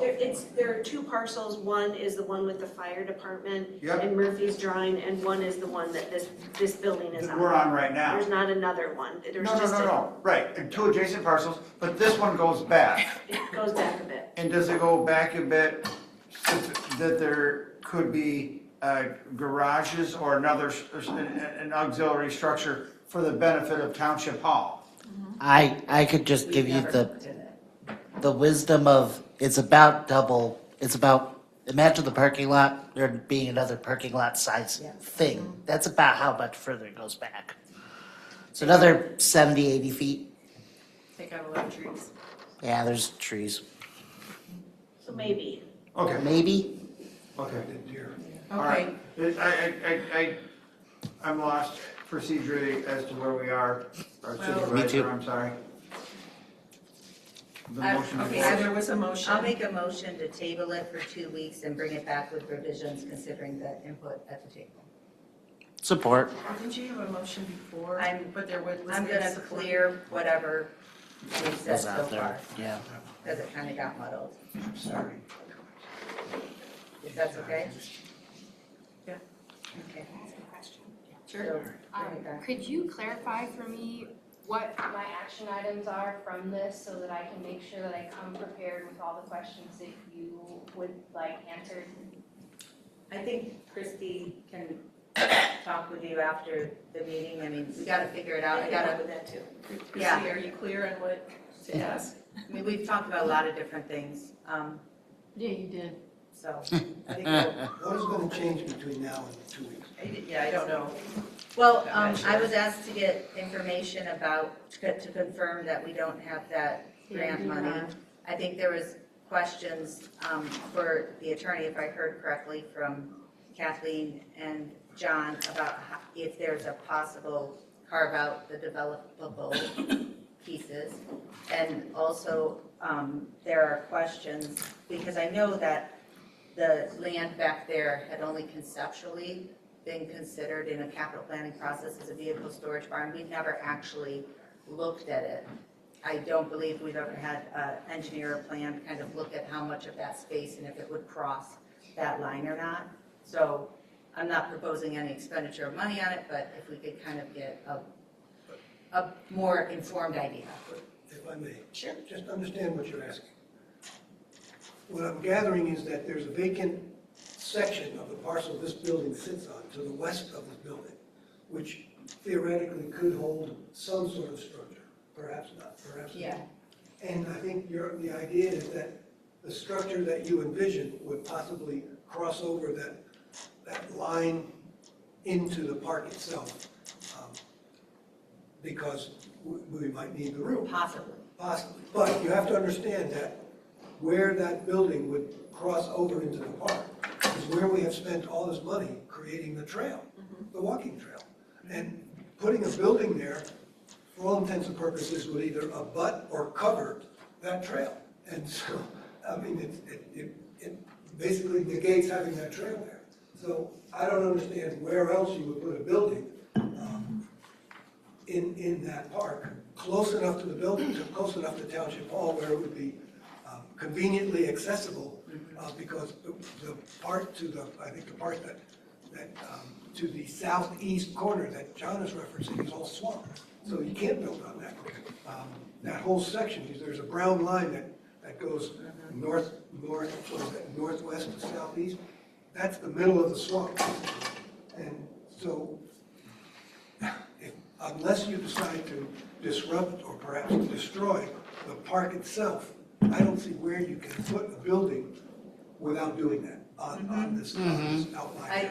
I agree with you. I don't understand why we Okay, need so to then- table this, because I don't think anything's gonna change between now and then. If I made a table motion, I withdraw. Well, no, No, there's a motion on the table to bring it back in 2 weeks. But we can go in a different direction.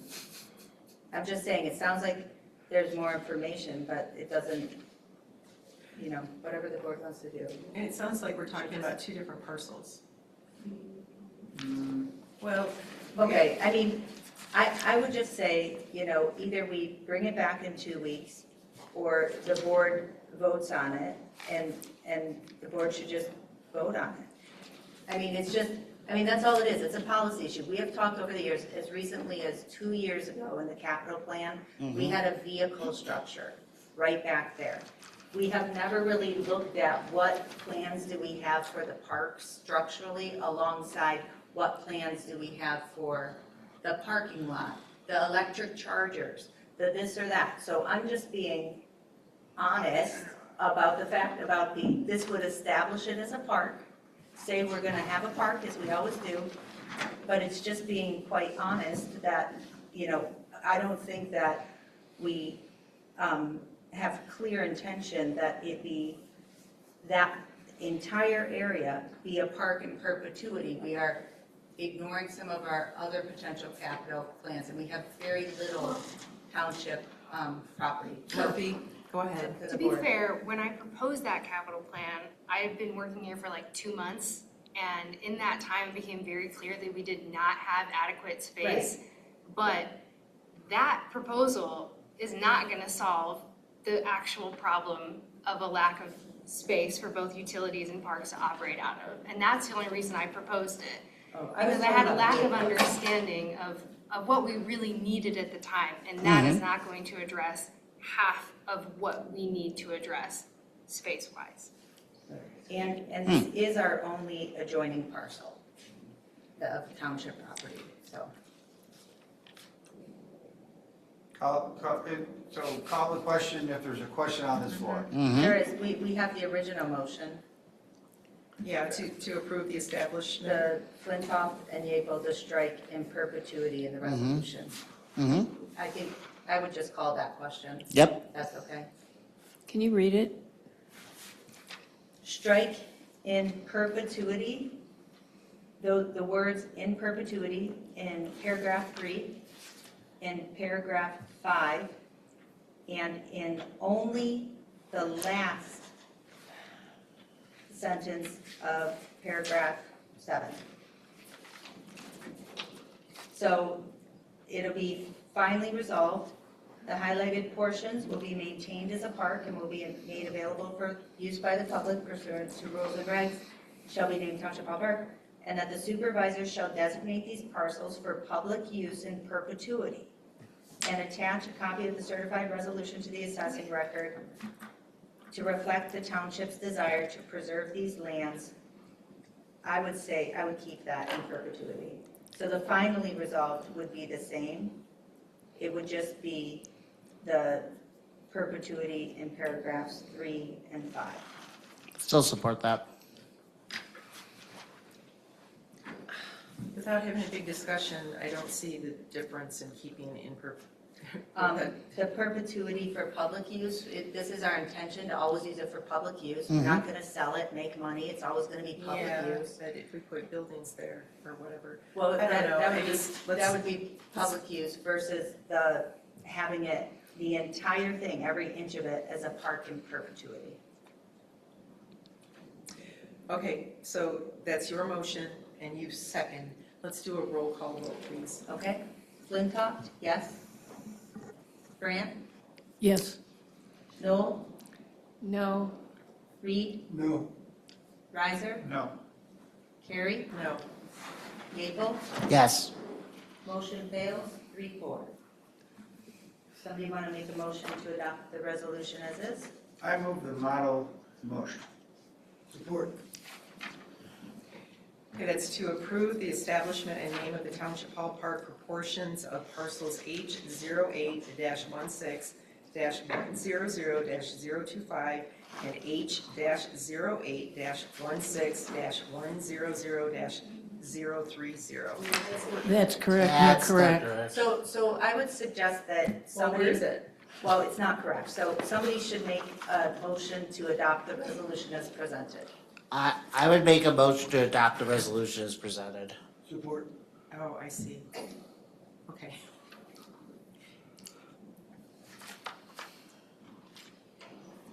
Call the question if I could. Yes. Okay, I'm sorry, who, that was Yeaple and Reed? Mm-hmm. Okay, let's do a roll call vote, please. Okay. Flintoff? No. Grant? No. Noel? Yes. Reed? Yes. Riser? Yes. Carrie? Yes. Yeaple? No. Motion passes 4-3. Thank you very much. Thanks, Murphy. Have a good night. Thanks, Murphy. Oh, I'm here till closed session. Oh. Thank you. Verifying, What? Were you looking at? Ryan, what are you doing? I don't think that's. Where are we now? Wait, okay, we are at 06. Modification of Board of Trustees work session agendas for May and August. Christie, Operations Manager. Yeah, I received an email from Trustee Reed Okay. and Hello, excuse me. Hey, everybody, Christie's Please. talking. It's okay. Order. Christie's talking. Please and thank you. I have a Yes, gavel. Steve? yeah, so Trustee Reed sent me an email stating that Barry Lonick was now not available for the May 19th board work session that was going to be joined with LPC. So we are requesting that the LPC and board work session be held on August 18th. And then I'm requesting that the board provide some items for the May 19th work session that they would like to see on the agenda. Thank you, Christie. Certainly. I wonder if we could, I don't know if we'll know where we're at on item 2, but I wonder if we could tackle items 1 and 3. With some portions of those. These were just suggestions, so. Yeah, they're good ones. Mhm.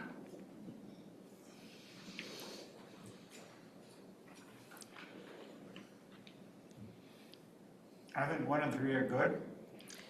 Yeah, those are gonna be some long discussion, well, with the short-term rentals. And I'm assuming that our code enforcement officer and our attorney will be there for. It depends on what the board decides to have on the agenda, and then from there, I can invite. For these, yeah, but, so the short-term grass height and vacant buildings, I believe, would be code, well, and, yeah, noise, So, and then the community benefits. so would we want, would we want to consider potential sample ordinances that Laura might bring to us regarding noise, short-term rentals, grass height, and vacant buildings? And grass height seems a pretty easy one to knock off. Noise as well. Short-term rentals, we're gonna allow them, we're gonna not allow them. You know, you gotta live there, not live there, that's trickier.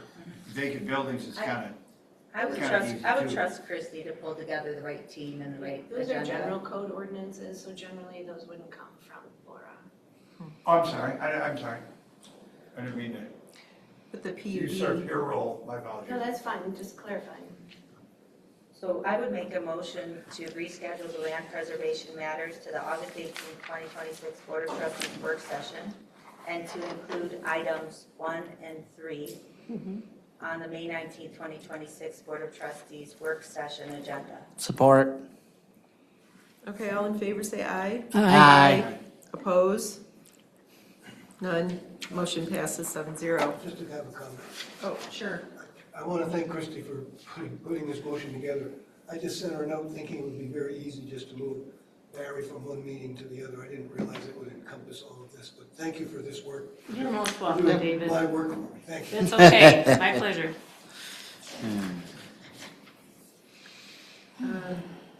Oh, no, we sandwiched K10, Union, And what was that again? K10, It's on here. it's Christie's item and I think Jillian pulled it. Correct. Yeah, so this is for the point of contact for TPOA union matters. And from what I understood is that the union, I know there's some meeting that happened and there was confusion and this is new to everybody. But they have, from what I've heard, and I've heard this, so it wasn't direct, that they decided to meet after hours, after work hours. So everybody would be able to be there from the different departments because, you know, it's hard to pull everybody together. So that's at 4 o'clock. So really, they don't need our permission to do that at 4 o'clock. And really, we're gonna have the operations director soon, and that's who should be the management connection to the union. Clerk Flintoff. So I support this. Christie brought it up as an issue that we all witnessed when suddenly 14 people were off their posts and meeting. And most, of course, had let their direct supervisors know where they were. But what we don't want is a situation where union employees getting a yes from one supervisor and a no from another supervisor. And so it seemed to make sense simply for the purpose of, because there are no negotiations, there's no substantive communication happening, that the board would, have a point of contact so that if a staff person, because the guidance that they're likely getting is they need permission from the township to meet during work hours, and I think it's important that they get one answer. I assume the answer is going to be yes, but they all need to get the one answer from a particular person. I support, the management, the board liaison to management, which currently is Ryan at this time. But it's really, that simple. It's not for anything related to negotiations, because I know in prior negotiations, the board would designate a negotiating team, as we did for fire. A friendly amendment to this then, until the director of operations Assumes his position. Yep. We're good with that. I was gonna suggest that too. So I move to designate Treasurer Ryan Eagle to serve as the township's point of contact in his role as board liaison to management for the purposes of union-related communications until the director of operations assumes his position. No, operations director. I'm sorry. I know, we Assumes their position. His position. Support. All right, all in favor say aye. Aye. Oppose? None. Motion passes 7-0. Thank you for that. And K11, one-time paid holiday for employees on May 22nd, 2026. Yeah, hi. In case there are any questions. Thank you, Aurora. Hello. I did Thank you. want to make a slight amendment to the model motion. This is going to go through. Okay. Well, what's that? Under where it lists regular, full-time, I would like to include and part-time. Okay. Okay, so just to be clear, this is for all staff. Yes, except for the collective bargaining agreement. All staff who are eligible for benefits. Correct. For all staff who are eligible for holiday. Holiday, right. So regular, full-time and part-time employees and temporary employees with a regularly scheduled shift. Yeah, and I was the one that had, at the last, was it the last board meeting and I had concerns about that regarding the 2.5, and then I found out, and I don't know why, the whole grades and steps we've never had before, so we're getting used to all of that. But there's also some inconsistencies with that anybody's red line, they do not get the 2.5, which I believe is very unfair, because if somebody is making $60,000 at level 4, or grade 4, let's say, this is an example because I don't have the numbers, and then they are redlined, but somebody's making $106,000 and is able to have a 2.5%, that's just not fair. It should be that everybody receives a 2.5% if it goes into the future. And also, if somebody, some staff are not receiving the full 2.5% because they fall in the cracks, but when I was talking with other municipalities that have these grades and steps, they adjust the pay so that they make sure that they get the full 2.5%. They don't say, oh, sorry, you're gonna be lower and we're not gonna give that to you. It's because they're making it as fair as possible. So it doesn't hurt to help, for our staff to have that full 2.5%. If they're redlined or in between, we need to make adjustments so that the incentives, that there is some incentive. But that was from the last, and that's passed, it's already, I'm still talking. That was from the last meeting. We passed that, and I regret doing that. But I am also happy that there is some type of incentive for all staff here having an extra day. That is the Friday before Memorial? Yes. Is it? Okay, I don't know. I show up to work and people aren't here, and then I'm like, it's a holiday. Okay, so that's all I've had to say regarding that. So Clerk Flintoff, you had something to say. You're the first one on the list. Sure. Your comments were not in regard to this item. And at a future date, we should talk about that policy that the board unanimously adopted. We've had multiple presentations on, and if people have questions about how to interpret it, or if the board wants to change our policy, we should do so. Regarding the one-time paid holiday for employees on May 22nd, I just want to state, the township did not make any error. The township did not have any undue delay. The township did not even have any irregular timing of this raise. It was in line with our policy, our practice.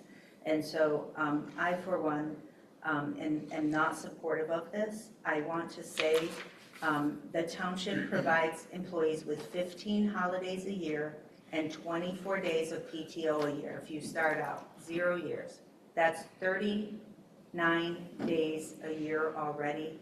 I would just say an additional day is not a good use of public resources. Certainly if another day of holiday is a priority for the union, we can talk about that at the negotiating table. I would hope that there are, I would imagine there are other issues, but I just think it's a poor use of public resources when it's not been something we have been asked to do, mandated to do, and is out of line with our policy.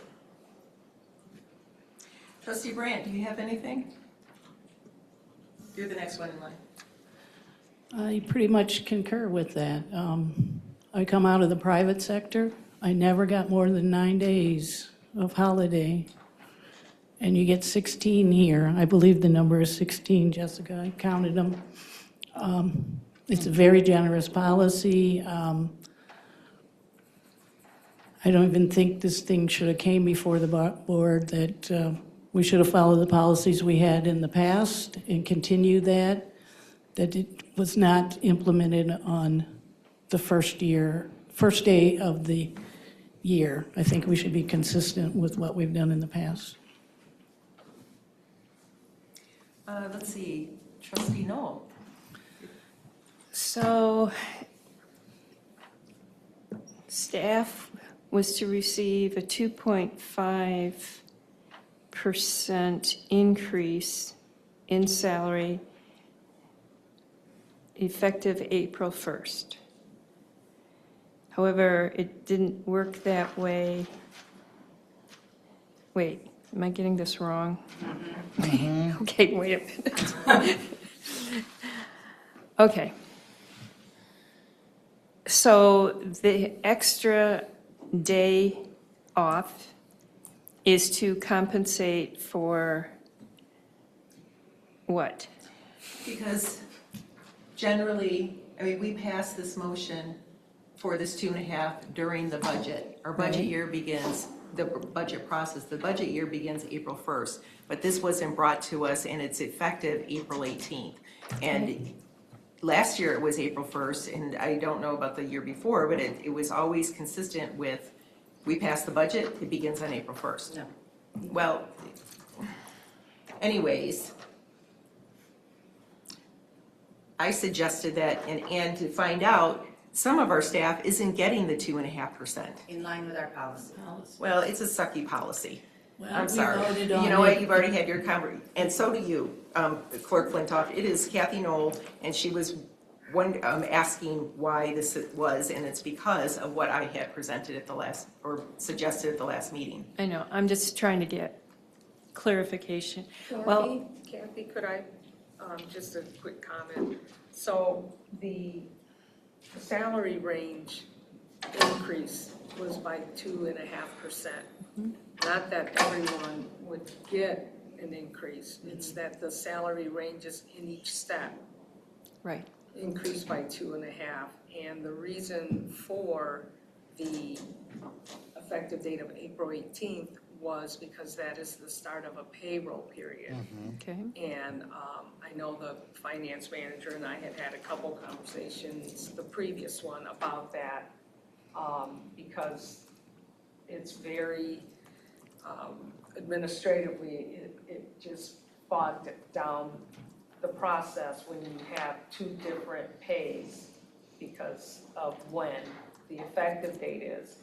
And I spoke to this current finance director, and she also indicated you need to start it at the beginning of a pay period because it may administratively, it's kind of a nightmare for them.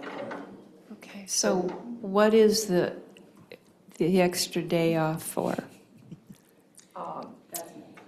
So Supervisor Carey had indicated at the last board meeting that I was directed to come back with something I remember. in lieu of getting the increase on the first, something for the employees. I generally want to support the employees on this one. So, I mean, I'm going to support it. Okay, Trustee Reed?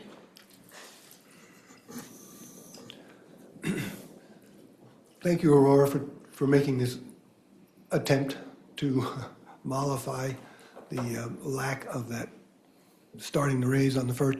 I too, as Kathleen Brandt, I too come from the private sector, and in the private sector, raises were given when they were given. They began on the 1st of the month, or the 15th of the month. They did always begin on the beginning of a pay period, but they didn't necessarily begin at the financial year or any particular date. You got a raise when you got a raise. So in this particular case, we weren't able to approve the money or approve the raise until the first meeting of April, which meant that the raise couldn't be put through until the second payroll of April.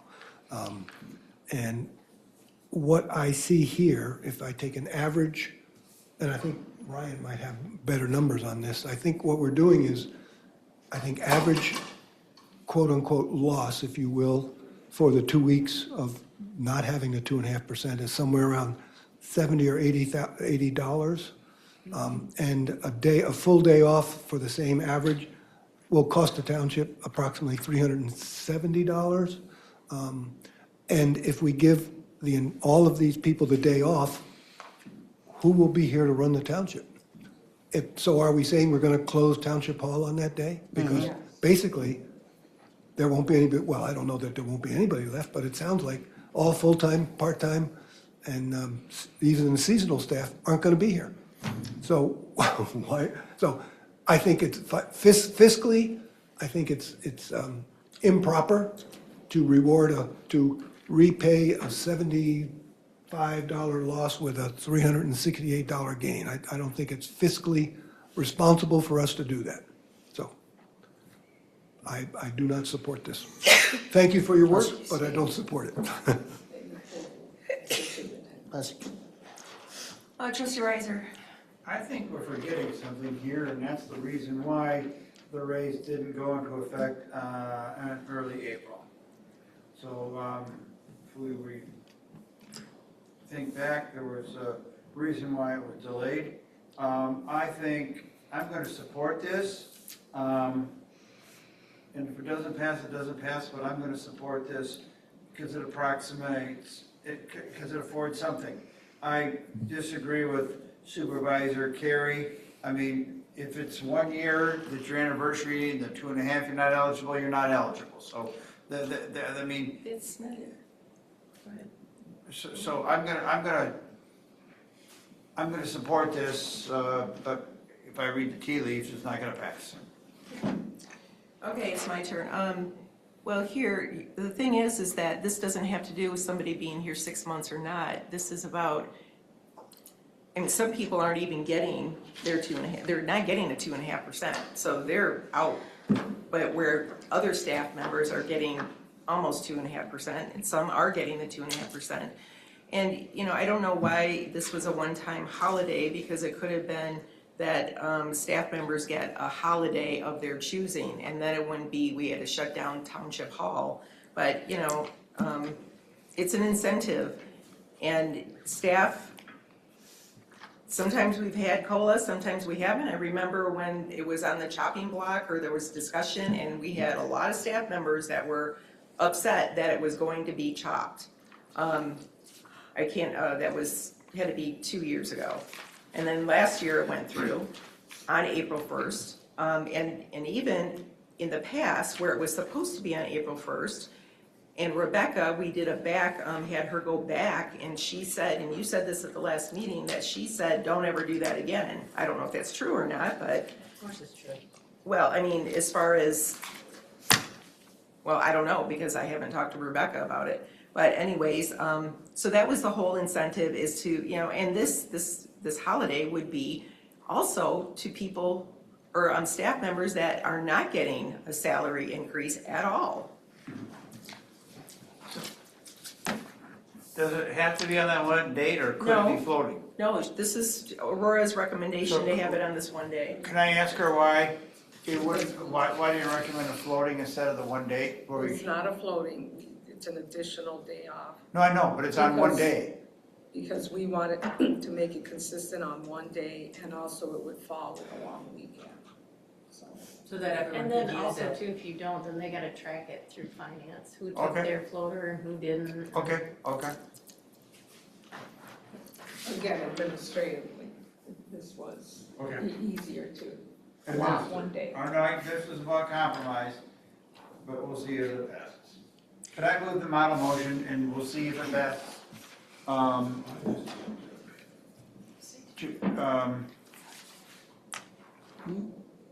I got it. Here it is. No, I got too many papers Yeah, going, yeah. she's got it as amended here. Yeah. To approve, John, if you would. to approve an additional one-time paid holiday on Friday, May 22nd, 2026 to all full-time, part-time employees and all temporary employees with regularly scheduled shifts, except for those employees entitled to holidays under a collective bargaining agreement, period. That's my motion. I'll support. Two Roll votes. call vote, please. Or are we gonna, Roll call. okay. Flintoff? No. Brandt? No. Noel? Yes. Reed? No. Riser? Yes? Carrie? Yes. Yeaple? No. Motion fails 3-4. Thank you, Aurora.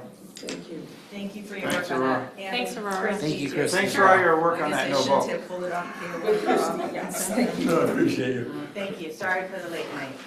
Okay, 07, consideration of the purchase of land or lease of real property. Would you consider putting public comment before 07? Closed session, right? Yeah, it's a closed session. I guess. We could, okay. We could, I Is really there- don't care. Is there a motion to have public comments now? I would support moving public comment before 07. All in favor, say aye. Aye. Okay, Nay. well, okay, Okay. so that is 6-1. It's okay. It I passed. voted yes, just to get Rob out of here. Just move on. Thanks, buddy. Rob Patterson, Scio Township president. But I think don't start yet. I'm looking. Could we please allow the public to speak? Yeah, it's, the board just voted to have public comment now, so let's pay attention. I'm sorry. I think, David, I understood your rationale, but I think what I just heard Kathleen, David, Ryan, and Jessica vote for is that the board makes a motion to give everyone a 2.5% raise increase. And then you don't support a policy that gives the people that you voted a 2.5% increase to. You don't support that. So this board doesn't keep its word to employees. You have a policy that allows some people to get 2.5% and other people to get less. You're shaking your head, but what you just voted for was exactly that. Don't answer. So this looks like a board that doesn't keep its word to residents or to employees, and that doesn't seem fair at all.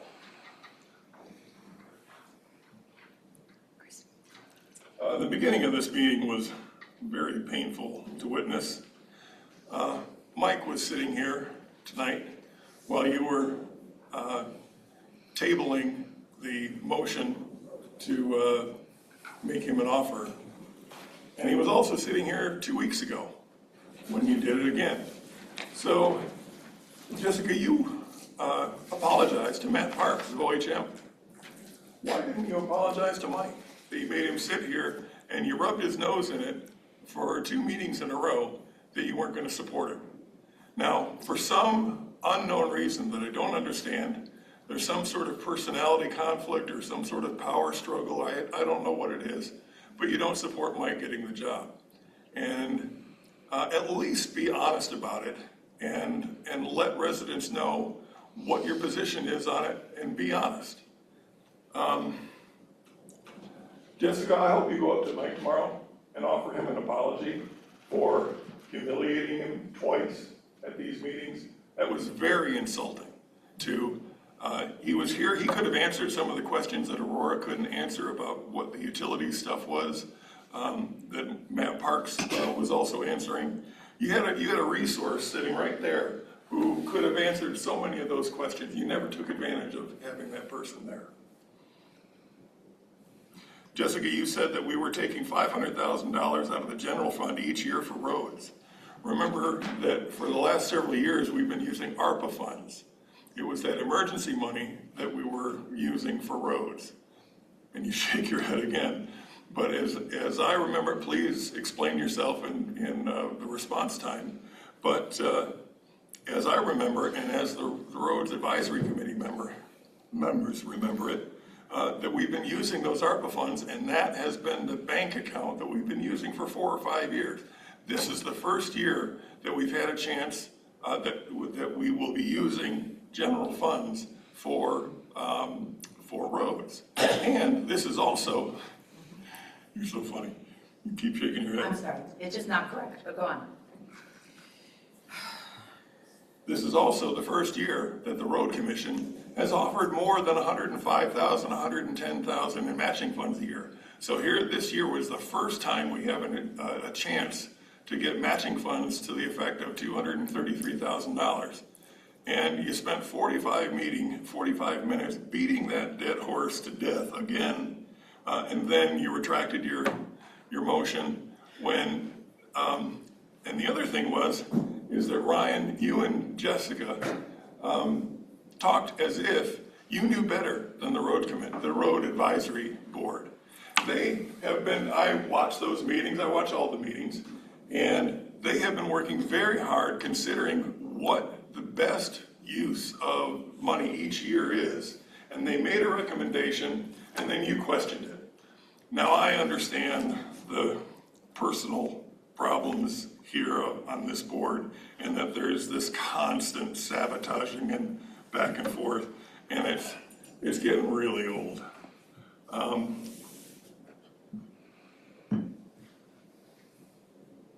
I would suggest going a step further on the township park and going towards the conservation easement and protecting the park in perpetuity. It is something, the first time I flew planes over there was 1976. And it was already established as a plane park.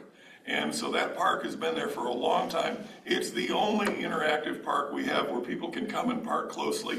They can have a big picnic with their family because there's a big parking lot. The other places we have very small parking lots. It's worth protecting. So I would highly recommend doing that.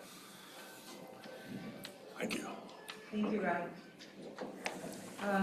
Anyone else present would like to speak? Come to the table, please. Good evening, everybody. Caroline Altamar, Road Advisory Committee, RAC Committee member. I was told that there could be some solution about this, There is. but it's always like, it's coming, it's coming, it's coming. We can't hear in the back. Sit closer. Sit closer. What? Oh, you guys are communicating. Laura talks like this. We can't hear what she has to say because she talks very quietly, just like this. This is what we hear in the back. I just think that was a pretty quick thing to say. Get a freaking microphone and get one that works so that people can hear in the back. I think you guys really need to look very hard at promoting from within. Mike Blackburn, I mean, come on, guys. That sends a message to the staff that there's hope, that their work is respected. I mean, honestly, this is a travesty. L2, please get off the dime about that, L2, about the representative or the assessment or the management consultant or whatever you're wanting to call it. The way you guys are handling it, honestly reminds me of like, the metaphor I use is like a house on fire. And you guys are debating, should we use the white hose? Maybe we should use the green hose. Maybe we should use the blue hose. No, let's think about the white hose again. And in the meantime, the house is burning down. I mean, you guys, the staff is burning down. And you guys are fartsing around with what color hose to use. I mean, for heaven's sake. I mean, honestly, you guys are sending such a clear message to your staff. On a happier note, I want to thank you very much for listening to the Road Advisory Committee and to our presentations. I appreciate your attention. I really do appreciate your questions and answers. I understand your hesitancy about millages. I get it. And when I reach out to residents, I tell them I know that millage and taxes is kind of a four-letter word. I get it. And there's a lot of sensitivity because of the fire millage and what happened with all of that. I know that there's sensitivity out there about that. I get it. And I'm asking you to let residents decide, let us decide on the ballot if we want to put money in for roads. I don't think it's appropriate that this board would perhaps say, we don't want to even put it on the ballot.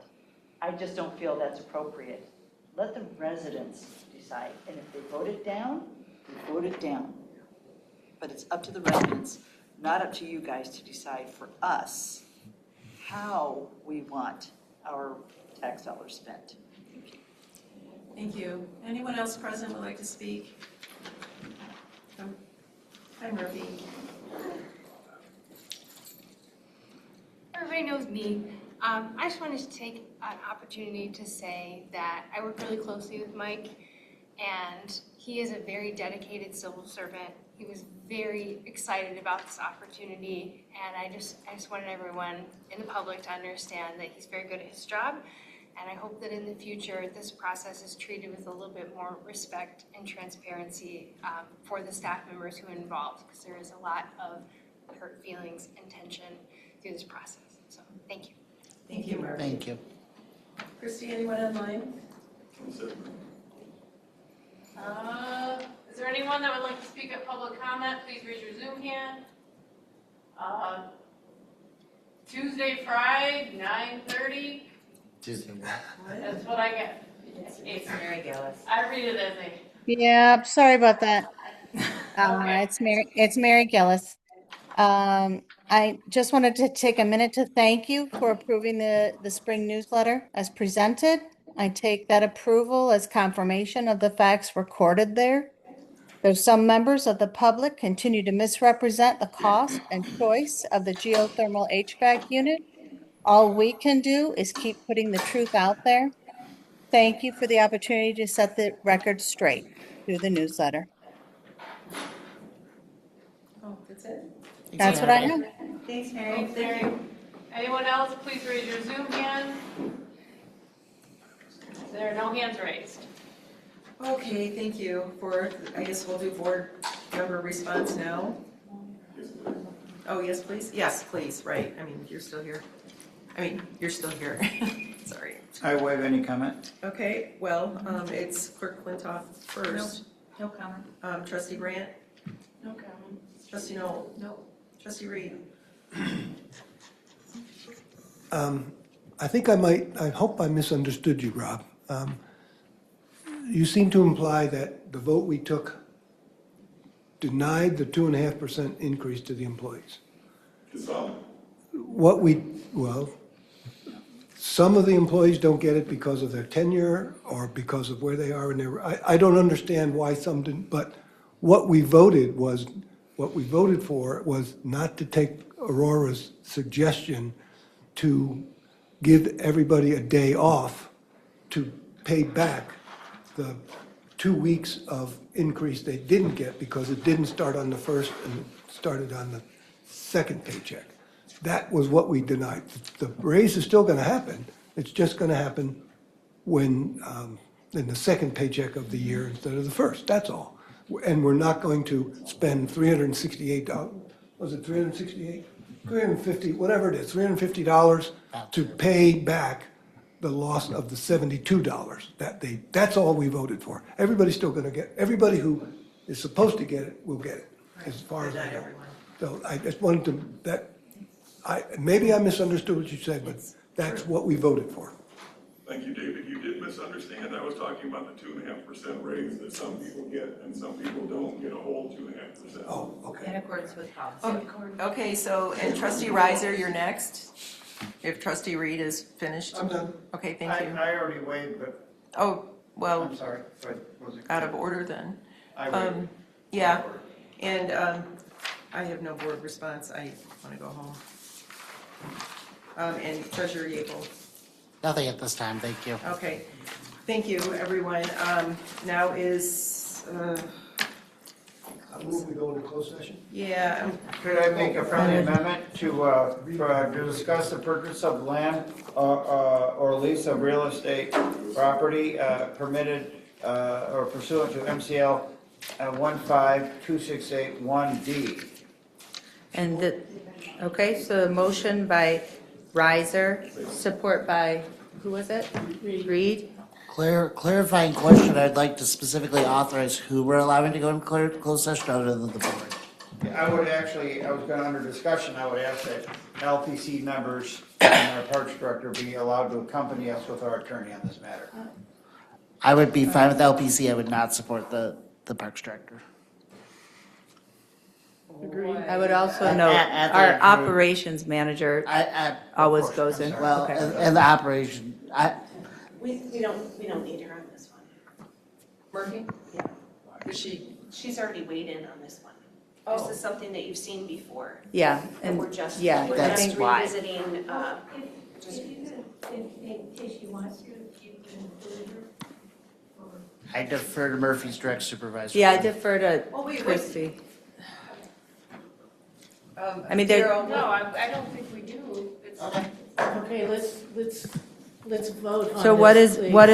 the motion? I've got a motion by Riser, support by Reed to go into closed session to discuss the purchase of land or lease of real property as permitted by MCL 15.268(1)D. That's my motion, only that. And that was supported by Reed with no specific direction of who's to go into closed session. That's a different topic. We've never done that, I don't know. Right, I will just say, a discussion on this, we do need to figure this out because this is becoming an ongoing thing, but I agree, we should just do a roll call vote if that's okay, Jillian, on this motion. Okay, but I want to hear, Daryl, I heard you say something that you want Well- Murphy there. Well, if she It's okay, go ahead. and I had talked about possibly going at your closed session, but I don't know if she may have gone home. So the motion on the table gives no specific direction to who goes in, which I would recommend is okay at this late hour, but we do need to sort out this That's fine, I'll be underlying bringing issue. further policy to address this. in the Yeah. future. Thank you. Okay, so a roll call vote, if I may? Sure, go ahead. Okay, Flintoff, yes. Brandt? Yes. Noel? Yes. Reed? Yes. Riser? Yes. Carrie? Yes. Yeaple, yes. Motion passes 7-0. We're now in closed session at 10:58 PM. Could you have told Murphy 5 hours ago that you were going to exclude her from closed session so she could have made other plans? Public comment is over.